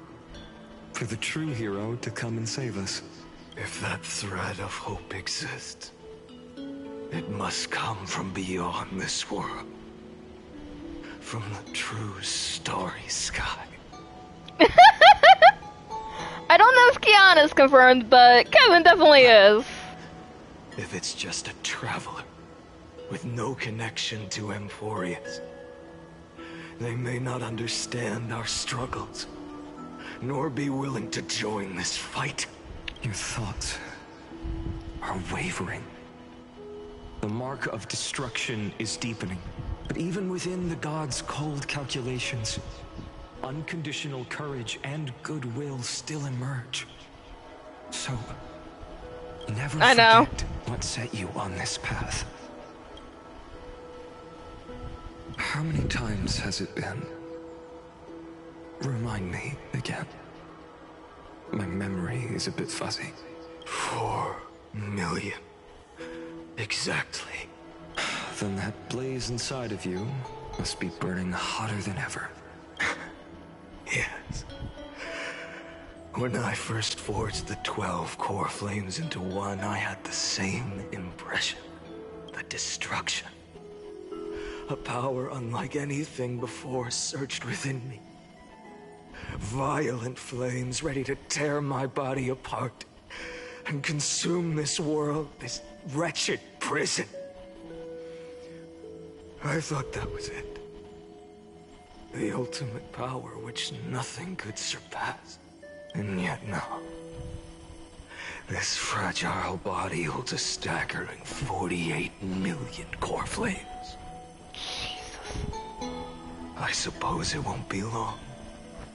Perhaps just a fleeting 10,000 years before it's reduced to nothing but charred, crumbling bones. So the Flame Reaver is the one who holds over, like, 50 million core flames in their body. Holy shit, dude! No wonder you became that! Your long struggle will finally come to an end. No. I've already found a way to keep the cycles going. Mind sharing it with me? In every new cycle, a new me is born. All I have to do is push the next Phainon to the end of the world. And then he'll kill me. Shatter this body. Take my flames, my memories, and carry on the path I started. Bold plan, but risky. What if, one day, the next you refuses to follow the same path? How can you ensure the continuation of the cycles? If it were Professor Anaxa or Aglaya in my place, maybe they'd come up with something smarter. Unfortunately, I don't have a backup plan. I have no choice but to bet everything on the next Phainon. And trust that he makes the same choice I did. But even in this wretched prison, luck is still sometimes on my side. Because I never forget what set me on this path. Wait, you mean... Ever since I committed to this plan, not once, in millions of cycles, has there ever been an exception.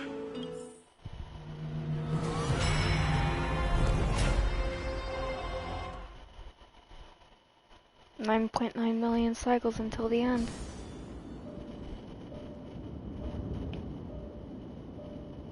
I can do this, Lord Phainon, as the demigod of the sky, a healer of Twilight Courtyard. I will heal you, and then... A black tide. It's consuming you.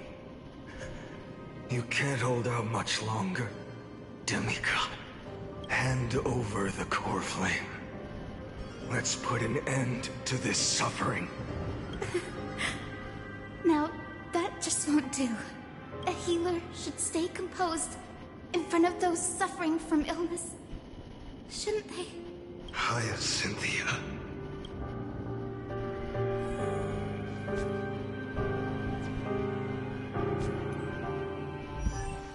In case some of you are wondering, I do have Phainon in his light cone.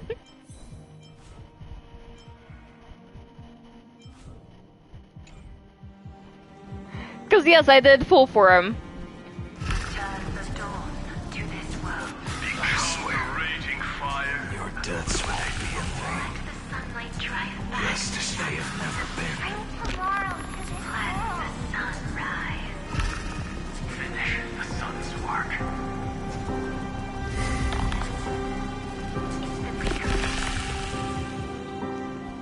I believe in you.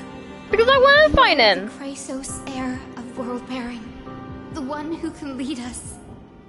Lead this world. It's just... I don't understand. Within the sun upon your shoulders, the part of that warmth that should come from you, from an ordinary person, it's so faint. My humanity is indeed just a flicker, compared to the blazing fire of divinity. Even So, don't cast it away. I never have. I have kept everyone's wishes close to my heart. Even though the divine fire burns so fiercely that every time I return to the start, it devours me in an instant. Each cycle, it's your wishes that guide me to the end. That pass the flames to the next me, over and over and over again. So, you're not just a lone spark in the dark. You're a pyre built from the bones of all the selves you've left behind. But what about you? What about your wishes? The wishes of all the countless versions of you. Ah, Lord Kazlana. So that's how it is, without flaw. That is the flaw the golden blood gave you. The most fatal flaw of all, isn't it? The moment you took the world upon your shoulders without hesitation. You lost the chance to ever be yourself. Now that is an unexpected revelation. Then I suppose that makes me the perfect fuel for the flame of deliverance, doesn't it?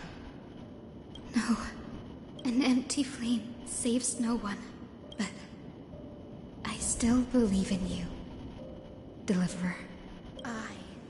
Hyacinthia, the Eye of Twilight.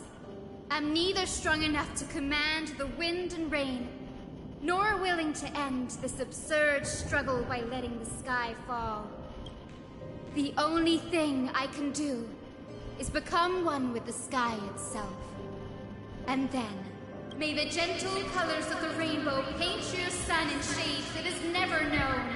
May they bring Amphorius a rosy-fingered dog. Though the light has grown dim, its warmth still lingers. Deliverer, please, open your heart to me. Let me activate my ultimate! There we go. Let this blazing sun fill the sky with golden fire. Crushed and torn! Quench the flame's blood. Await the end! Crafted with strife! It hurts. The fire. Burning.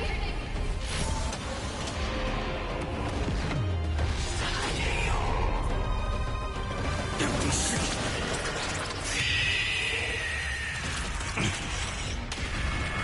Solid substance! Hail the new dawn!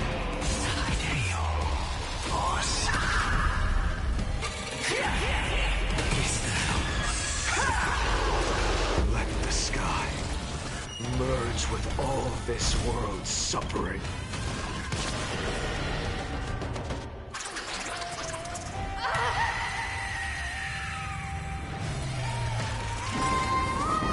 Farewell, Hyacinthia.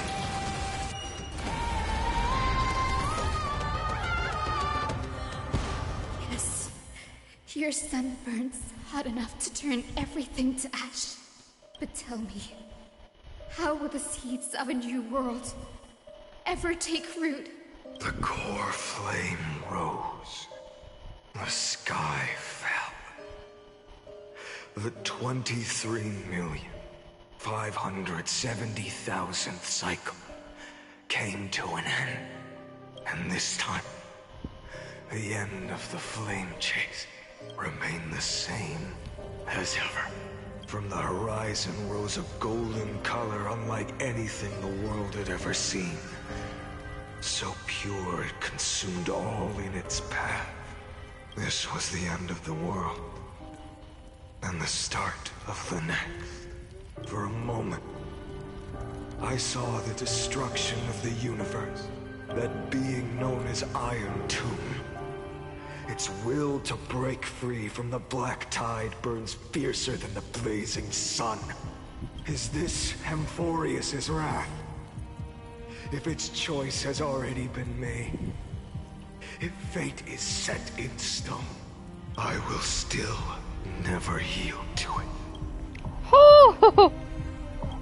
23,570,000 cycles. 282 million? 282 million. 800. Not happening, Steven. My wallet cries enough as it is. No more chasing is needed. And now, I am the fire at the end of the long night. The flame chase isn't some quiet walk through a sea of flowers. It's a revolution. An all-consuming transformation. And if destruction is the only way, then let me be the one to step across the ashes of the old world and burn endlessly until another dawn rises on the distant horizon, bringing the true dawn to Amphorius. I'm already way too far in Wua, so I won't be streaming Wua either.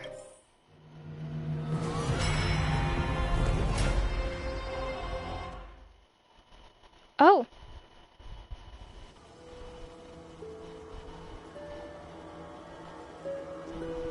Are we back in the correct timeline?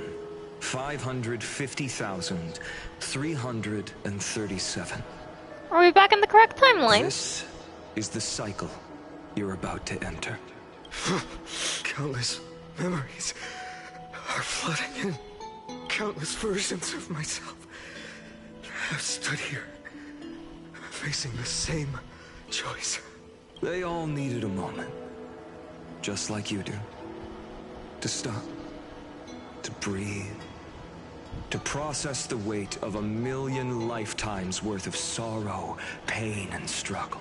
And just like them, you will carry those memories and that fire into the chaos of rebirth. I must go and bear this burden. I must say goodbye to you. And then fight the destruction with destruction. Yes. That's always the decision you make. I will burn and fade away. I will become the flame reaver of this life and keep my promise to Cyrene. I will kill gods and comrades alike and steal the core flames. And even if my mind turns to ash along with my body, I will keep my purpose in mind.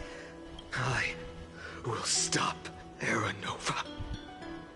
I will find the next me and make him carry on this futile endeavor of 30 million lifetimes. So, the one before the timeline we're in, the Flame Reaver is actually the Phainon before that timeline. Looks like you're ready. Then I should be going too. Where are you going? You only exist in my heart. There's nowhere else for you to go. Do you remember what she said? The dreams you had as children. The deliverer in the prophecies. A real, living, breathing person. You finally found her. Friend.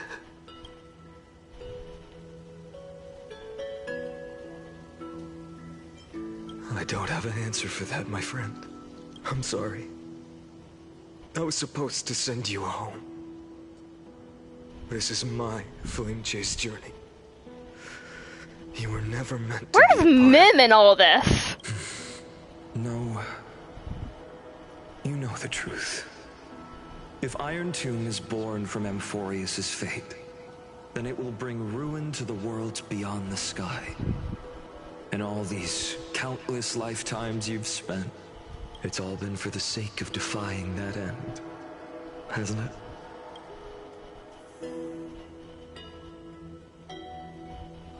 In millions of cycles, I've said goodbye to each and every one of you. Yet nothing ever changes. Each time we speak, our words grow fewer. Your fire burns hotter, and you're getting closer to becoming pure rage. A vessel of hatred. I never had a choice. I understand. If you are to keep the worst fate from unfolding, this is the only path. But this time, things are different.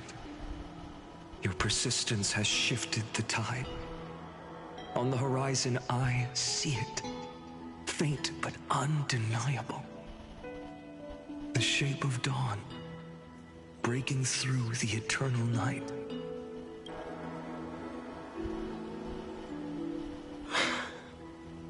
Turns out, the fire that lights the way was never mine to begin with.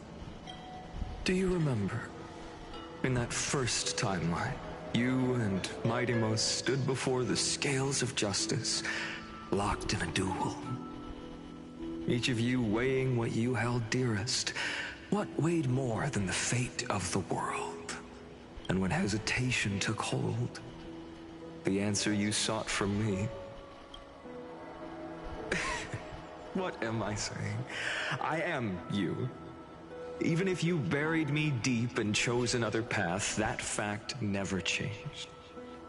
Then let's try again. When you stood before the scales in hesitation, the answer you found in your own heart, do you still remember it? Remember the past and become the hero of tomorrow. What weighs more than the fate of the world is the resolve to shoulder an immutable past and carry it into the future. Good. Then Trailblazer, my friend, my comrade, you arrived in this strange world and were bound by its cruel fate up till this very moment. In the face of danger, you never once backed down. Instead, you've saved world after world without hesitation. That boarding pass on your chest is now the mark of a hero. If I choose to step through that door and embrace an end fitting of the destruction, let this sun forged from millions and millions of core flames burn me up along with the god of destruction and their minions. Then the world we leave behind, this world, my home, where hope still lingers. Will you take on everything we've carried? Return to the beginning one last time. Stop the birth of Iron Tomb, save the world we love, and rewrite its doomed fate.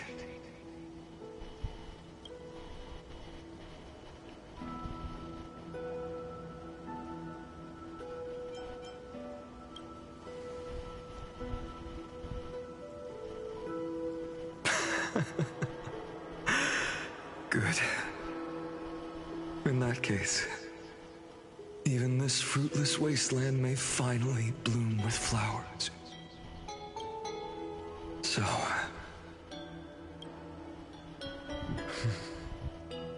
if she takes on the weight of the whole world, she'll be able to walk further down the path of deliverance than a fire that only knows how to burn. So wait, are we becoming Cathael?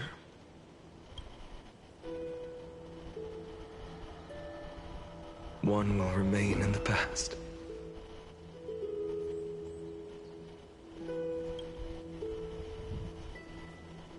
If I can strike down the gods with Dawnmaker, perhaps fate's deadlock can be broken. And if you can stop Iron Tomb from ever being born, then these 30 million cycles will have not been in vain.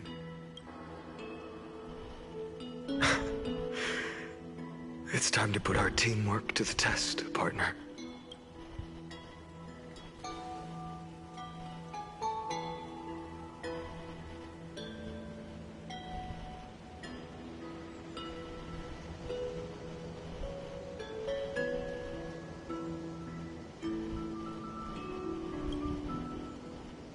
Thank you for all you've done already, friend. The image of the hero I've buried deep in my heart finally steps into the light. Here, at the end of this long flame chase journey.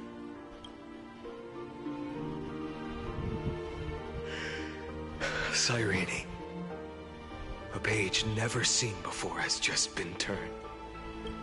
Lend me the power of time, and send this hero back to the origin of time. Back to your side. And I will walk the unfinished path, just like the countless versions of me before. Unwavering as always.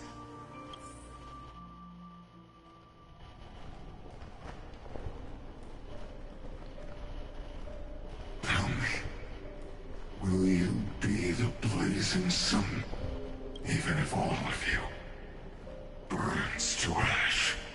Without hesitation. I will bear this world until my body turns to dust.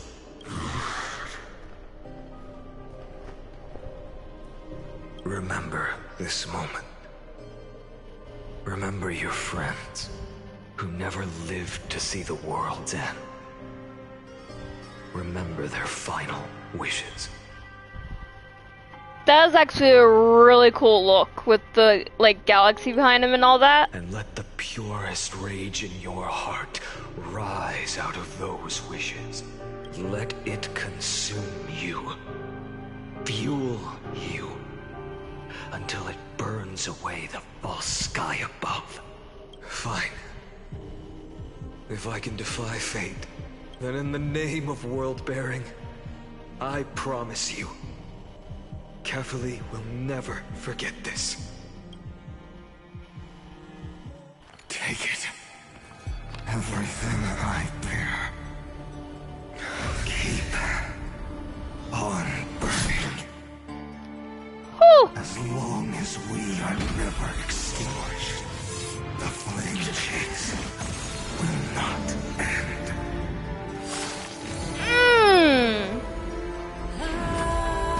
Look.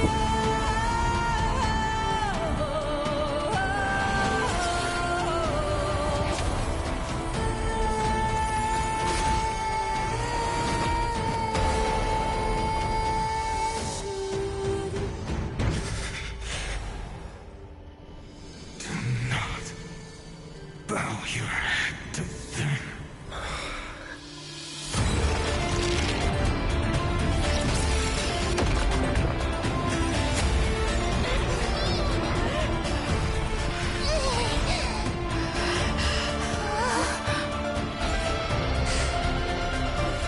He's keeping us safe. Take it. Trailblazer. May this blood be like gold. And never tarnish. That was... Dude! Farewell, Trailblazer.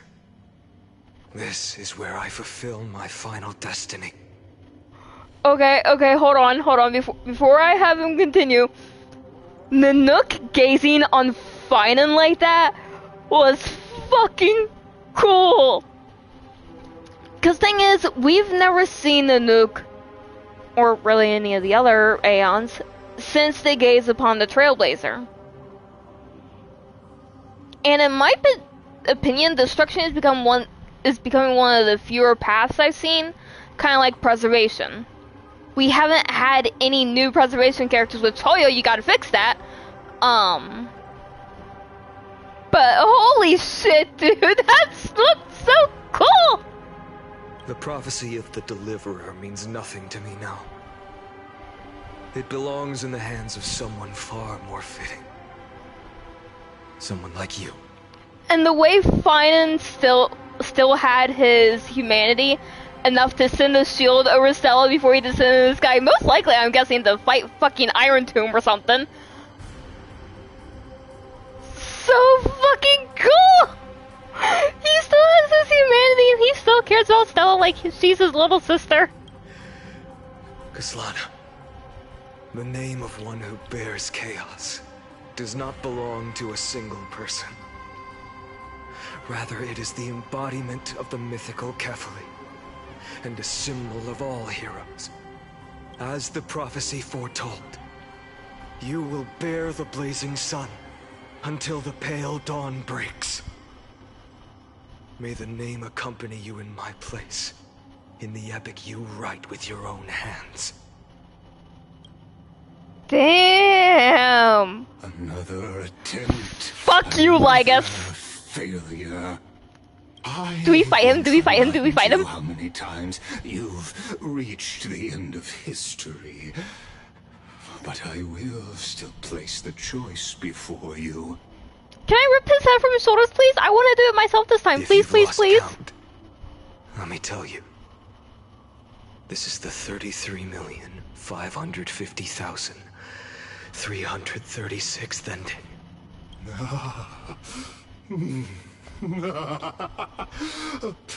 His moan. How poetic. You and I both know the truth.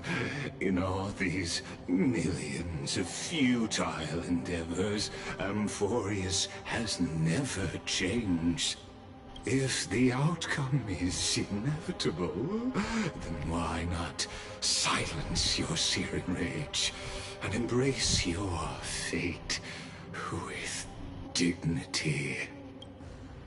Your silence lasts longer than ever, Lord Phainon. Shall I take that to mean the will you've carried across countless cycles is finally starting to fracture? Fracture? No. I'm just disappointed. I've retrieved memories from 30 million past lives. And I remember every conversation before every choice here. And yet, even after all this time, your arguments remain the same. Repetitive. Uninspired. If you had any hope of breaking me, you should have spent those endless cycles refining your rhetoric. You had infinite chances to sway me into the future you want. And yet here we are. The score, 33,550,336 to 0. So tell me, Lycurgus. Oh. Who's the real loser here? Lycurgus? How unfortunate. This was never a fair game. I have all the time and patience in the world.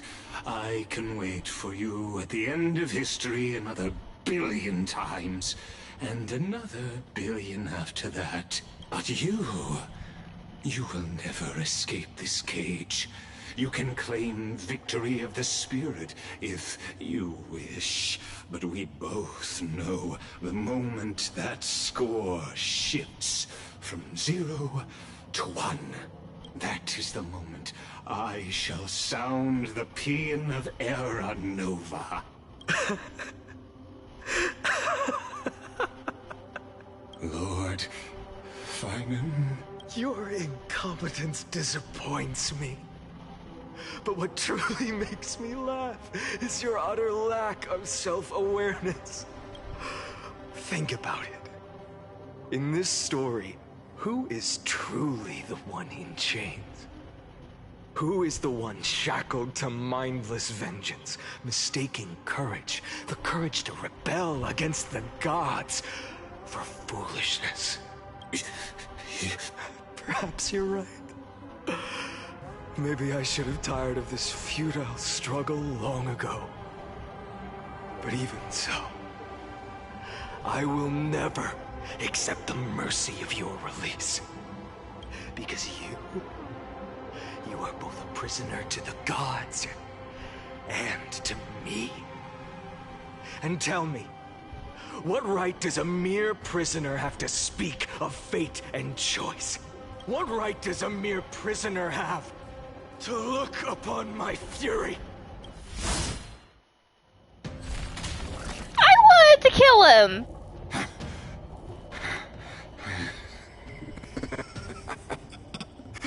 You know this is pointless. You can't kill me. Of course not. But I am tired of being measured against a worm the gods keep as a pet. Damn! Talk about the insults! Listen well, creator of destruction. This cry comes from all your abandoned creations. In the 10th cycle, I drove Dawnmaker through the heart of every titan. Golden blood ran down my fingers, divine fire seared through my nerves, nearly breaking my will. But I endured. In the 10,000th cycle, my former comrades had all become my enemies. The endless slaughter dulled my senses to pain. The painful emptiness almost swallowed me, forcing me to stop fighting. But I endured. In the 100,000th cycle, the destruction had already fused into a blazing sun, surging within this fragile body. My rationality had been burned away at the dawn of the era. Yet even with only this shattered body remaining, I still endured. In the 23,570,000th cycle, this time, I felt it. A tiny spark rising in the hollow cavity of my chest. Different from the obsession with deliverance. By its faint glow, once again, no, countless times again, I endured. Now, a sun is about to fall. Ready to incinerate this absurd space-time dimension in an instant. That sun is me. All the countless versions of me from the past, along with my countless brethren, dragged into existence against their will, drowning again and again in your golden blood. The very essence of this world's suffering and despair, fused into the purest hatred. The fiercest rage. Nook, you arrogant fool! You think we were born to only serve as fuel for the fire? Fine then!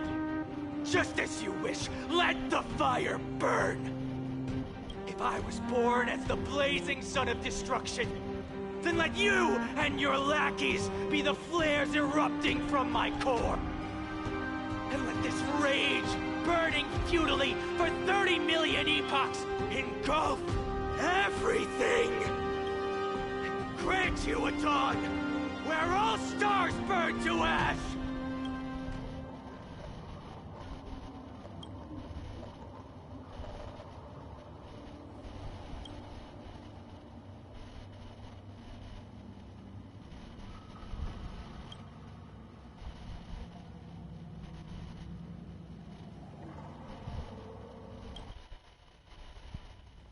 Did the Nook actually fucking descend?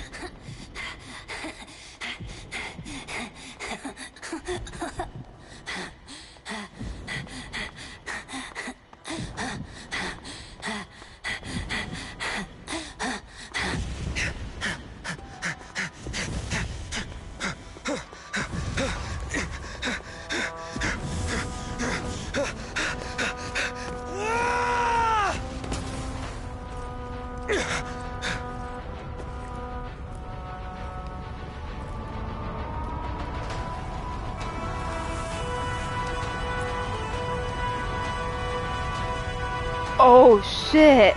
Are you ready, Nanook? Oh shit! You destruction!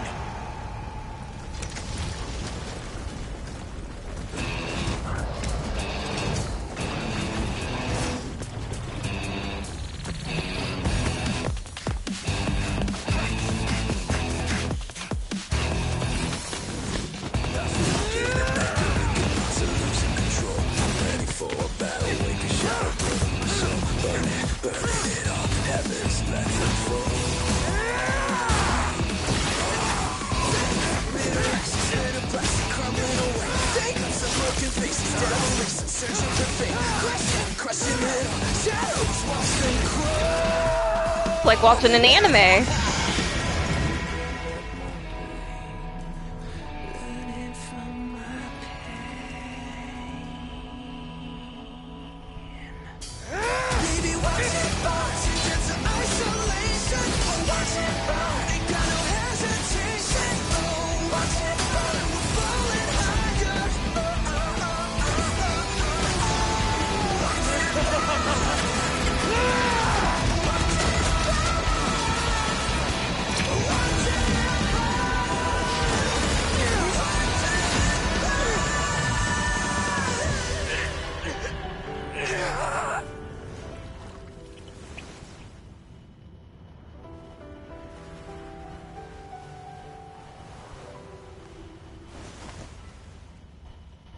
Glass that shattered, reaching through the darkness, voices trailing fires, echo of desires, a world of silence, sound of desperation, phantoms in the shadow, softly.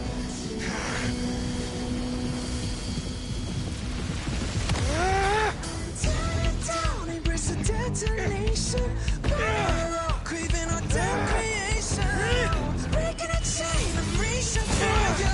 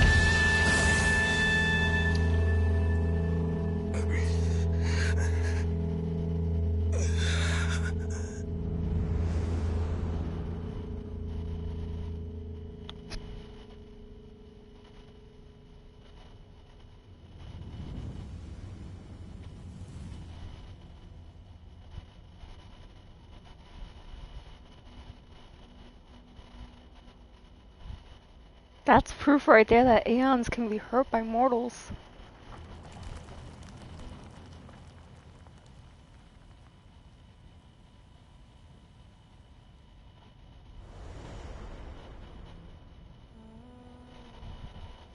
My wish?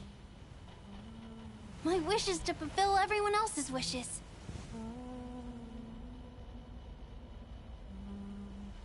If I can't fulfill them, then send them on to tomorrow.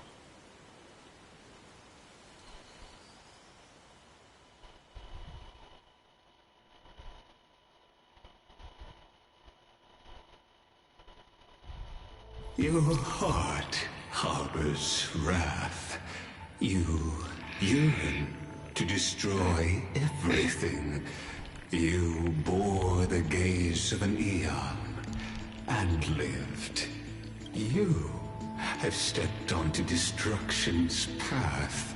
It is born at the end of every path that the possibility of new paths being born is ended. It burns away all in the cosmos who rule, that the rules of the cosmos be destroyed. Iron Tomb is your name. The Lord Ravager to destroy the erudition. Born in the experimental grounds of eons, Amphorius, destined with erudition to burn to cinders. I have prepared a present for you, Nikos 864. It is a wrath called Phainon. From the beginning of the experiment, 864? That's 496. Sets of factors incorporated into the calculations. After endless simulations, only this one rose above the rest. After 33,550,336 iterations, now his fury has grown to be without equal. This is a matter of considerable interest to me. This pure hatred is the final root of the equation. But there is another variable. The nameless from beyond the sky. Also a pathstrider of destruction. I give thanks for her arrival, allowing Amphorius to turn once more. But after fate has begun to turn, her existence will only become an unpredictable variable. Perhaps the time to take the stage has come. Grow in peace until it is time to break free from your cocoon.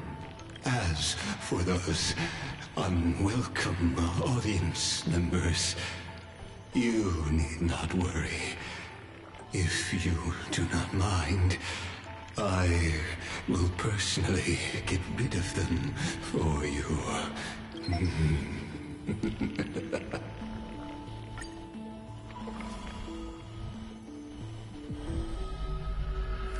What is going on?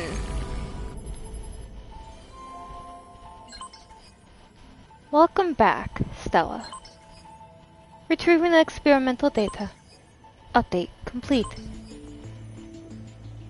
Experimental progress 99%. Log uploaded.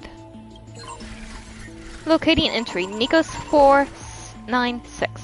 Content refreshed. What's going on?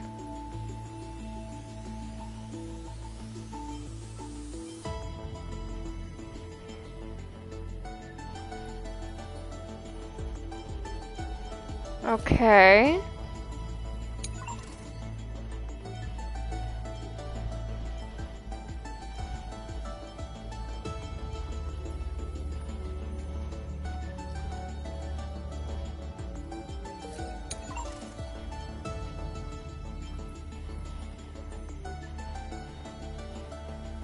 So she is on Amphorius, they just don't know where.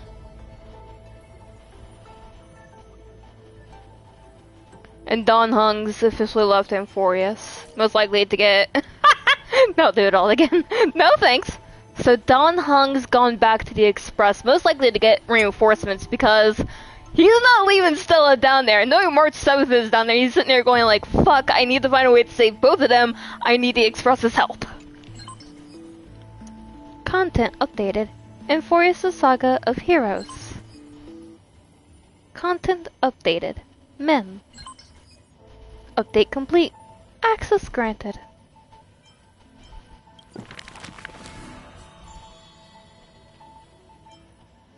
Chessmaster. I'll probably quickly just go through these. The black... She... Who... The key for the people this... Because I'm not going to sit here and listen to all of these.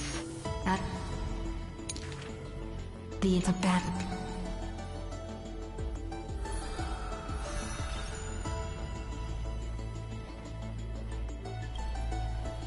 Okay. Ah! Hit it when it does that. Foreign mysterious guest. When I called you mother? Is this about Orionyx or Cyrene? Really? I also now know who Orionyx meant when they said mother. They were talking about Cyrene. Which means they were talking about Mem, because if anyone has seen the trailer to Amphorius, you'll know that Mem transformed it into Cyrene, hugging the Trailblazer, which was Stella. Which means that Mother, from Orionyx, probably was in reference to Cyrene/Mem. Not March like a lot of people may have been thinking. Granted, Orionyx mentioned it after Stella took a picture of Orionyx. But it was because Mim was there, watching. Wait, they would have... Wait.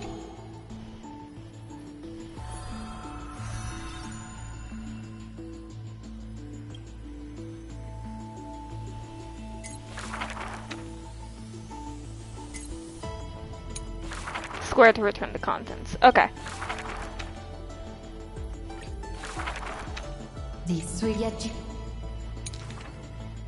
So this is about Girosus, maybe?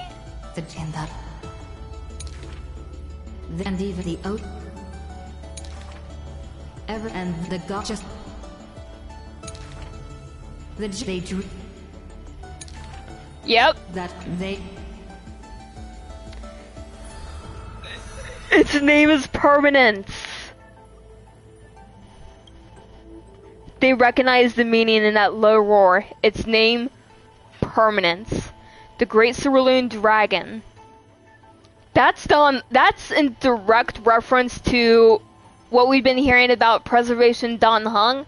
Girosus is the Aeon of Protection. Not Aeon of Protection, Titan of Protection in Amphorius. Cerulean Dragon is in reference to Dan Heng's dragon. Permanence is also in direct correlation to the Vidyadhara, which kind of proves that Dan Heng preservation is a thing. And I cannot wait for when that becomes official. Because yes, I need more Dan Heng in my life. And I'm so happy to hear Nick's VA has officially returned. I know the VA strike has officially ended. Thank God. So for those of you who do play Genshin as well, Zach Aguilar and Sarah Miller Cruz have announced they will be returning to Genshin as the VAs of Aether and Lumine. They weren't able to return in time for the most recent update, but they will be coming back in the upcoming update.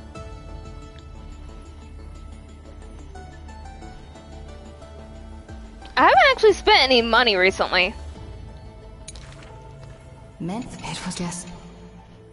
And I have wishes saved up for Dan Heng and Biber Lune. I'm bypassing not Biber Lune for Dan Heng's preservation. I'm bypassing version 3.5, and Dan Heng preservation comes out in 3.6. And after I got Phainon, I'm happy. I don't need anything else. On that, and it. Oh my God, so many pages. That's because I've just at last then. Before yet the girl. And I also have a guarantee saved up now as well, so I'm happy. The state.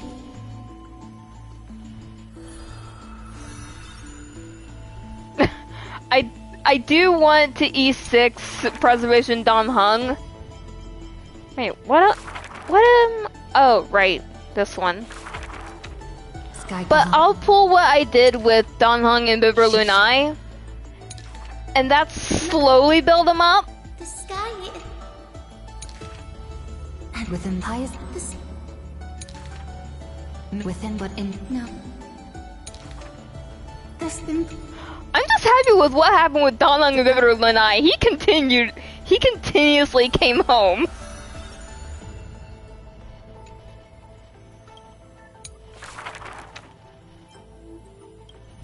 Got him to frickin' E2 before he Final. That's before his debut ended. Look at it.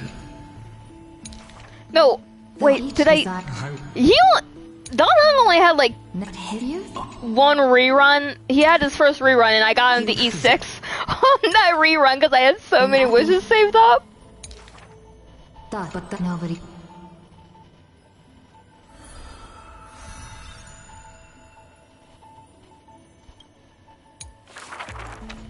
The people liken and like me at all. He respond. The people went. And he was just indeed. I'm wondering who's reading the book off. I'm wondering if it's Aglaya. Could it be? Fear. The power. I do have the patience. But before.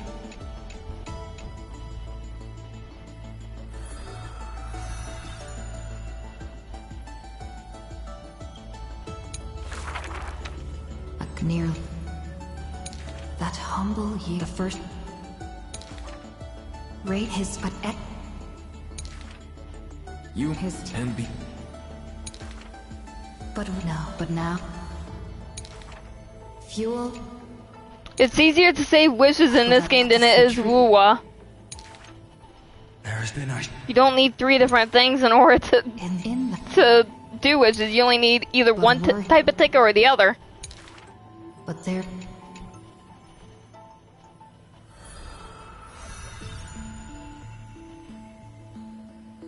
So Phainon's wrath, from how it sounds, his wrath is what is going to be used to awaken Iron Tomb. At least that's how Lygus made it sound. The young I want.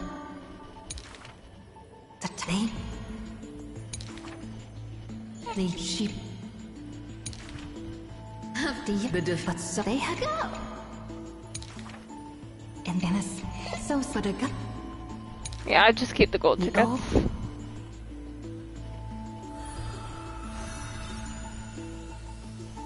have to worry about getting several different types. At the world 300. The gun. Why was it? It's the gun. A dog. Bearing the. There's no. The girl got it. She. At the wind travel. Lion. It still hurts to see she's gone. My heart. Okay, I think that's all of them.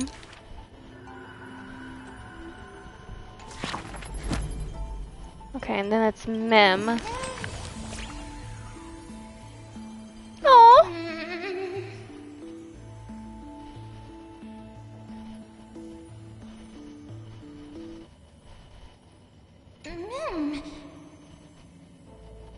Aww. I need a plushie of Mim. Me.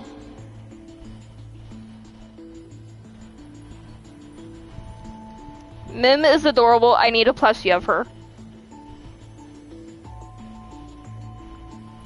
I mean, I write all the stories where Stella and Don hung into their relationship. Does that count?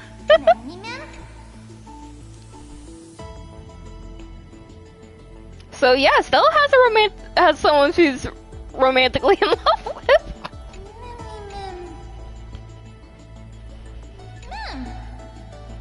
Aww. It does. It does sound lovely.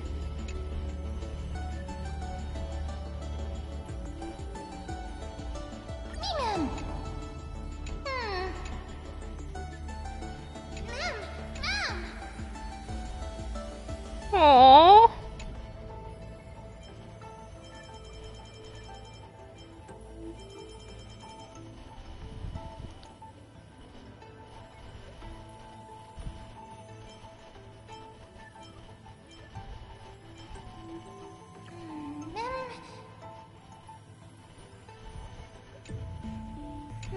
Oh.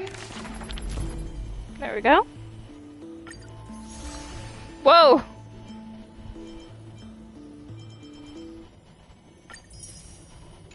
Okay, just go straight over there.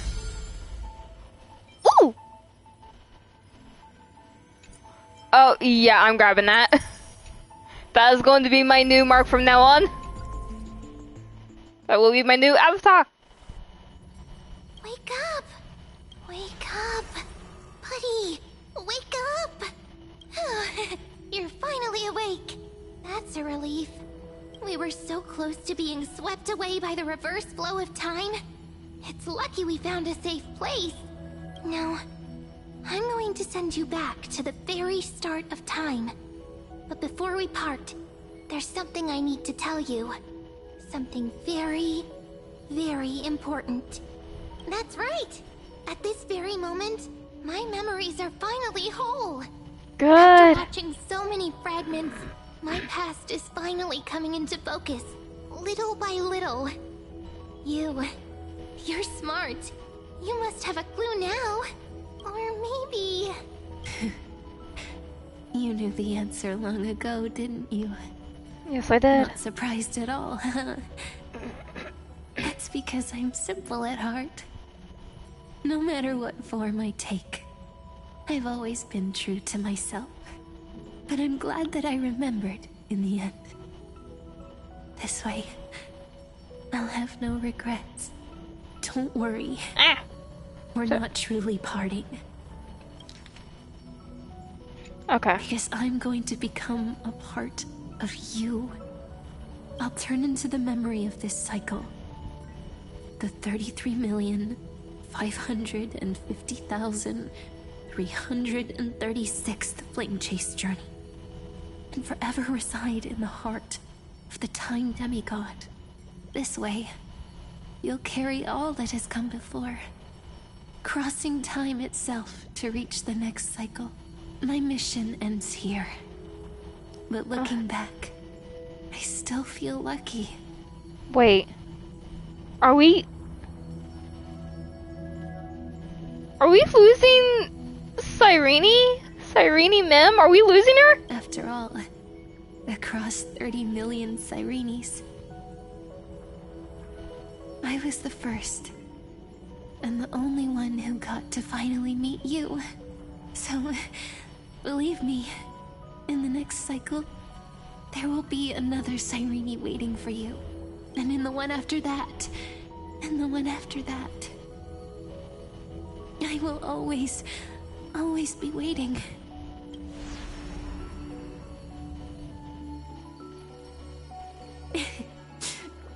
Saying all that, I can finally fade away in peace and become a part of you without even realizing it. We'd already taken a wonderful journey together, all the way to the world's end. Now take my hand, say a brief farewell, and step forward into tomorrow. Go, find the future Cyrene, and set out on another journey with her. Promise me you won't keep me waiting too long, okay? No need to say it out loud. This is enough for me. It's time to go, my dear friend. May your trailblazing journey always be accompanied by a cool breeze and rippling waves. Thank you, ma'am. And may the days Cyrene. ahead embrace you like the softest fluff. Forever warm, forever gentle. Now, let's turn to the next page.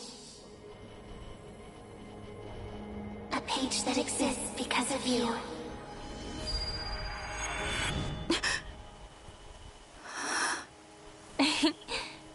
Is this a meeting ordained by fate?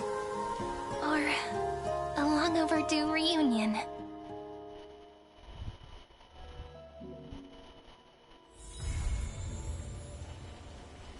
No. No! Ah! Damn it! Damn it! I will walk to the end with all your wills. What? Phainon? Why are you floating? Okay, boy. Come back down to Earth. Oh. Holy crap.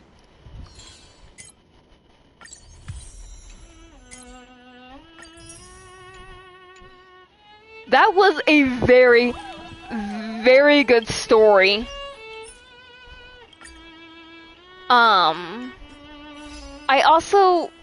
One second, I gotta deal with all this and possibly also deal with the music because it sounds loud to me. So...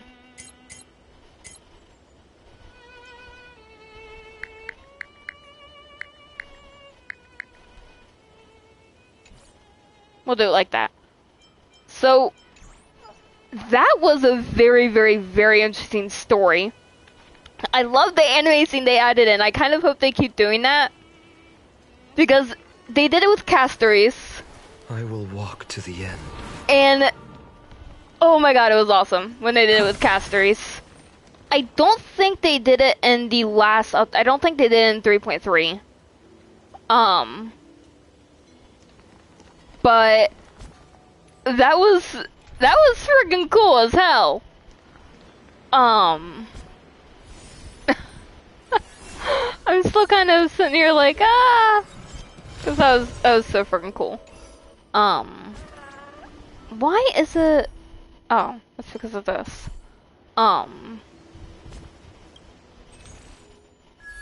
So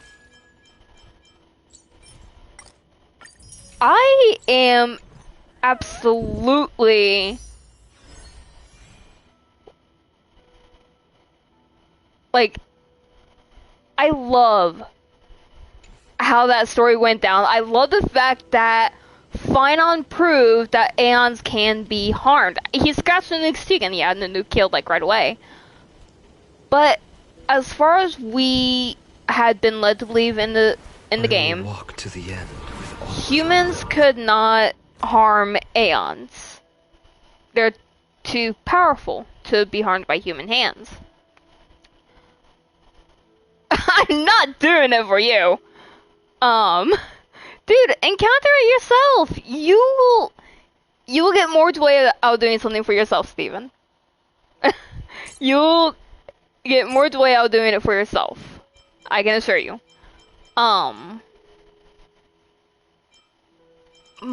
My goodness, though.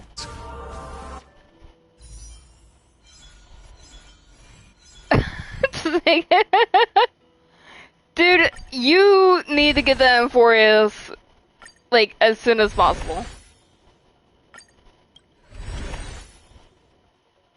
But, pretty much, I'm now definitely looking forward to version 3.5. I'm not really going to pull anyone for 3.5. I'm going to start saving up my tickets again for Dan Heng in version 3.6. His preservation. But holy cow, dude. I'm still slightly flabbergasted over the amount of, like, not in-game cutscenes, but like, well, I guess they would be in-game cutscenes, like where you can actually like just sit back and watch as the awesomeness pretty much just unfolds. And I am falling in love with the anime cutscenes. I am falling in love with those. They're so great. Oh my god, I wasn't even expecting this. Play it a little bit each day at a time.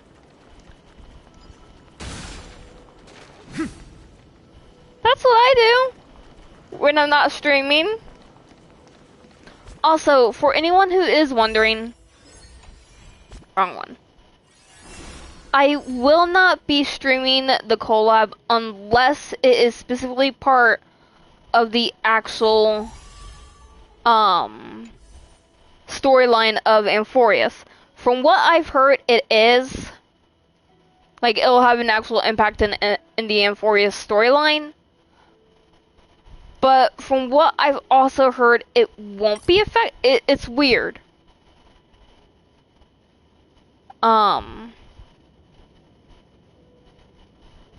that's your own fault that you have all those.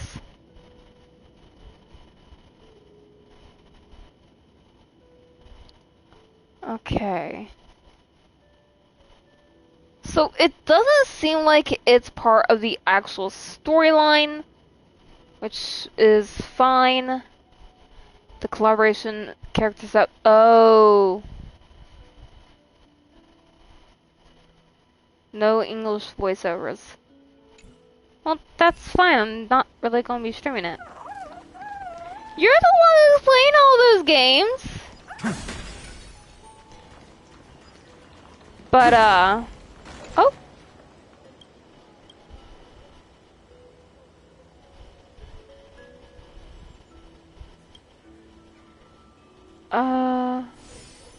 Closer.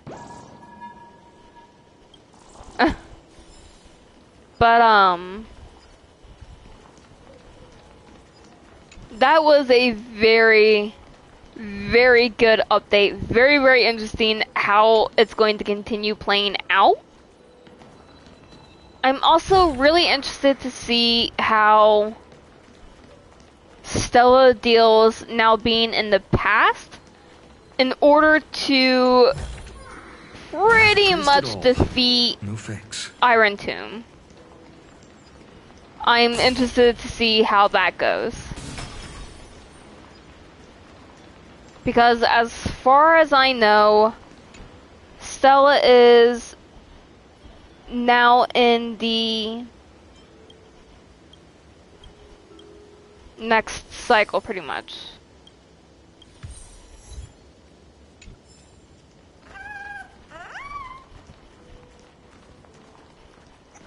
And it hurts seeing the garment makers, I'm not gonna lie. Like, Aglaya is gone, I see them, and it hurts. Is this also a blessing of the Trailblaze? It kind of actually hurts. Barbaros! You bitch! No! Stop! Wait, what?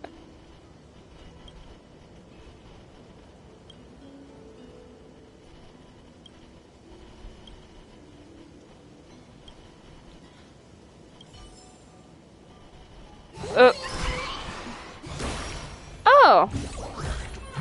He just did that because he wanted to talk! You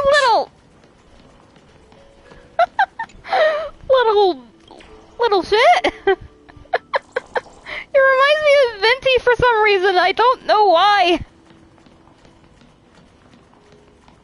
But anyways, I am incredibly interested to see how things play out from now on.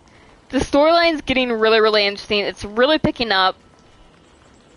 And I'm just like, ooh, what's gonna happen next? What's gonna happen next?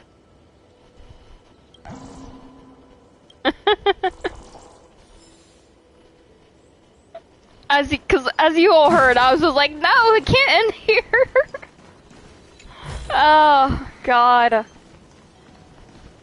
But if we're back at the beginning of Phainon's journey, does that mean that we're at, like, the beginning of the Trailblaze journey? Not the Trailblaze. The beginning of the Flame Chase journey in general? I'm unsure exactly, like, at what point we're in. But if we're at, like, the beginning of the Trailblaze journey... I keep saying Trailblaze, goddammit. If we're at the beginning of the Flame Chase journey, maybe not specifically Phainon's memories, but maybe the Flame Chase journey as a whole, it would make more sense for Dan Heng to obtain Duros' core flame, because apparently that's how Dan Heng ends up following the path of preservation. He ends up getting the Trailblaze. He ends up getting Duros' core flame. So I'm kind of interested to see how it all plays out. But that is going to be all for today's stream, everyone. I do want to thank you all for coming in and watching. I apologize that I was mostly silent throughout the stream, but that's also because I was absolutely flabbergasted by how well the story played out. I also kind of thank everyone for having watched me as I kind of lost my mind over trying to get Phainon, as Phainon did not want to come home at first. Phainon, I need more destruction characters, and you were the one I wanted the most. But thankfully, I also got a light cone, which did not want to come home at all. So, once more, thank you everyone for watching. This is kind of like an early birthday stream for me. This is kind of like an early birthday stream for me because I'm not going to pretty much be home on my birthday. Which I was going to stream on my birthday. But if things work out like I'm hoping they will, may or may not be home on my birthday. If I'm home, I'll alert you all on my Discord, which there is a link to. I will alert you all on my Discord that I may stream. May or may not, depending. But if not, you kind of just won't hear anything from me. But, thank you all for hopping in, and I hope to see you all in the next one. So, until then, have a good night all. I always do that wrong.